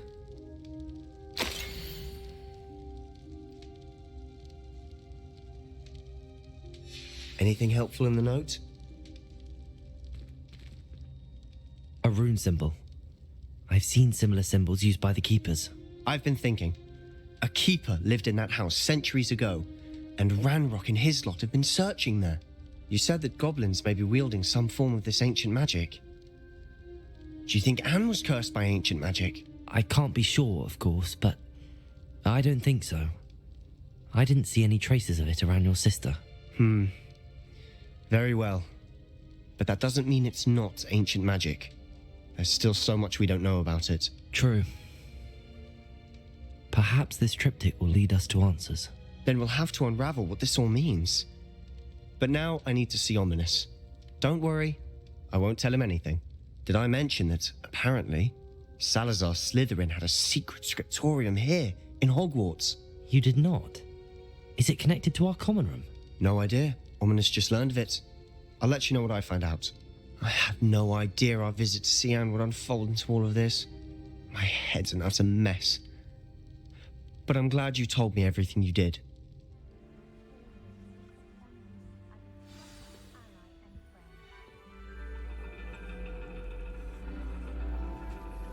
And your reading is the dragon. That's exciting, I suppose. Perhaps you're due for an adventure.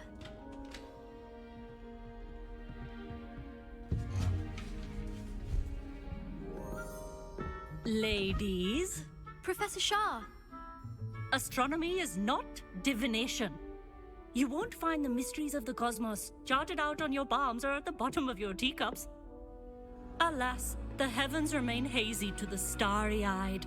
Now, if you were to devote yourselves to persistent and painstaking observation, you just might catch a glimpse. With that in mind, please take your telescopes. Tonight we will be on the observation deck.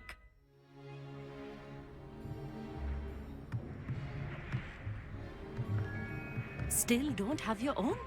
You can't be the new student forever, you know. You can share with Mr. Takar.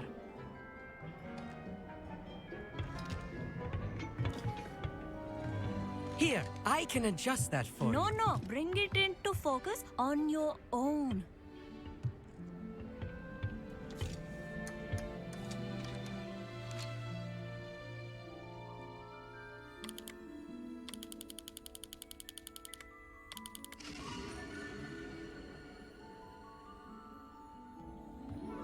Now, I expect all of you to put in your stargazing hours outside of class. Is that clear? But, Professor, it's freezing out. Mere cold didn't stop the great stargazers of the past. Look only to the astronomy tables they erected throughout the Highlands from which they gazed millennia ago on the very self-same stars above us. Is that clear?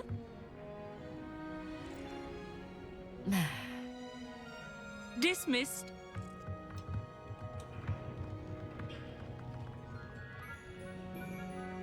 Hello! I don't believe we've met officially. I'm Amit. I'm something of an astronomy buff. Hello, Amit. It's nice to meet you.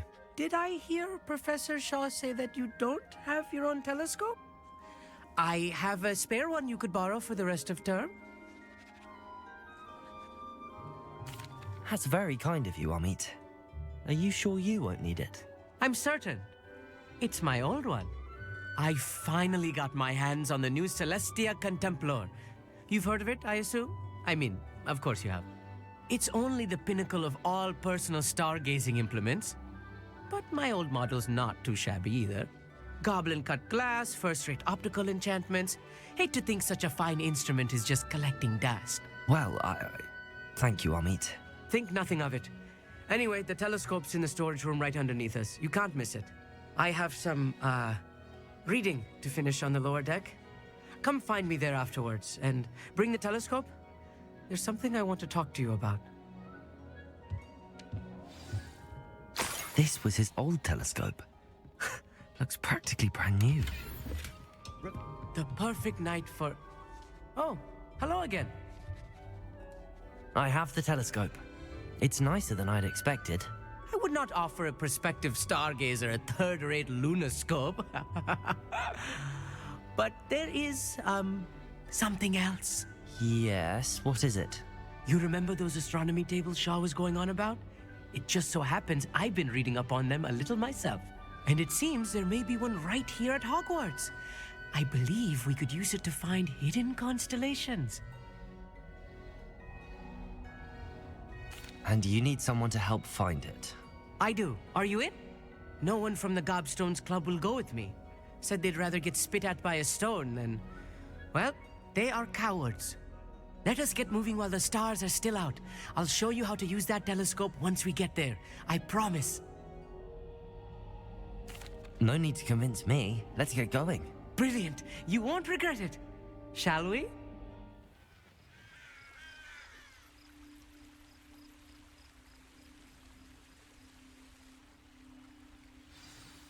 The table is on a castle wall ahead. Look for a stone platform, something that doesn't quite belong. We'll know it when we see it. Onwards we go. Some say the locations of the tables were originally marked by centaurs for ritual stargazing.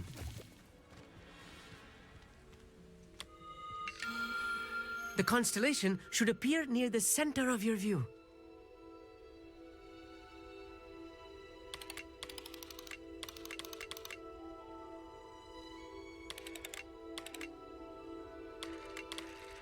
As soon as you've lined up the telescope, we will be able to fill out our star chart.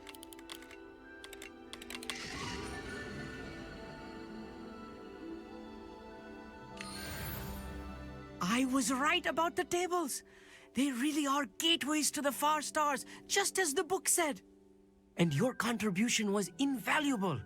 Rest assured, you shall be credited in my memoirs one day.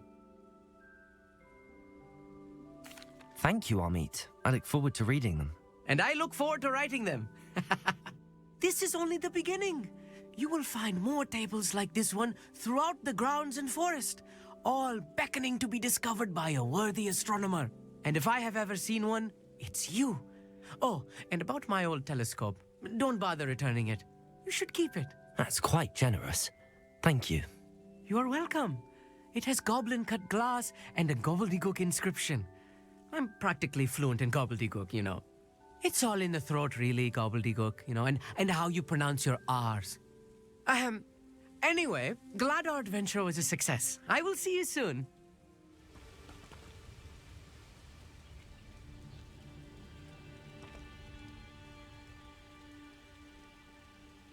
Psst, over here, quietly.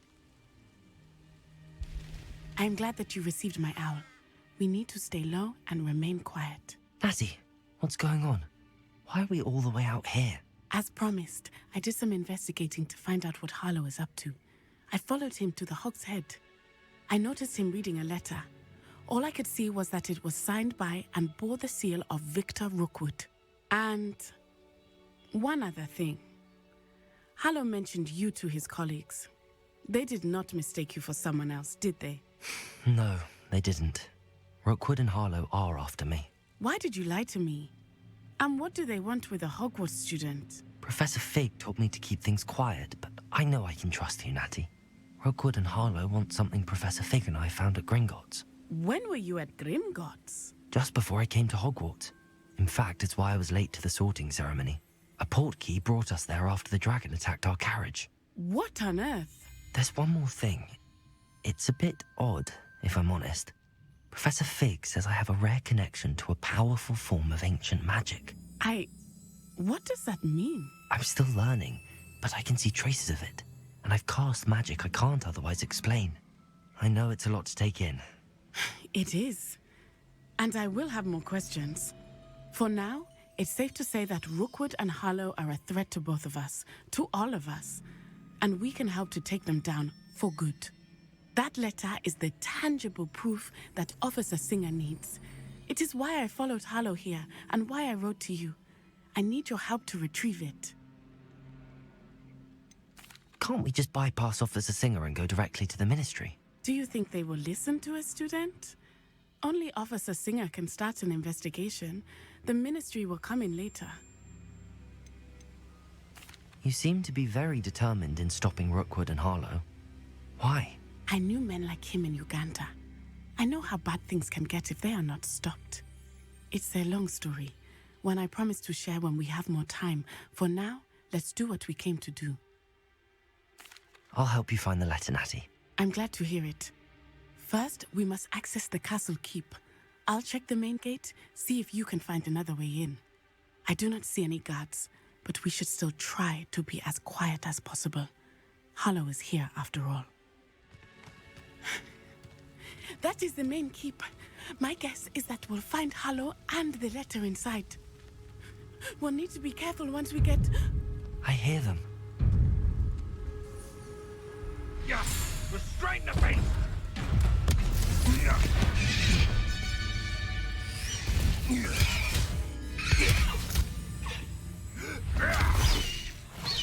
Highwing. Do you know that hippogriff? Get these things back. Very well. New plan. I get the evidence and you free that hippogriff. Agreed? This is our chance. Go!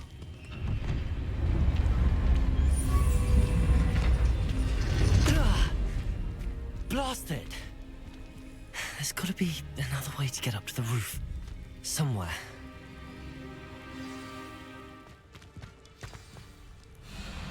Highwing. It's all right. There we go.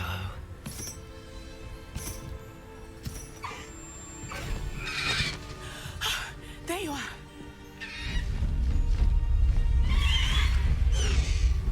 Come on. Hello, more. Hurry!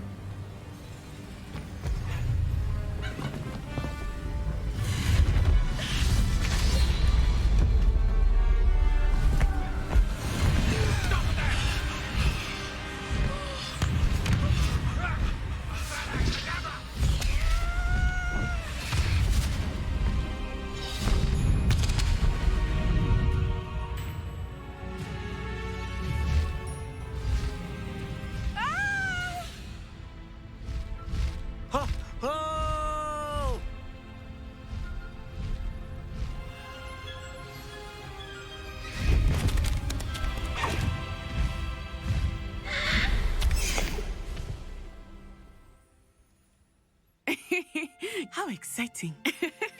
It was exhilarating, wasn't it? I wasn't sure we were going to make it out alive. There was no need to worry. I had it all under control. Were you able to find the letter? Summoned it straight out of Harlow's hands. I will say, I did not expect to see him cast the killing curse at us. He won't forget this. Be on your guard. Of course. What did the letter say? That Rookwood's looking for a phoenix. Not sure where he will find one. But it also included Harlow's orders to inspect that castle for the poachers. Enough to connect Harlow to the crimes. I shall deliver the letter to Officer Singer. She'll have to do something when she sees it. Now, tell me, where did you meet these hippogriffs? I've only met Highwing before. Poppy introduced us. Poppy Sweeting knows a hippogriff. Of course she does. Poppy will be relieved to know that Highwing's safe. I came to the right person for help. My mother will be worried. I must go. Seek me out soon. I shall have much to tell you.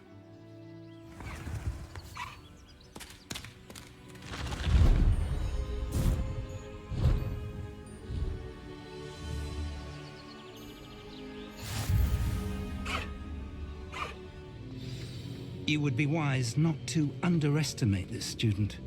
Their aptitude for magic is beyond anything I've ever seen, and I've been teaching a long time. It is a joy to have such a student. It can be. There you are. I received your owl. I was able to speak with Lodgok, the goblin I mentioned before. What did you learn? He and Ranrock were close once, but they had a falling out. You believe he can be trusted? I believe he's trustworthy, yes. He seemed sincere, and Serona Ryan trusts him. Very well.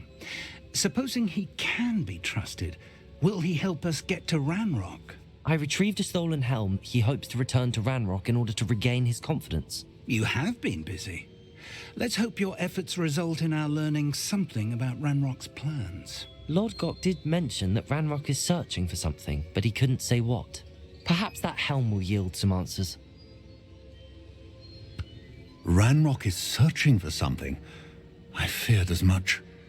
I've heard an unusual amount of activity, goblins and wizards, I surmise, when visiting my portrait at my castle. Rookwood Castle? My former residence, yes. That castle is also the location of your next trial.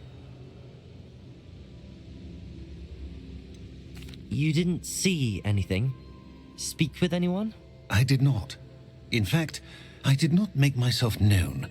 I only recently returned there and did not recognize nor trust anyone that I heard.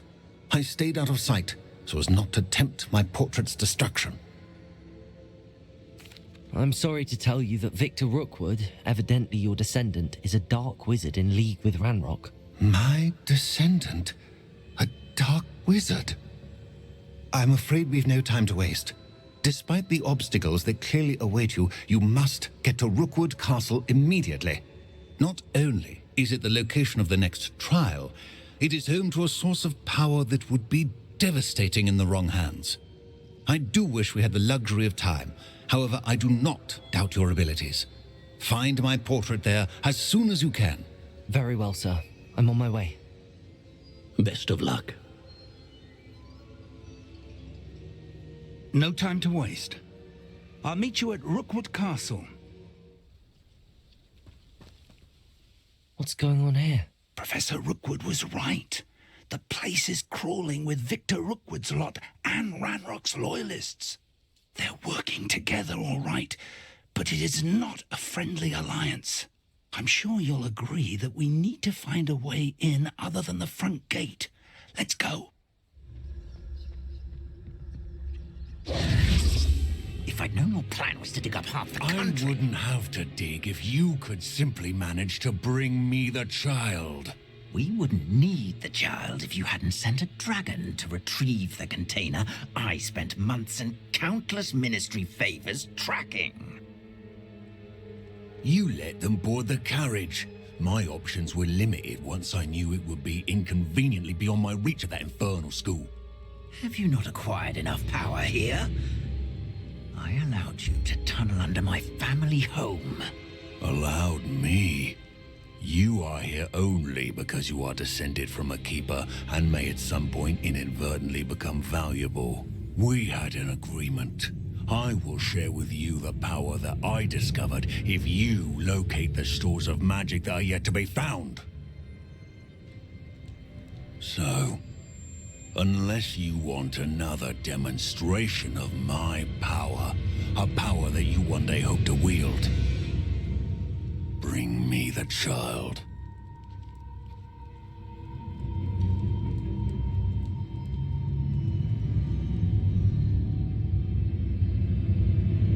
We already knew they were after you, but now we know they're digging for stores of magic. And Ranrock knows about the Keepers. Yes, I caught that too. Professor Rookwood said that you'd understand more once you complete the next trial. Let's get into that castle.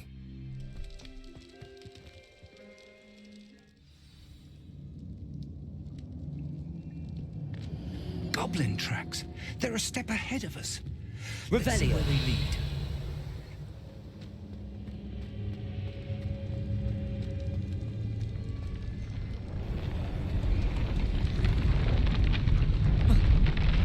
This must be it. The store of magic and the source of Ranrock's power. It looks empty. If they've taken all of it, why are they still here? Ranrock said there's more to be found, and if he's right about that, it may or may not be located here. Wherever it is, we need to find it before they do. Where is that portrait? I heard something. I was hoping that was you. Revelio. Professor Rookwood, the goblins and dark wizards who've overrun your castle are digging for stores of magic and have broken open some sort of container. No. Things are more dire than I could have imagined. If, as you told Percival, a goblin in his vault was wielding a powerful magic, then they have somehow learned. It cannot be. And sir, they know you were a keeper. Ranrock used the term. This makes no sense. How did... We shall discuss this later. Right now, you must complete the next trial. Just tell me where I need to go. The power you stand to wield must first be fully understood. The trials will ensure that. Power without knowledge is dangerous indeed. In the wrong hands, we will simply have to outwit Ranrock and my unfortunate namesake. Very well, Professor. Tell me where I need to go. I shall reveal the path. Professor Fig must leave you now.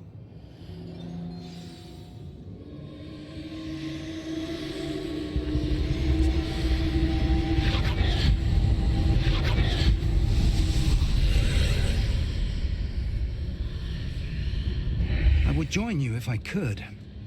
I shall await your arrival in the map chamber.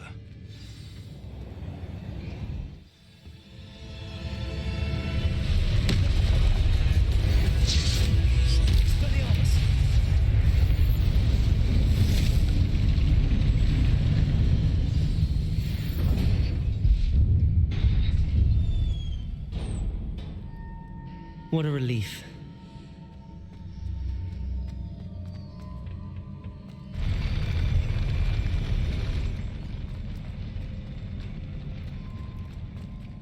Revelio.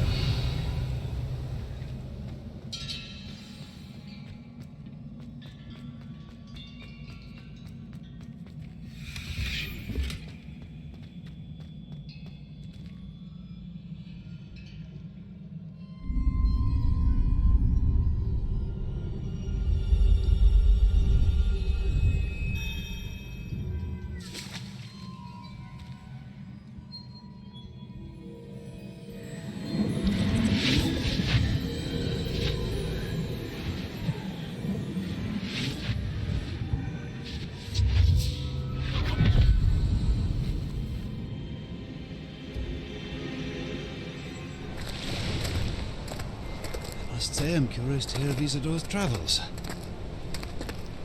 Do come in.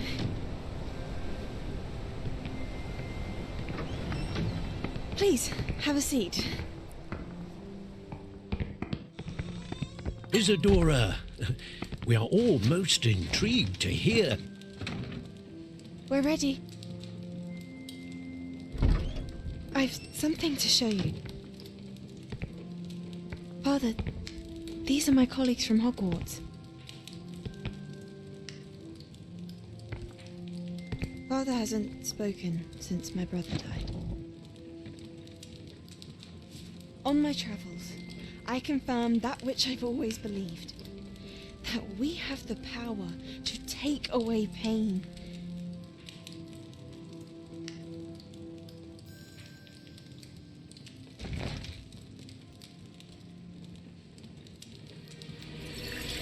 Isadora.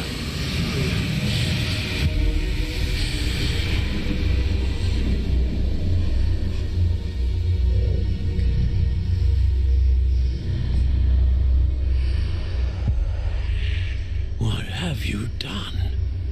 I took his pain.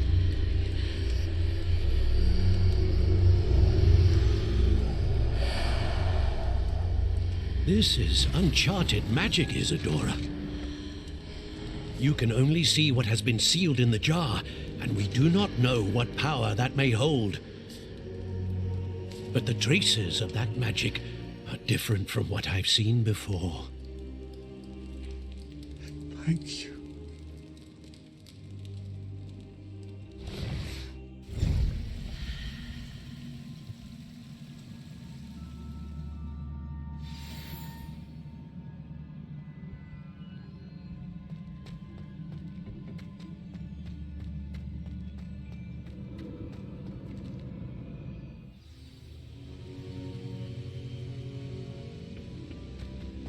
You're back. And in one piece, no less. It is good to see you again. Professor Rookwood told me about what happened at Rookwood Castle. In light of the dire circumstances in which we find ourselves, it is most fortunate that someone so competent is following this path. Thank you, Professor. I shall keep the second artifact safe as you've advised. Good. Are you ready to move on? What was the glowing strand that Isadora pulled from her father's chest? It was pain. You will understand more about her actions as you complete the trials. I'm ready for whatever comes next. In that case, introductions are in order.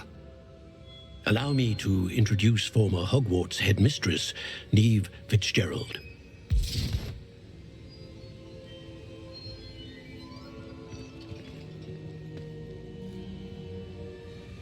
How do you do?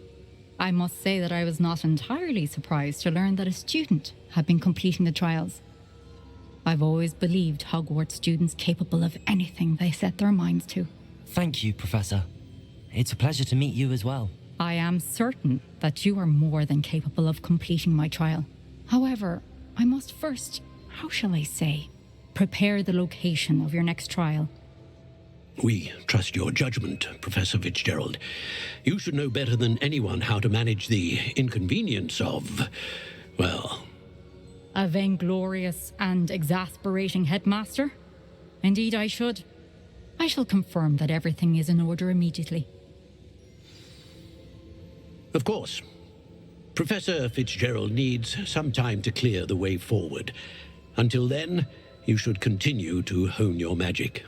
If you learn more about Ranrock and Victor Rookwood's activities in the meantime, please let us know. Very well, Professor.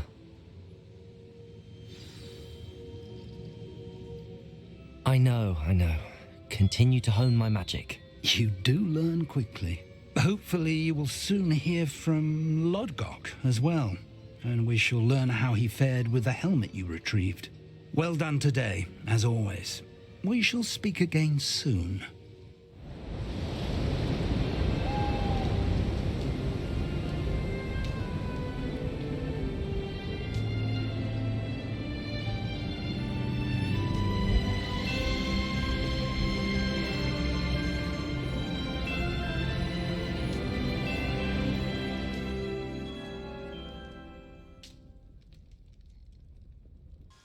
Highwing's fine. I'm keeping an eye on her.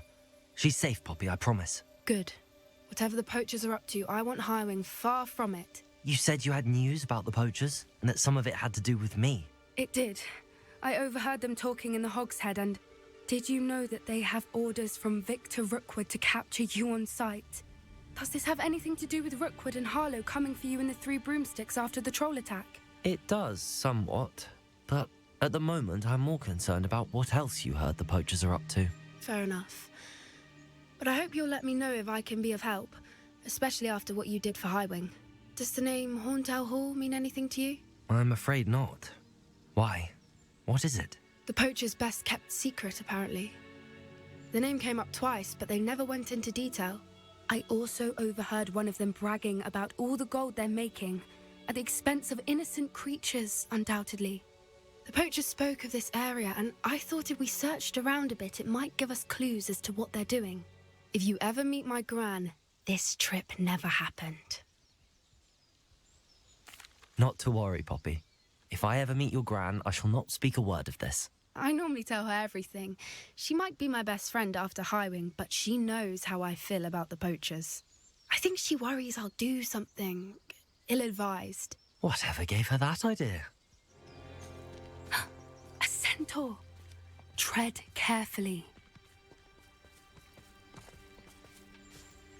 An entire castle to roam, yet you choose to wander here. Please, we don't want any trouble. We're simply passing through. Do you take us for fools? That we do not notice more and more of your kind around here, in league with the poachers? We aren't involved with them.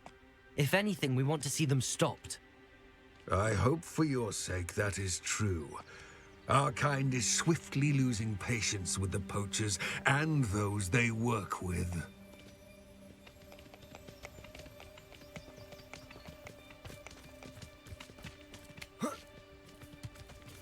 He was certainly a charmer.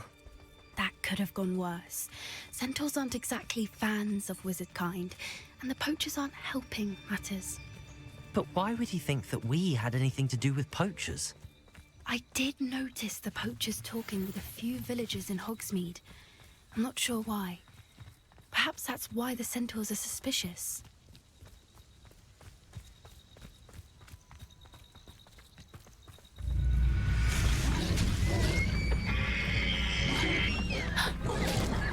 That's the third time I've seen a dugbog behave that violently. It seems that a lot of beasts have been more aggressive than usual lately. I've noticed that too. It's almost like there's something in the water. This is odd. What is it? Not entirely sure, but look around. If the poachers were here, perhaps we can find out why. This is goblin metal. Seems out of place in a poacher camp. I should tell Poppy about it.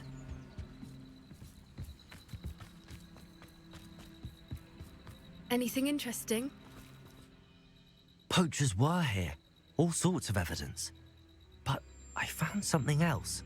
It's goblin made. I found goblin armor. Let's keep searching, but carefully. Merlin only knows what's going on here. I don't have a good feeling about this. How do goblin and poacher interests align? Look, down there. Definitely poachers. No creatures though. So what are they doing out here? Let's take a closer look. They won't be happy to see us. Should we use disillusionment? Or perhaps a less discreet approach? Hard to say from up here. Let's get a better lay of the land.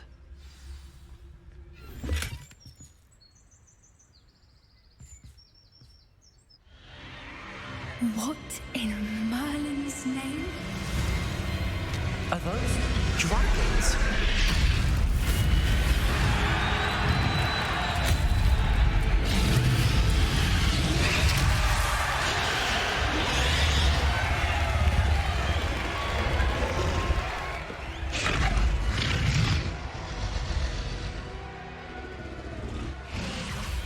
It's a dragon fighting ring. This is Horntail Hall. The name makes sense now, and the secrecy. No wonder the poachers were in Hogsmeade so much. Likely taking bets and spreading the word, given how crowded it is here. How could they possibly enjoy this? The centaurs have every right to be disgusted with wizard kind. There must be more dragons here. The poachers are far too greedy to run a fighting ring with only 2 dragons. We should take advantage of most eyes being in the fight and look around. But be discreet. You especially can't afford to be spotted. Poppy, something's going on behind you. What's going on down there?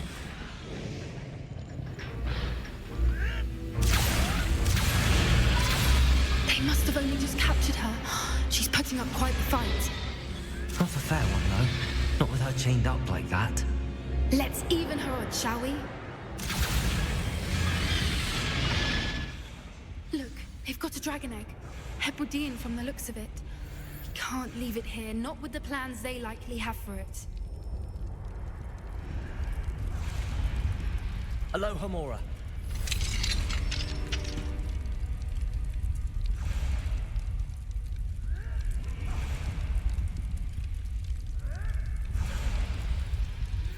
All right, I have the egg. Ready. The element of surprise will only buy us a few seconds. Let's make them count. We don't have time. We need to free her now before more show up. Accio.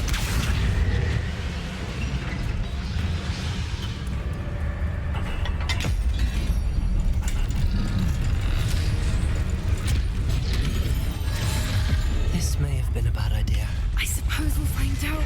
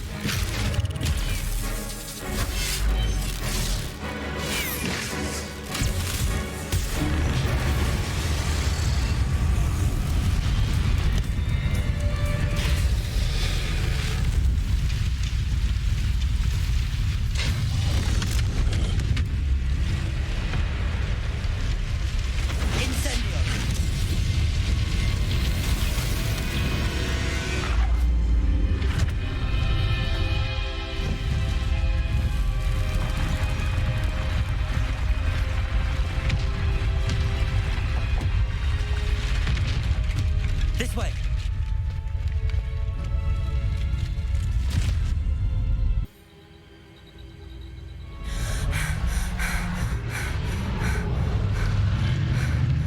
That was a Hebridean black. I'm guessing the egg we have belongs to that dragon. I don't think she knew they had her egg. She wouldn't have left without it. What now? She didn't exactly leave us a calling card. I don't know. Nothing about this day was expected. Not the goblins, and definitely not the fighting ring. The last thing I planned on was a dragon egg. And the poachers saw us, which cannot be good. Since the dragon we freed flew off, does that mean we get to keep the egg? I'd much rather we have it than the poachers, at least for now. But I don't think we should keep it indefinitely. It'll be hard hiding something like this from Professor Weasley for long. Should we expect trouble from the poachers, given the trouble we just caused? It would be foolish not to expect it. They're not a forgiving lot. I'm sorry to say that you likely have a larger target on your back now because of what we just did. We aren't helping ourselves standing here. Let's get to safety. We can sort this out later. You're right. If there's anything the poachers are good at, it's tracking their prey. And right now, we're it. Hello there. Hello, Amit. Do I recall you saying that you speak gobbledygook? I did. I mean, I do. Speak it. Is this to do with the goblin I saw you with in Hogsmeade? It is. His name is Lodgok. We could use your help with something. He's waiting for me near a goblin mine. Would you be willing to help? Of course. How exciting. I mean, well, might this be dangerous? I think he simply wants to show me something that involves gobbledygook. If it helps, he's a friend of Sirona's. Good to hear. Good to hear. If Sirona trusts him, then I feel much better. You said you know gobbledygook, but how well? I've been reading it for as long as I've been reading English. My parents have an extensive library. Once I grew bored with the classics, I devoured goblin writings. I'd tell you some titles, but you wouldn't understand them. Have you ever spoken directly to a goblin? Unbelievably, no. I'm so looking forward to it. Actually conversing in gobbledygook with a native speaker. Cannot wait to confirm subtle bits of pronunciation and tone that may have eluded me, being self-taught and all. Lodgok is waiting. Shall we go? Of course. I just want to check the pronunciation of a couple of key terms first. So I will meet you there. A friend who speaks gobbledygook is meeting us. Before he arrives, perhaps you could tell me why we're here? Of course. Unfortunately, presenting Ranrock with the Helmet of Urtkot did not have the effect I'd hoped. Because he knew the details surrounding its plunder, he presumed I'd had help from a witch or wizard in retrieving it. How else did he expect Goblinkind to get the helmet back? Seems he has no interest in making amends with you. I'm afraid we do not have the luxury of rational expectation when it comes to Ranrock. Damn Bragbor and his blasted journals. Bragbor? An ancestor of Ranrock's, renowned metal worker. If we are to work together, I suppose I must tell you more. Not long ago, Ranrock sent me to collect a recently unearthed set of Bragbor's journals. They described repositories that Bragbor had been commissioned to build for a group of witches and wizards. What do you mean, repositories? Large, magically fortified receptacles crafted from goblin metal. Ranrock recruited others to help me locate the repositories. We were to search anywhere that was connected to 5 names mentioned in the journals: Rackham, Fitzgerald, Bakar, Morganach, and Rookwood. Rookwood Castle. That is where we began our search. Why does Ranrock care so much about these repositories? He cares about what they contain. For centuries, wizards have refused to share their magical knowledge with goblins. Your kind will not even let us carry wands. Thus, many goblins, myself included, have spent our lives mistrusting wizard kind. Ranrock was convinced that the repositories contained a magical power that wizards wanted to keep for themselves. He is determined to take it for goblin kind. But Here comes my friend Amit. Probably best to continue our conversation later. Greetings, Lord Cock. It is an honor, sir. You speak gobbledygook. Oh, bagaglio. Enough. Please do not tell me that was meant to be gobbledygook. Well, yes. Perhaps my pronunciation was a bit off. I imagine certain dialects differ. Pronunciation is not the issue. I barely recognize that as language. I trust you can read gobbledygook better than you can speak it? I can, Sir Lodgok. Just Lodgok. Thankfully, we only need someone who can decipher written plans, since I cannot join you in the mine. What written plans? And why can't you come with us? We need some idea of what Ranrock knows or is plotting. I suspect a careless loyalist may have left plans behind. And I'm unable to join you because I cannot risk anyone reporting my presence to Ranrock. All you need to do is not be seen, either by the eye above the enchanted door or a loitering loyalist. What else should we know about the enchanted door? The door will not open while the eye can see you. You and your friend must be invisible to it to gain access. From what I know of wizard magic, that shouldn't be too difficult to achieve. Amit and I can do this. I will await your return. This is not good. They're building enormous drills, bigger than this mine could contain. Let's get out of here and tell Lodgok what we found. Revelio.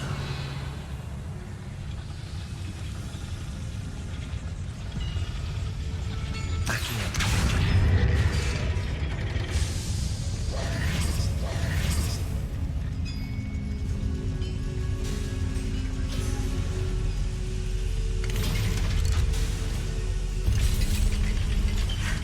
I need a moment to catch my breath. This was more than I bargained for. I'm glad you came with me, Amit.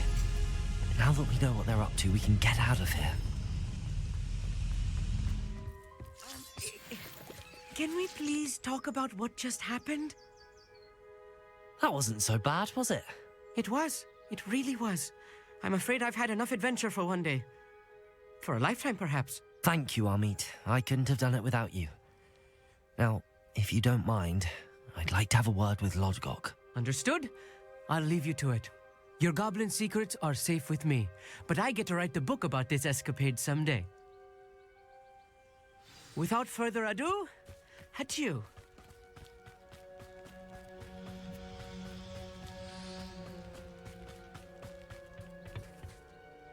They're building enormous drills. We found their plans. Ranrock must be searching for the repositories. I fear you are correct. Other than Rookwood Castle, however, I do not know where else he plans to search. I've been wondering about something else you said before we entered the mine. Yes? If you share Ranrock's views, then why are you helping me? I expected Rookwood Castle to be deserted when I arrived to begin my search. So was surprised to find a witch there who had set up a sort of improvised research site. She was studying something so intently that she almost didn't notice me. When she looked up, I thought she would react with fear or disdain. But instead she did something that I will never forget. Without a moment's hesitation, she smiled and asked me to sit with her. She told me that she was a researcher and showed me a small, oddly shaped container with a strange symbol on it. She was certain it was made of goblin metal, but was unable to open it. She wanted to work together. Miriam.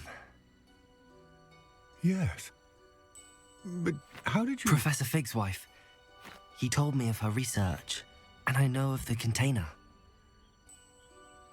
Ah. The reverence with which she talked of goblins and their intelligence and skill, it caught me entirely off guard. I'd never been treated with such respect by a witch or wizard. So, to my surprise, I let her study the container if she would allow me to search the castle on my own. We parted ways, with her promising to share what she'd learned. More of Ranrock's recruits arrived, and we began to dig, eventually locating the first repository. Ranrock was thrilled with our discovery, but furious when I told him about Miriam. Berated me for trusting a witch, and I heard she'd been killed. You think Ranrock murdered her? I don't want to believe it, but I don't know. After that, something shifted in me. I had seen how the power from the repositories was transforming Ranrock, transforming all of them. I could no longer remain a part of it. Thank you, Lodgok, for telling me this. I tell you all of this so that you understand what is at stake. Ranrock never found all of Bragbor's journals, but the ones he did find suggest that Bragbor at some point built a repository far greater in size than the one beneath Rookwood Castle. What you've discovered here today worries me deeply. If Ranrock learns of the location of that repository, I fear we shall be destined for a great war. I will find out what Ranrock knows. Watch for my owl.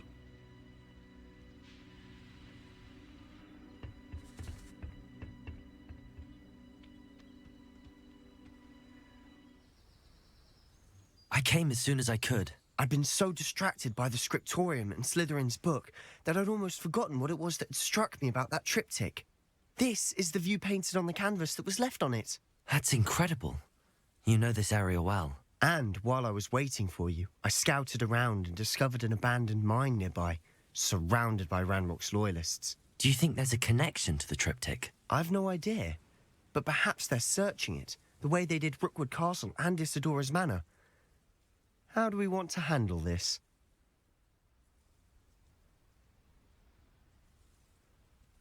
We need to see what they're doing, but let's not draw their attention. Very well. And I still have that rune symbol we found on the triptych. If there is a connection, I suspect we'll see that symbol again. Sebastian, I think I found something. A canvas piece. Brilliant. Our efforts weren't in vain after all.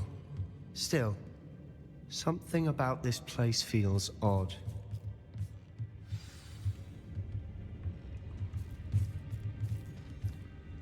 If the triptych led us here to find this bit of canvas, we can probably assume that Isadora Morganark was here. She seems to have been everywhere. But if she was using the Undercroft and the cellar beneath her manor in Feldcroft, why would she create this space? And why hide it behind cryptic rune symbols and ancient magic that no one but you could see? Isadora and Percival Rackham, another of the keepers, could see traces of ancient magic too. Rackham? I haven't heard his name before. Here are some of the memories I've seen. I don't think he and Isadora saw eye to eye on how this magic should be used. This is all rather baffling. Let's take the canvas back to the triptych. Perhaps the answers are there. This place is odd, to be sure, but I'm fascinated by it. Now, for the trek back out of here and to Hogwarts. Unless we can find another passageway to the Undercroft. Let's have a look around.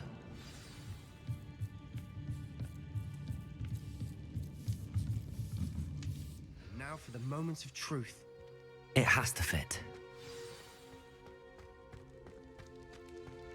Please tell me you recognize the location in this bit of canvas. The good news is I do, in fact. And the bad news? We're in for more trouble. I know that coast. Ranrock has taken over a huge mine in the surrounding area. Mornweem has suffered for it. It's as bad as Feldcroft's become. Should we head there now? We should wait. Why? All this time, we've been a step behind Ranrock. I may know someone who could help us get ahead. Who is that? A friendly goblin. He wants no part in Ranrock's fight. A friendly goblin? You know, goblins cursed my sister to shut her up. Said she should be seen and not heard. I do, but not all goblins Not all goblins what? Have you forgotten Feldcroft? Have you forgotten the mine we just went through? No, Sebastian, I haven't. You're not listening to me. Why would I listen to someone so ignorant? You don't know what you're saying. Take a breath for a moment. Oh, I know precisely what I'm saying. Welcome back. Hello, Professor. I have news. The goblins are looking for something. Another repository. They've built drills to help with their search. Most troubling. Are these repositories like the broken container I found at Rookwood Castle? They are. I fear we have no time to lose. Have a look at the map. Fortunately, the next trial is fairly nearby. It's Hogwarts. As you know, I was headmistress in my time. My portrait hangs in the headmaster's office. In fact, I witnessed Professor Black learn of your arrival. And I'll confess that I wondered about you. Wait, is the next trial in the headmaster's office? It is. I had hoped that when the time came, the occupant of that office would be of help to us. Unfortunately, this headmaster seems wildly unconcerned with anything but himself. You'll need to access the office while he's away. I understand. Very well. I'll find some way to get in. Good. I shall meet you in my portrait there. Until then.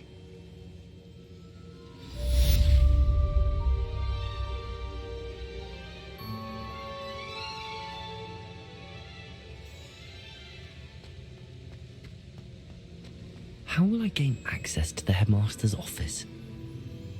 Perhaps Professor Fig will know what to do. Professor Fig, the keepers have shown me where the next trial is. Has something changed? Lodgok and I have learned that the goblins are searching for another repository, like the one we saw at Rookwood Castle, and I discovered that they're building massive drills to help in their search. Professor Fitzgerald seemed very concerned. I see.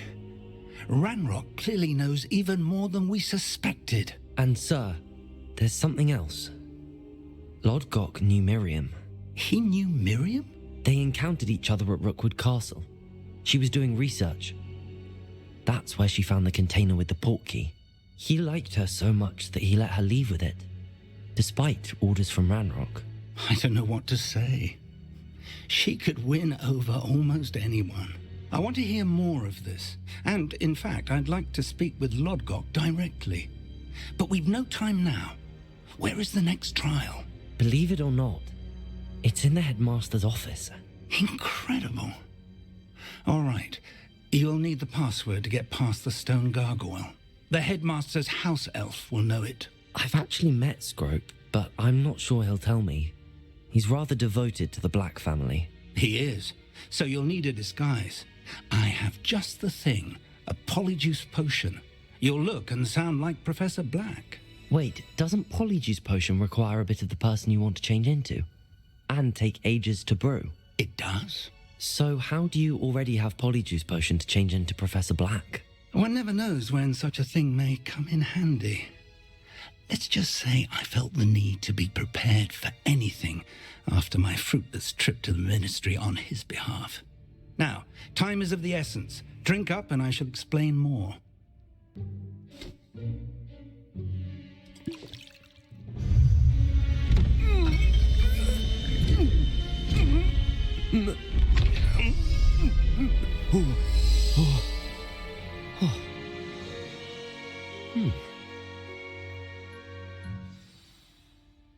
How do you feel?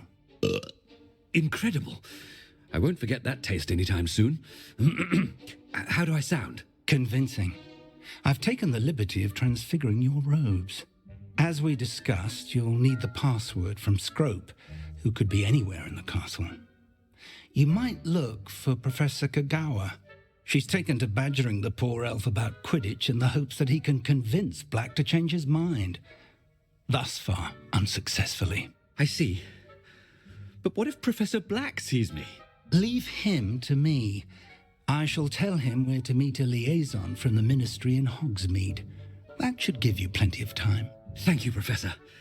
I suppose we'll meet again in the map chamber. It's rather strange to hear gratitude coming from Professor Black. I'll see you there. Now to find the headmaster's house elf. Professor, a moment of your time, please. Professor, I was hoping to catch you. Places to be, Professor Sharp. Places to be. Of course, sir. Only, you'd asked me about a particular potion, and I did? I did, yes. Well, spit it out, Sharp. I don't have all day. Probably best not to discuss it here, sir. I assure you, Sharp, you may speak freely. Very well. I've brewed the cure for boils you wanted. I can drop it by your office when it's convenient. Of course, yes. No need for all the cloak and dagger. Simply have a student deliver it. A student. Very well, sir, if you insist. I do. And thank you, Sharp. I just hope you've brewed enough for all my boils. Now, to determine which student gets this rather unenviable task. Professor, a word? Professor Black? Again, it is not too late to reconsider your decision regarding Quidditch. We could still have trials and a somewhat shortened season. It would be better than none at all. But the injury, Madam Kogawa. Professor, more than one student has taken a bludger to the head on our pitch. I dare say it knocked some sense into them. And they're fine now. The fact that it happened to be a pureblood, well, that's no reason to... What nonsense! That you would trivialize the health of a student over a silly game. A silly game? You are quite impossible sometimes. Sir, I've a good mind to write to the Department of Magical Games and Sports at the Ministry about you. Good idea. I can even provide the parchment should you need it. Now, where is my elf? Parchment? Very well, I will, and with pleasure. And I spotted Scrope in the Great Hall. Seems to be avoiding me. I wonder why. Good day, Madam Kogawa. Professor, I need to speak to you. Hello, Professor Black. Ah, Professor Weasley. How delightful to see you. Sir? Since I have you here, I wonder if I might, speak with you about Professor Fig. Oh, very well. I've decided to give him a bit more, leeway with his time. Leeway, Professor? Are you sure that's wise? I confess I do worry for his students. He's rarely here as it is.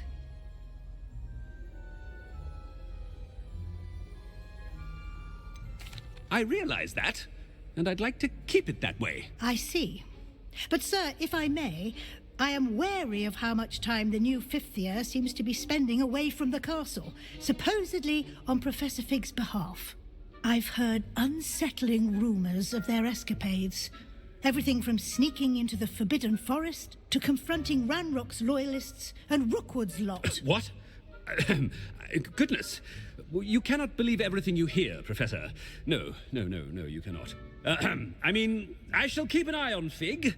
You simply keep doing the wonderful job that you're doing. Simply wonderful. Thank you. But I'm happy to look into... Good. That'll be all, Weasley. I mean, Professor Weasley. Good day. A wonderful job. Leeway for Professor Fig? I shall never understand that man.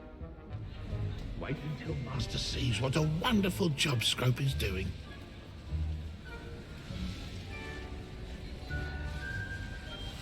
Scrope! Oh, greetings, Master. Remind me of the password to my office. Oh, but Master made Scrope swear never to tell anyone, even Master himself.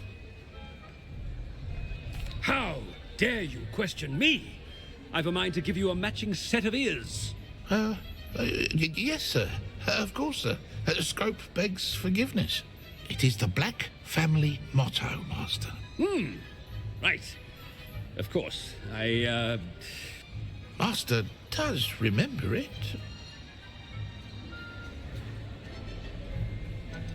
It's pure bloods forever, isn't it? Close, Master. Scrope thinks Master is indeed testing Scrope. It is always pure. Obviously. And, of course, as Master knows, in French. Ah, yes, of course. I order you to pronounce it for me. Oh, Master knows that Scrope's French is most pitiful. Oh, very well. Toujours pure. There is another matter, Scrope. I confiscated this filthy diary from a student. It smells of squid and seawater. Oh, Apollonia's diary.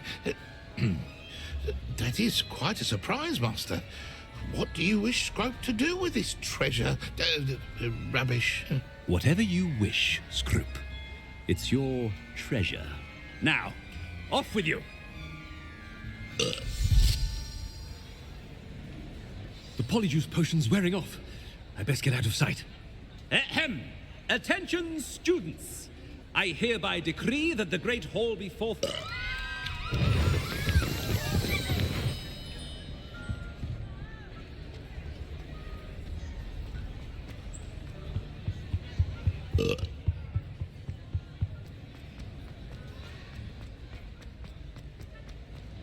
Made it just in time. It's wearing off. Fig was right. I can't believe it worked. Now to speak the password to the gargoyle. The gargoyle. That's where I need to speak the password.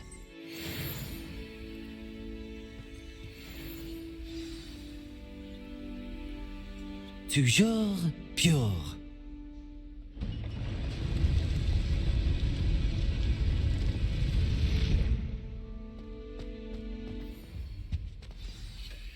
It's good to see you. All thanks to Professor Fig's quick thinking. Now what? Approach the pedestal in the antechamber and read the book that appears. What can I expect to find in the book? A story. I cannot say more. You may recognize some elements of it, as I was inspired by a tale with which many wizarding children are familiar. I suspect there will be more to this than reading a book. Your suspicions are correct. We shall speak when you are finished. Has this been under the headmaster's nose all this time? That must be the pedestal.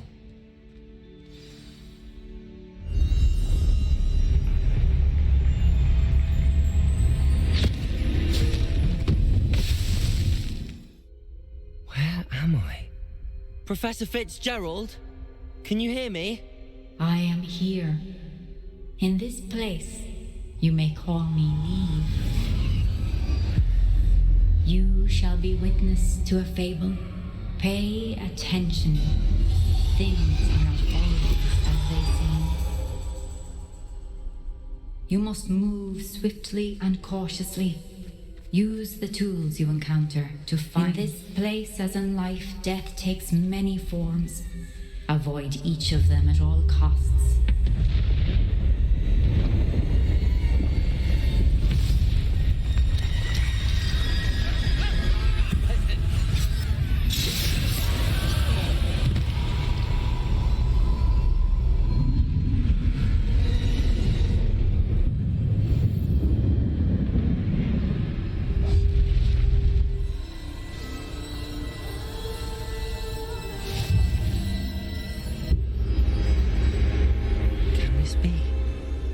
I think I'm invisible. This is the way forward. Finally free. Now where are you, Neve?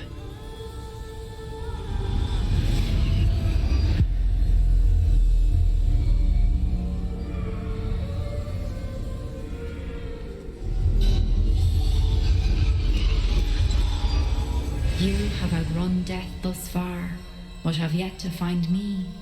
Keep searching, but this time you will be unable to hide. Wield the wand you see before you. Do not squander its extraordinary power.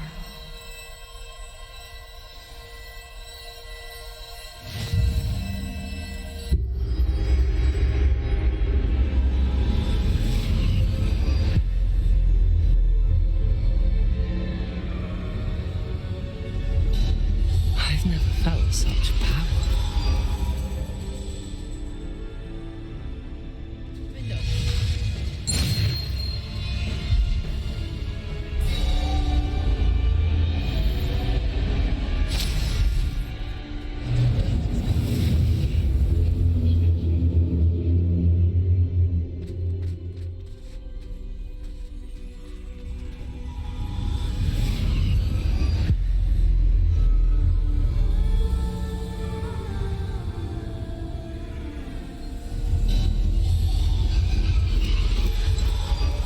A simple stone. This must be for me.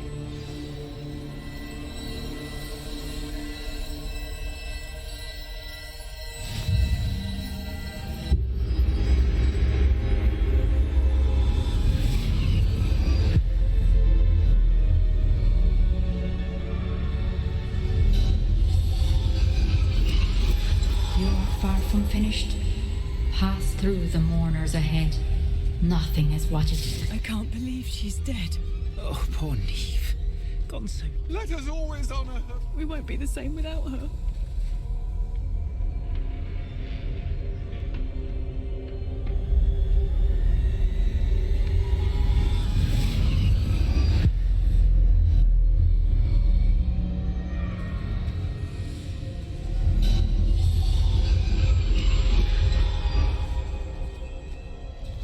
You found me, but you cannot undo what has been done. The magic of the stone can only conjure a shadow of my former self.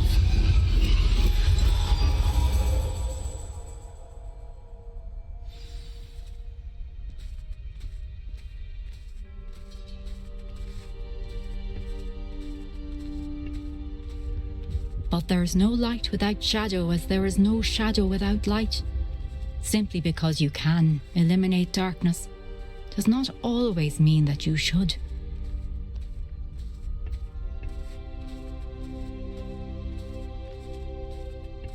Remember that as you witness my memory.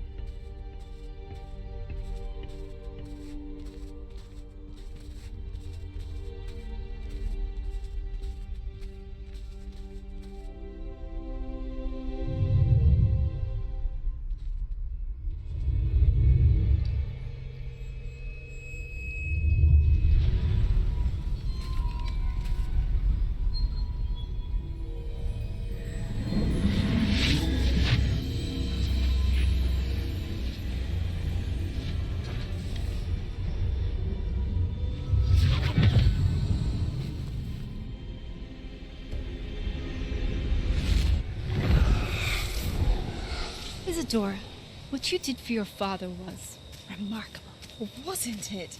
And Percival needn't worry about the strands of emotion or the traces that this magic leaves. I found a way to contain all of it. You haven't stopped. Goblin Silver. You spoke to a goblin about this. Don't worry, he has no idea what we're containing. We don't know what effect any of this may have. The emotions, the dark traits. You sound like Percival. And as it happens, I do know. It is a source of strength, of focus. Somehow it enhances my ability to wield magic. I don't follow, Isadora. I think we can harness it. Power like this is not to be toyed with. In the wrong hands, You saw what I did for my father. Oh, Neve, imagine the good we could do. Everyone is in some kind of pain.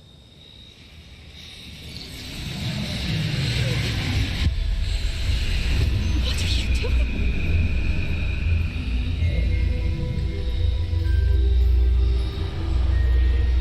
Breathe it in. Can you feel it? Oh, Isadora. This must stop. All of it. You've kept this power to yourselves for so long because you fear it. I choose to embrace it.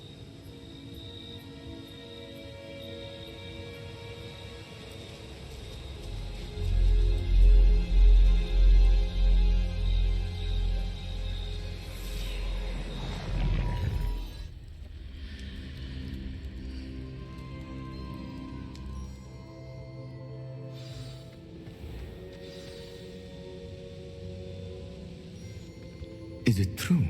Has someone completed the first 3 trials? It is, and I have. But you are so... Young? I know. You must be Professor Bakar. I am. Pleased to meet you. The pensive memory I just witnessed, was Isadora inhaling painful emotions? She was. I found it disturbing. But how did she gain power from it? How did she harness it? It was disturbing. Although I wonder that you are asking about her power. I hesitate to reveal the location of my pensive to someone who, perhaps, has yet to understand the responsibility of power. I can assure you, Professor, I do. In fact, what you don't yet know is that a dangerous goblin called Ranrock has accessed the repository at Rookwood Castle. He has learned to harness the contents of it as a source of immense power. He plans to use that power against wizardkind. We have no time to waste. I see. Nonetheless, the knowledge you shall gain after you witness my memories is too valuable to share without further consideration. I shall require time to confer with the other keepers. It seems we have no choice but to wait, frustrating as it is. I heard what you told Professor Bakar. Isadora was inhaling emotions to gain power?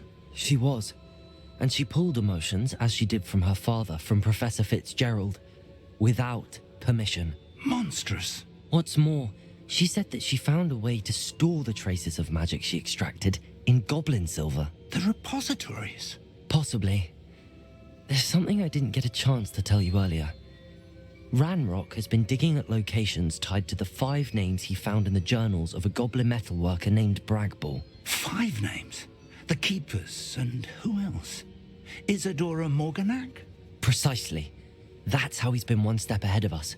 Gringotts, the Tower, Rookwood Castle. If the Keepers won't tell you where the next trial is yet, I say we at least maintain a watch on Ranrock.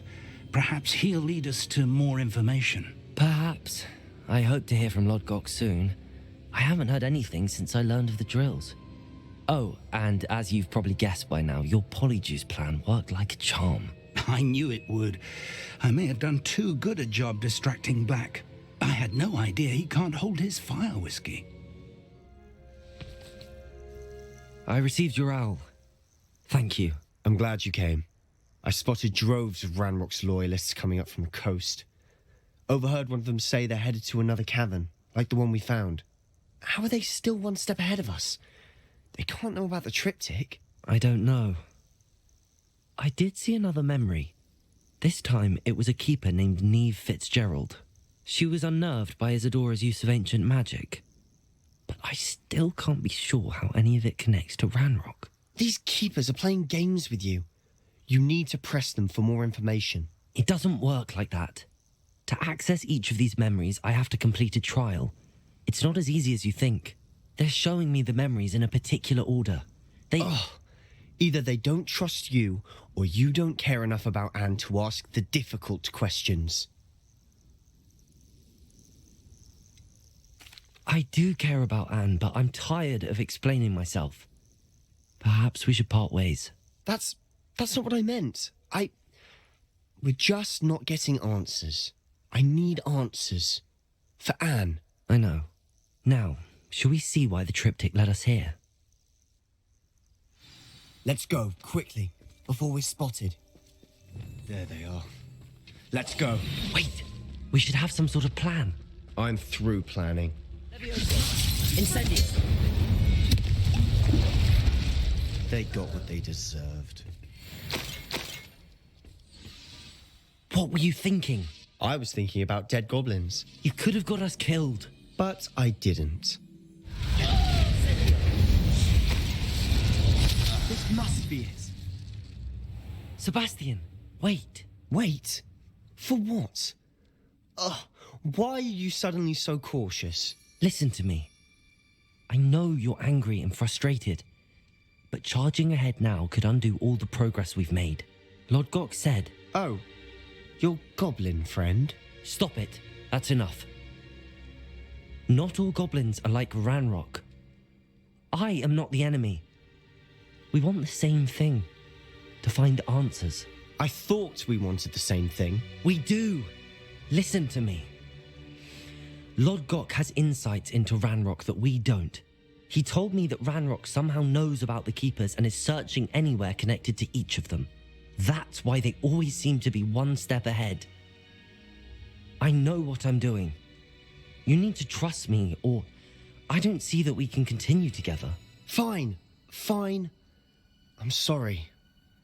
I'm letting my emotions get the better of me. And I have been for a while. I do trust you. And I don't think I can help Anne without you. Good. Ranrock clearly knows more than we thought. We need to be careful and do this right, not just go charging in. We have our work cut out for us. We need to work together if we're going to find the final piece to the triptych. Agreed.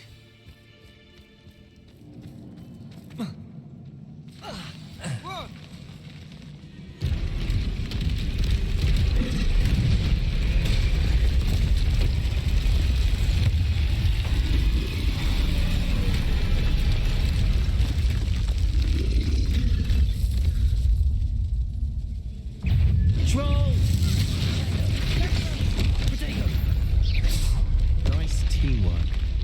Nothing like an angry troll to bring friends together. The final canvas piece to the triptych. We've done it. Isadora should not have had to keep all this secret. I know from the memories I've seen that the Keepers and Isadora didn't see eye to eye on the use of ancient magic. I don't understand why she seems to have gone to such great lengths to tell her story without their knowledge. I wish you could see one of her memories. So do I. I cannot believe the journey the triptych took us on. This is it. Don't keep me in suspense. Go on, place it.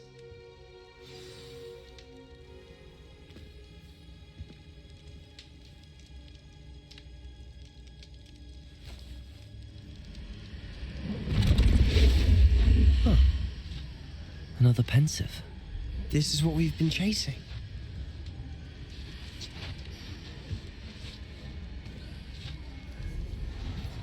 I wonder.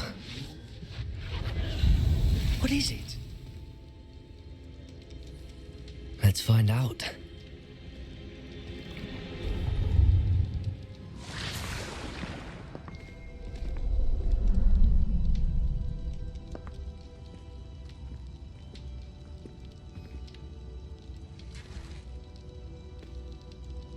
I cannot bring my brother back, Father.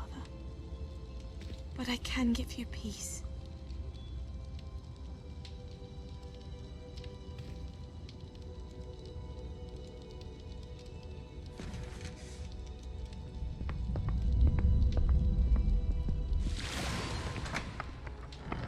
Please, have a seat. Isadora, we are all most intrigued to hear.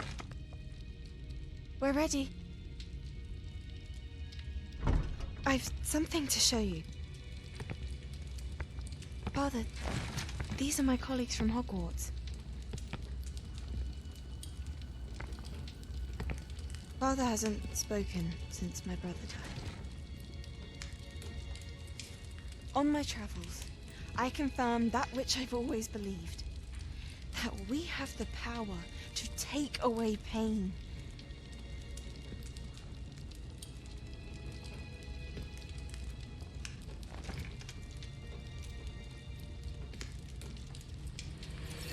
Isadora.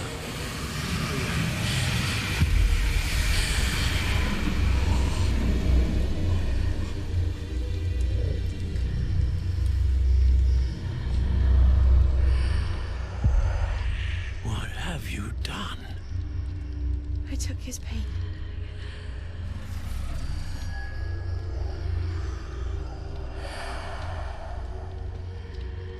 Thank you.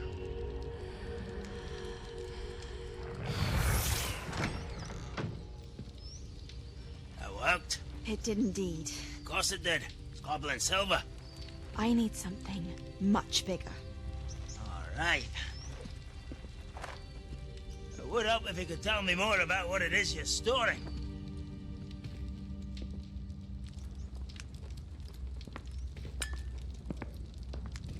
Magic. Left over from a spell I devised to remove pain, but if used correctly, its power can be used to do even more good. Why would you want to store such magic away? I only need to keep it safe until I can convince my colleagues of its worth. Magic like this unnerves some. Not everyone's ready to wield such power.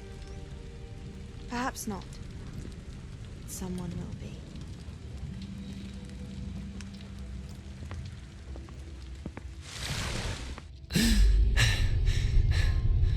She took away the pain. I knew it. I knew there was a way to help Anne. Something isn't right, Sebastian. What do you mean? You saw what she did. No, not the memories, the portrait. I think the reason Isadora hasn't appeared is because she can't. I don't follow. We have seen that view before. The abandoned home in Felcroft, the destroyed painting, it was her. So someone destroyed a bit of enchanted canvas, but we found the memory. Yes, you're right. We saw what she wanted us to see. We saw what she could do, what you can do. But I don't know how to do what Isadora did. Well, then you shall learn. The Keepers can teach you. I'm not sure that they would. The Keepers believe that removing someone's ability to feel pain, it's a highly complicated, unpredictable form of magic. One that should be wielded with great care. If at all. If at all? You've overcome all of their challenges. You've more than proven yourself. You can wield it. You have the ability.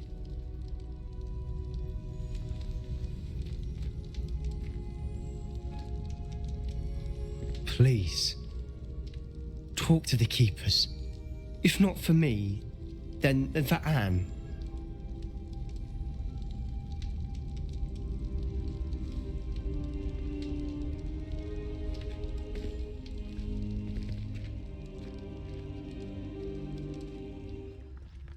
This place stinks of Ranrock and his cronies. No sign of Lodgok out here. He must be inside already.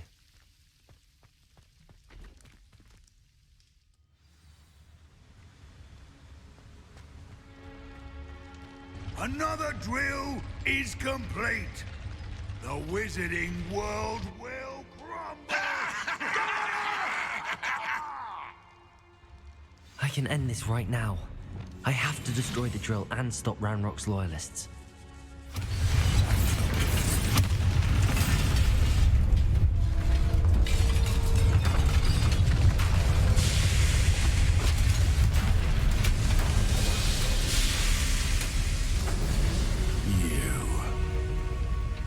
That is unfortunate. No matter, we will build another. I found this one lurking outside. Lodgok, come to make amends, little brother. I came to stop this. What is this you've brought me?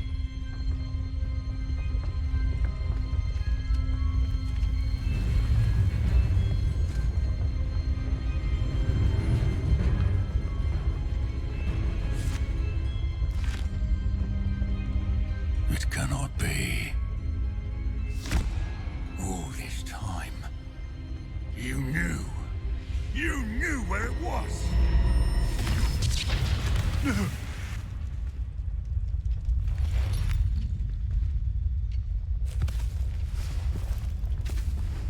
You're right. I'll never understand you, Lodgok. So gullible. That witch did not consider you an equal. She, like all wizard kind, sought only to use you. You're wrong, Ranrock. The young ones are especially deceitful. They are taught to hide their disgust for us, as they exploit us. Astonishing that our ancestors ever trusted each other. All this time, looking everywhere for the final repository, searching in vain for Bragbor's last journal. Wasted my time chasing a child. And my little brother knew where it was all along. But Now, I don't need you. I don't need any of you. I was bringing it to you. You are a traitor to our kind! No! Avada Kedavra!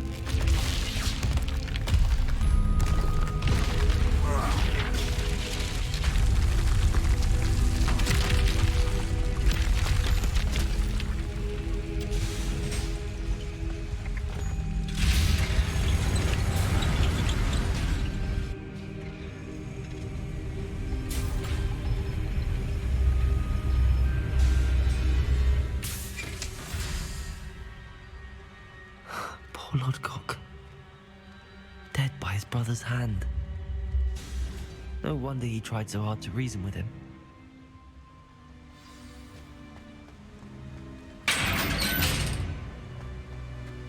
Now to get out of this blasted place.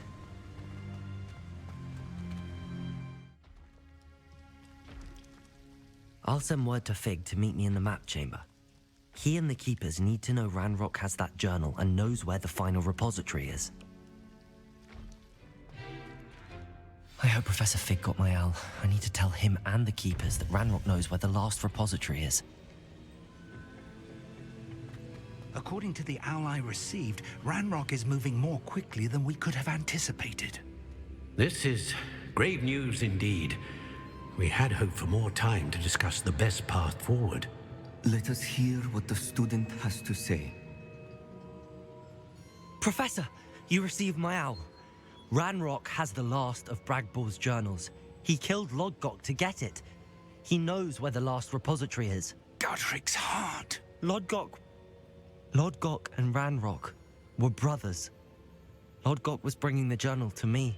Ranrock is a monster. We need to know where the final repository is.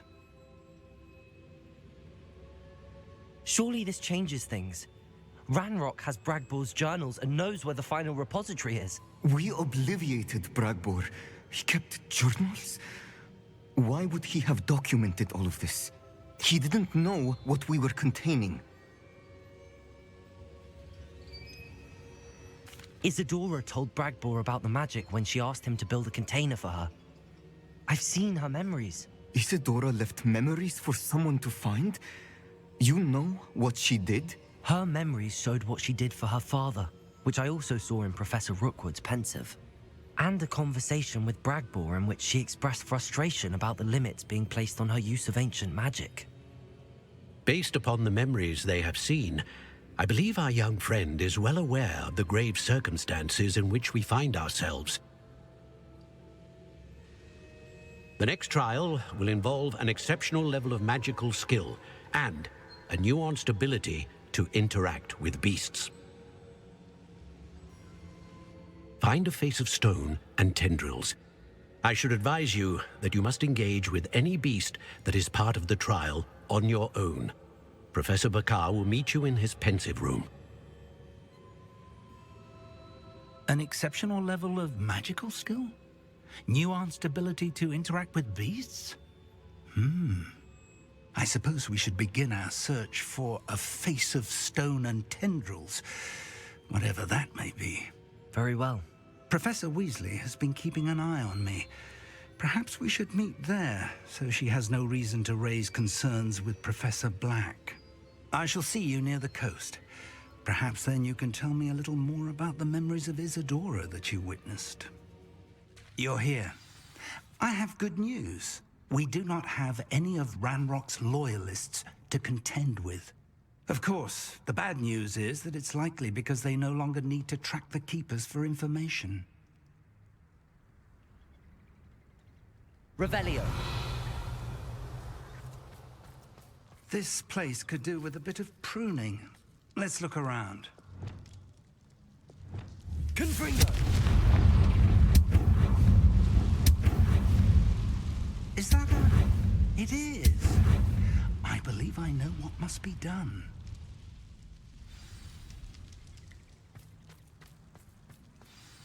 Do you recognize the head sculpted there?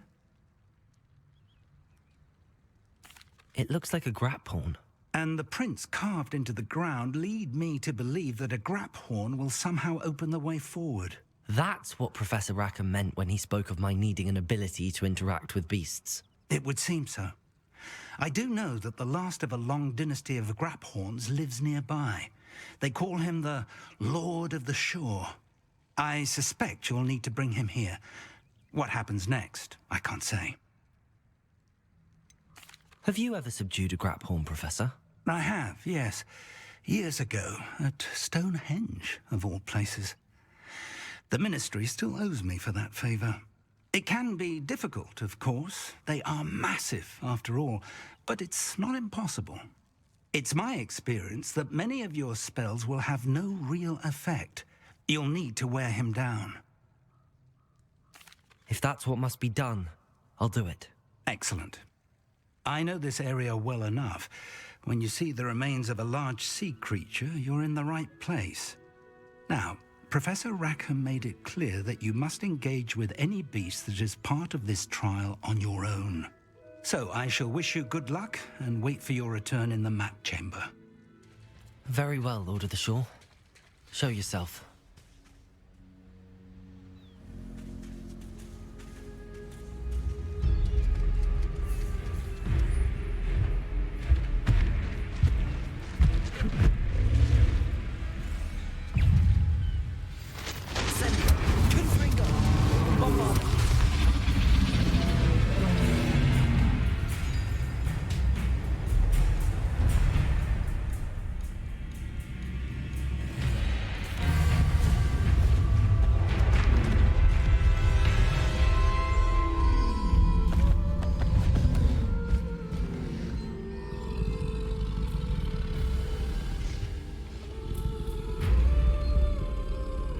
I need your help, friend.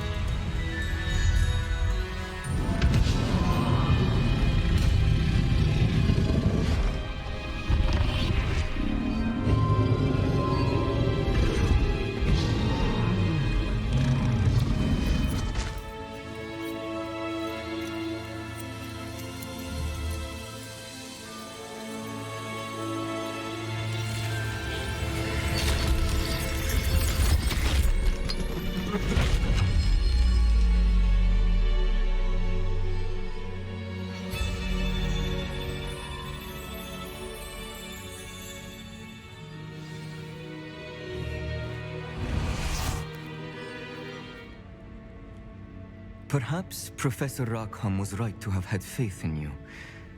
I still have my reservations. Isadora, as you will see, was not who she seemed. I can only hope that you are. My memories should answer any questions you may have about the power you will need to protect. Thank you, Professor Bakar. I shall see you back in the map chamber.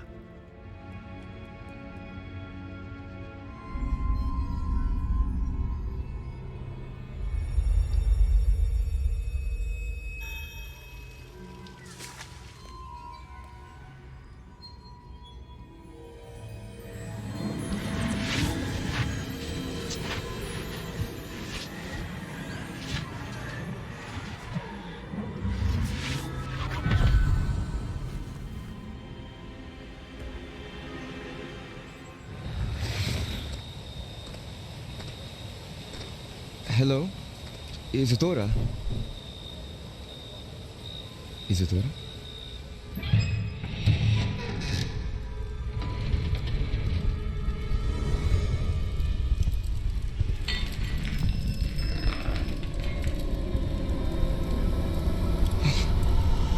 Está morgen.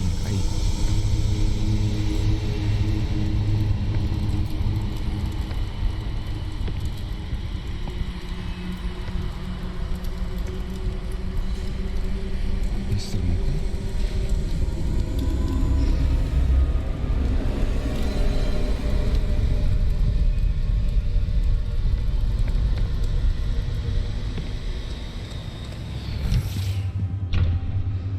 Son, I'm glad you're here. Isadora was not at her home. I know. Her father... Percival. What is it? It is as though he was stripped not only of his pain, but of all emotion. Everything is much worse than I feared. Neve was right. Isadora hasn't stopped. I've just learned that she has been wielding that magic on students. We must gather the others.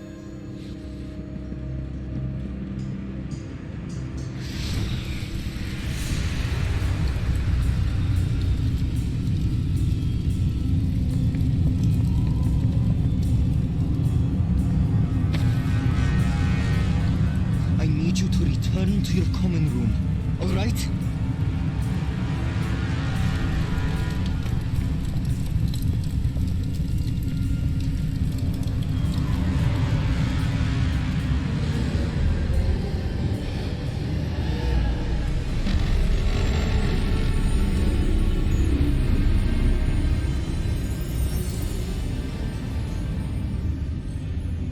What have you done? Take a breath. Students, Isadora. Everyone feels pain. And why? Because of your arrogance? Your obsession with secrets? They won't suffer any longer. Not my father, not my students, no one. Isadora, set down your wand. Professor, you taught me to hone my power, not throw it away. I did not teach you this. Expelliarmus!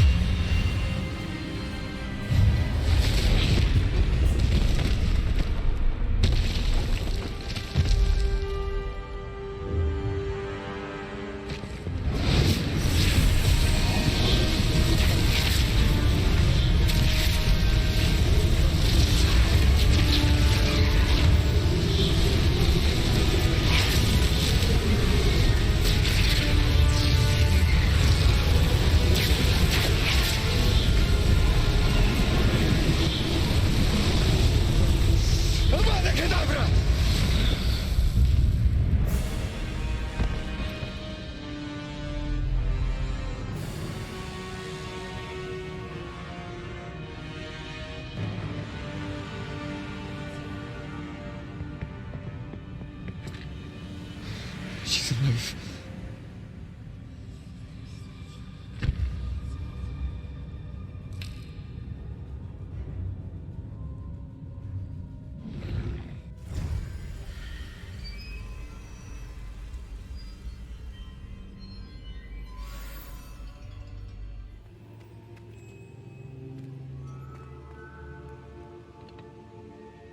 The caverns below Hogwarts, where you fought Isadora. Is that the location of the final repository? It is. You see, we could not destroy the strands of emotion Isadora had stolen from so many. So we did all that we could to keep them safe.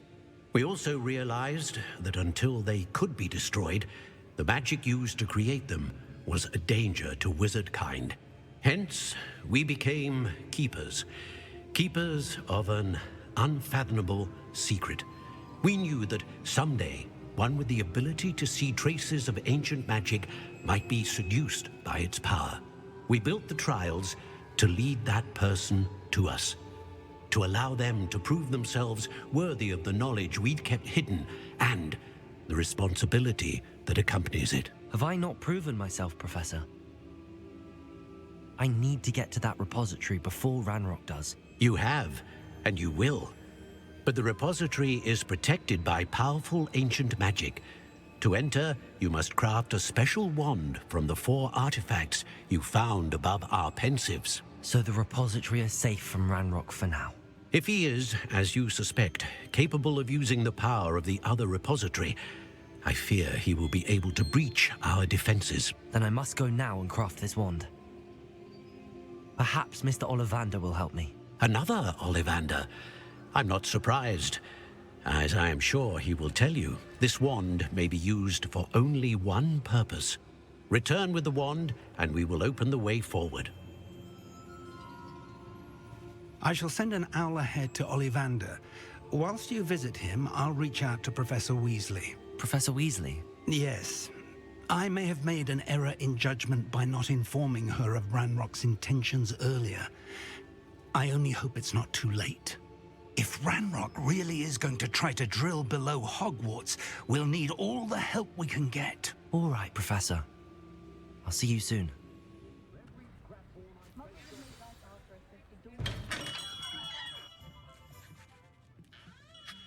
Hello, Mr. Ollivander. I wondered if you might be able to help me with something. Yes, Professor Fig sent an owl informing me that you'd be coming.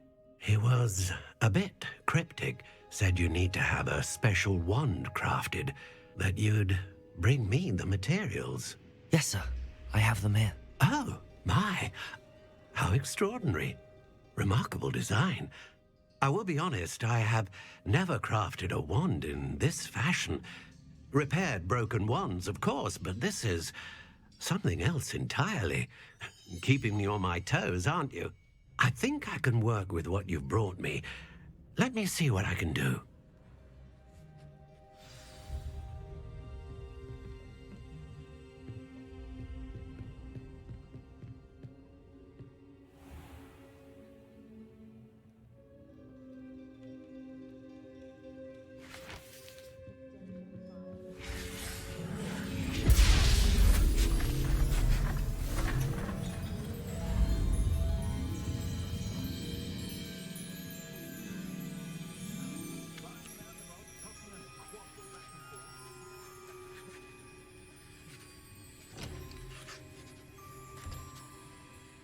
It is done.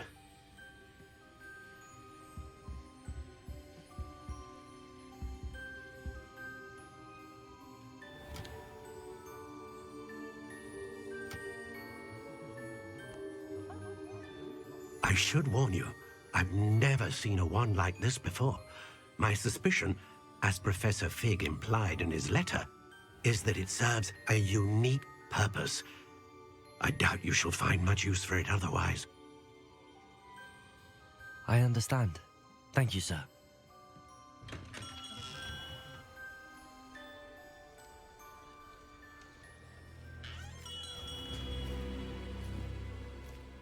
I'm afraid you're on your own. I've ensured that we have a moment to ourselves. Oh, come, come. No need for such theatrics. In light of what Ranrock now knows, you must agree that our interests are aligned. Our interests will never be aligned. You would let goblins take what is rightfully ours? The final repository belongs to wizard kind. We would be fools not to work together. What's that you've got there? Might this sudden visit to the Wand Maker have something to do with our mutual pursuit? I have no idea what you're talking about. That repository is my birthright! Charles Rookwood wouldn't have wanted you near it. The arrogance. Should have known better than to try and reason with a child. I've always said, children should be seen and not heard.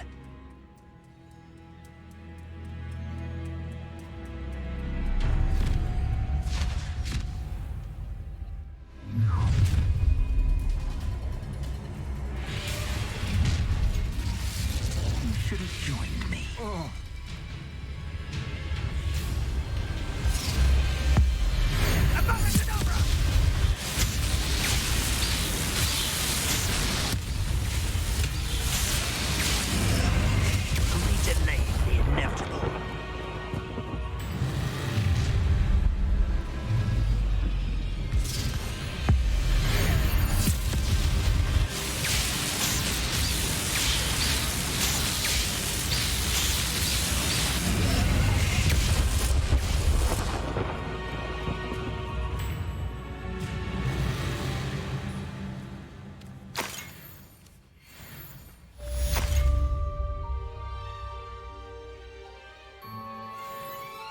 can't believe it.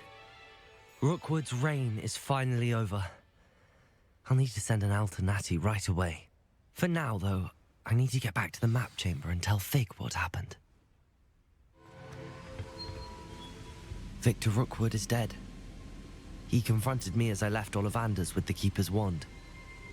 I had to defend myself. Godric's heart, are you all right? I know you're well able to defend yourself. I've seen it often enough. But Rookwood himself... He destroyed so many lives and he wouldn't have stopped. I'm glad I was able to put an end to him. You're right. He wouldn't have stopped. You did what you had to do.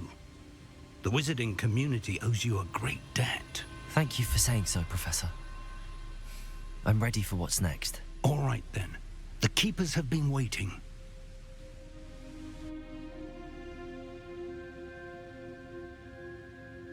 You have completed all of our trials, and you have done so under circumstances even I did not foresee. You understand now why all of this was necessary. The portkey, the vault, the locket, the book, the trials. To ensure that one with the ability you and I share would make the same choice that San, Neve, Charles, and I did.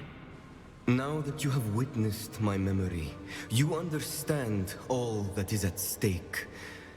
Not everyone is what they seem. As you know, light does not exist without shadow, nor shadow without light. Simply because you can eliminate darkness does not always mean that you should. Even the most well-meaning and competent amongst us cannot possibly know the consequences of manipulating what should be beyond our reach. What lies in the repository must never be released. Resist the temptation to destroy or control it. The magic that you have so carefully honed must now be used only to protect the secret we keep. You have the wand.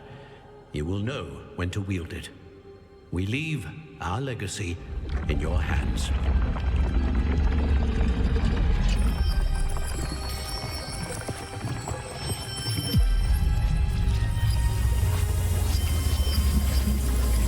Astonishing.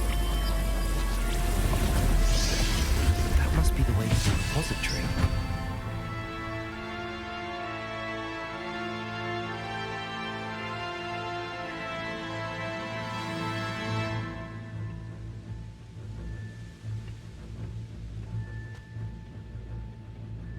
We can only hope that we're not too late, and that we find nothing but a repository undisturbed beyond this door.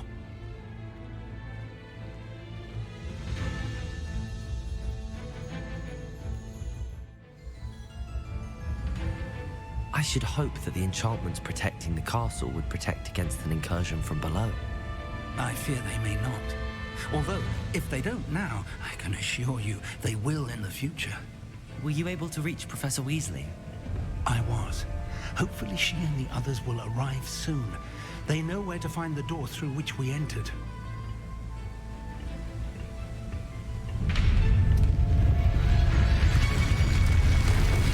Damn, the goblins. I wonder if Ranrock is here.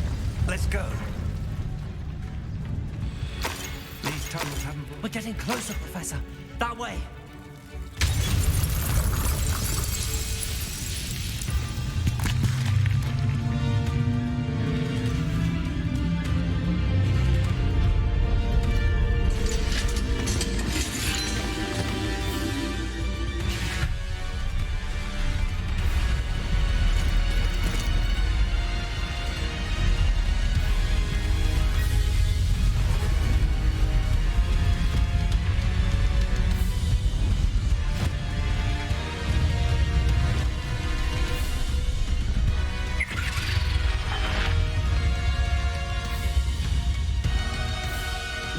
Had somehow evaded the castle's defensive charms.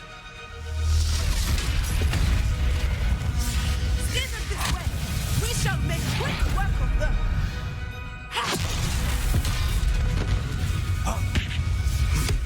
They got this.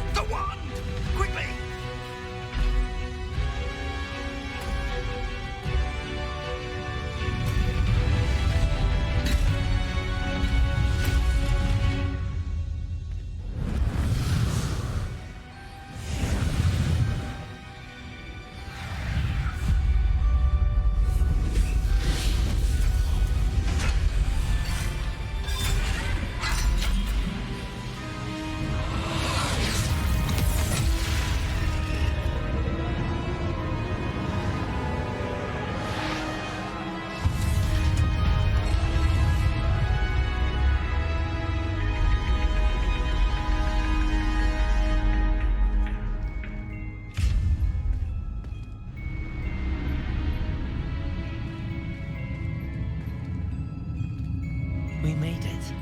I'm relieved we got here before Ranrock. I can't believe this is it. The repository has been under the castle for hundreds of years. Think of all the pain that created it. This is what Miriam, George, your friend Lodgok, and countless others died for. Miriam believed this forgotten magic could be used for such good, but she did not know the risks. She did not see what the Keepers have shown you, what Isadora showed you. You are now the Keeper of whatever power it holds. What do you intend to do with it?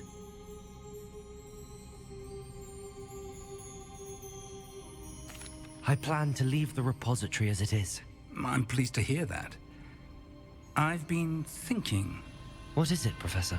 I spent all year trying to keep our journey a secret from everyone, including Professor Weasley. But now I wonder if I should have shared it with her, and the others, sooner.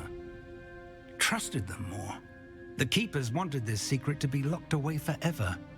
How long will you keep it? I plan to keep it secret for now. But in time, when I'm ready, I plan to tell those I trust everything and accept their help. I believe that is what Miriam would have wanted. We should trust in others. If anyone can rise to this challenge, my friend, it is you.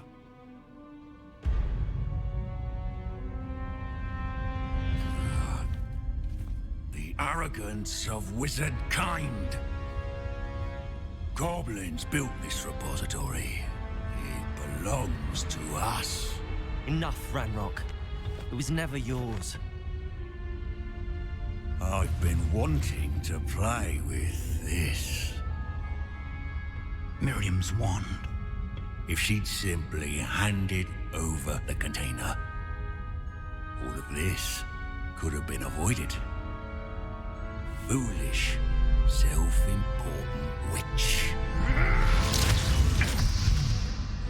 Seems you were two of a kind. She didn't know when to give up either.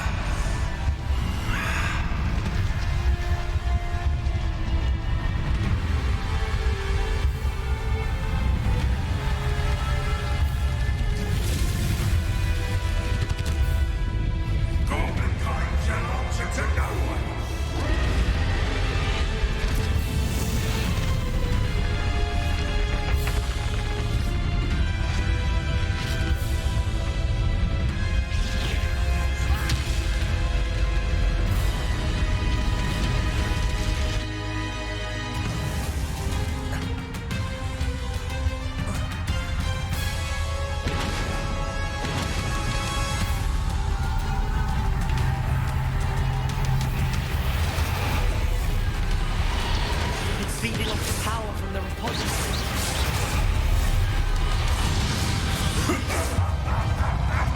Your beautiful magic is no match for mine, child!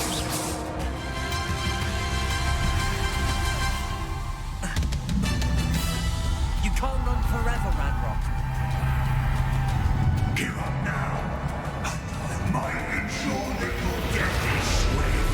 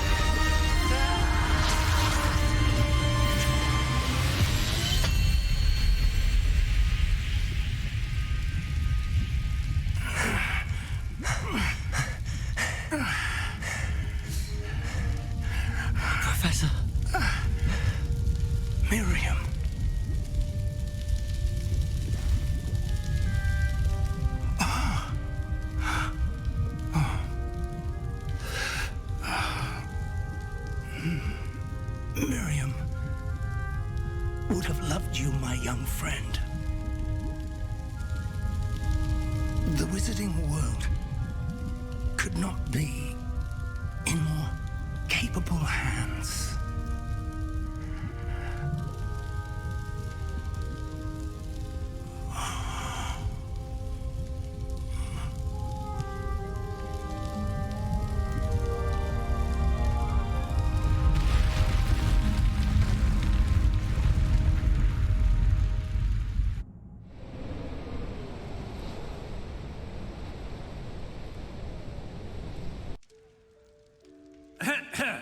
Professor Eleazar Fig.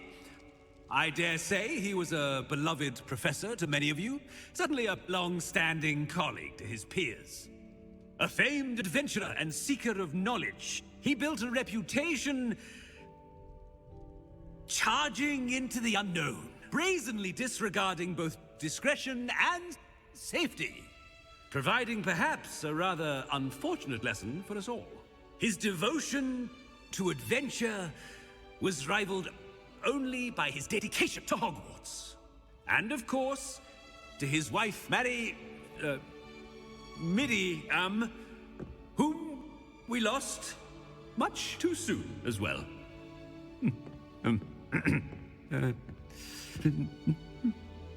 Yeah.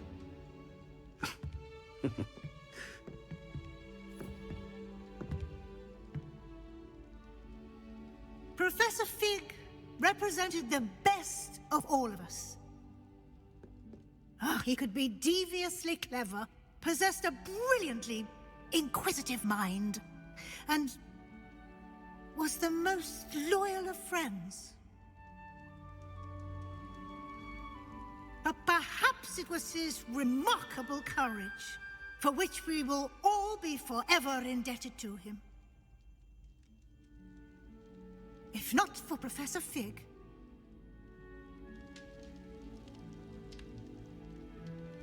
well, I can say with confidence that if not for him, many of us, let alone Hogwarts, would not be here today. Those that knew him best will agree that we must now honor him as only Hogwarts can, by wisely, resourcefully, justly, and bravely facing all that lies ahead. To Professor Fig!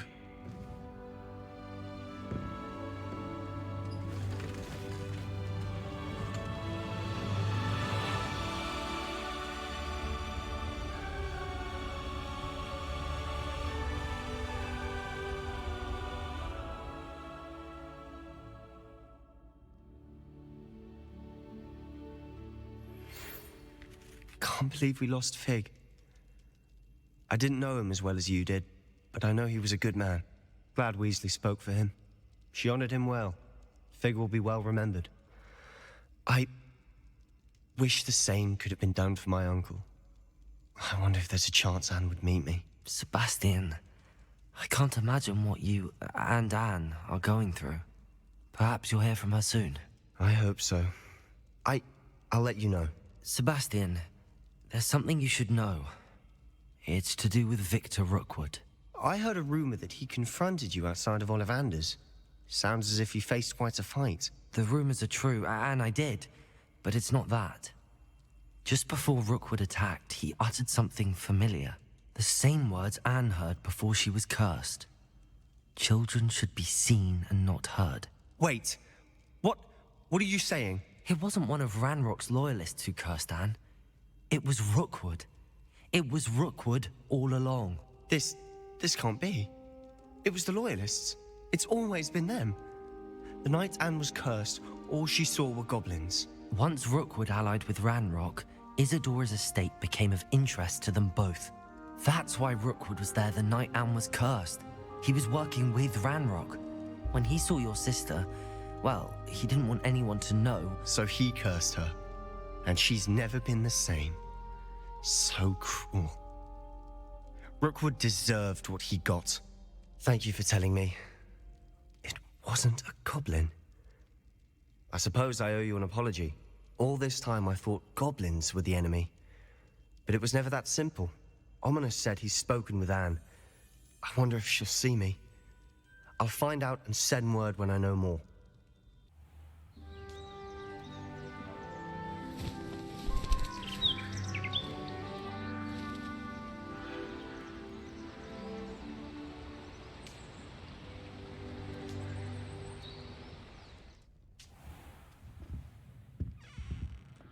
Professor Weasley, you wanted to see me? I did. We haven't had a chance to speak since I know you were quite close with Professor Fig. Hogwarts won't be the same without him. No, it won't. But I can assure you that he would want us to press on, and that he would rest easy knowing that the future of the wizarding world is in hands like yours. Thank you, Professor. You've had quite a year, both inside and outside of Hogwarts. I've heard all sorts of rumors. You've ridden a graphorn, befriended a goblin, rescued hippogriffs, even took it upon yourself to help Professor Black's house elf. How did you... It's harder to keep secrets around here than one might suspect. I'm just glad you found such a good friend in Miss Sweeting. It's nice to see her engaging more with her classmates. There have evidently been Snidget sightings in the area lately. If the centaurs are to be believed, 2 Hogwarts students are behind it. I'm certain I don't know what... No need to discuss it further. What I would like to discuss is your wizard's field guide. May I see it? Of course.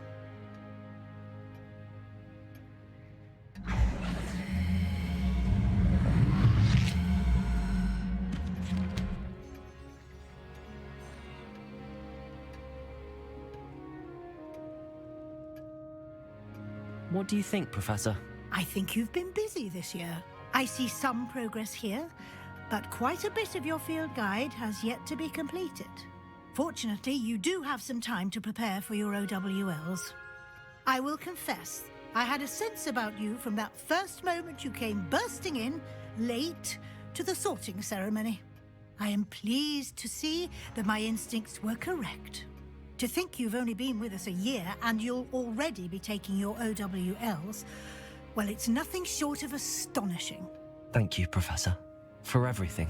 You are most welcome. I look forward to seeing what you do during the rest of your time with us.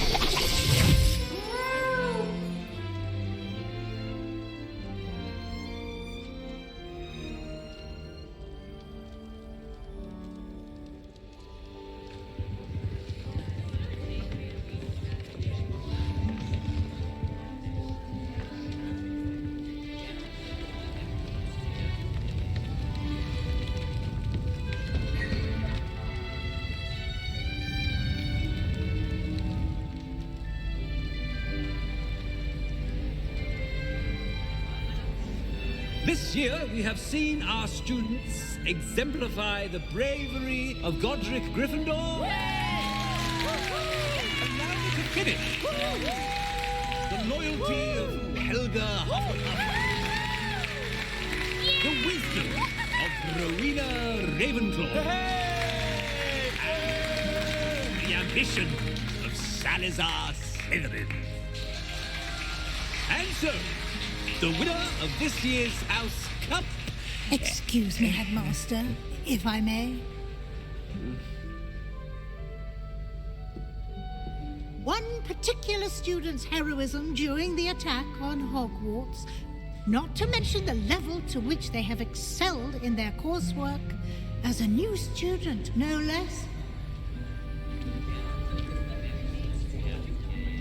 Well, it would seem that it certainly merits, I'd say, 100 points to their house.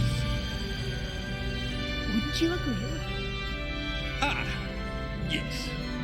Thank you, Professor Weasley. I suppose we have our winner.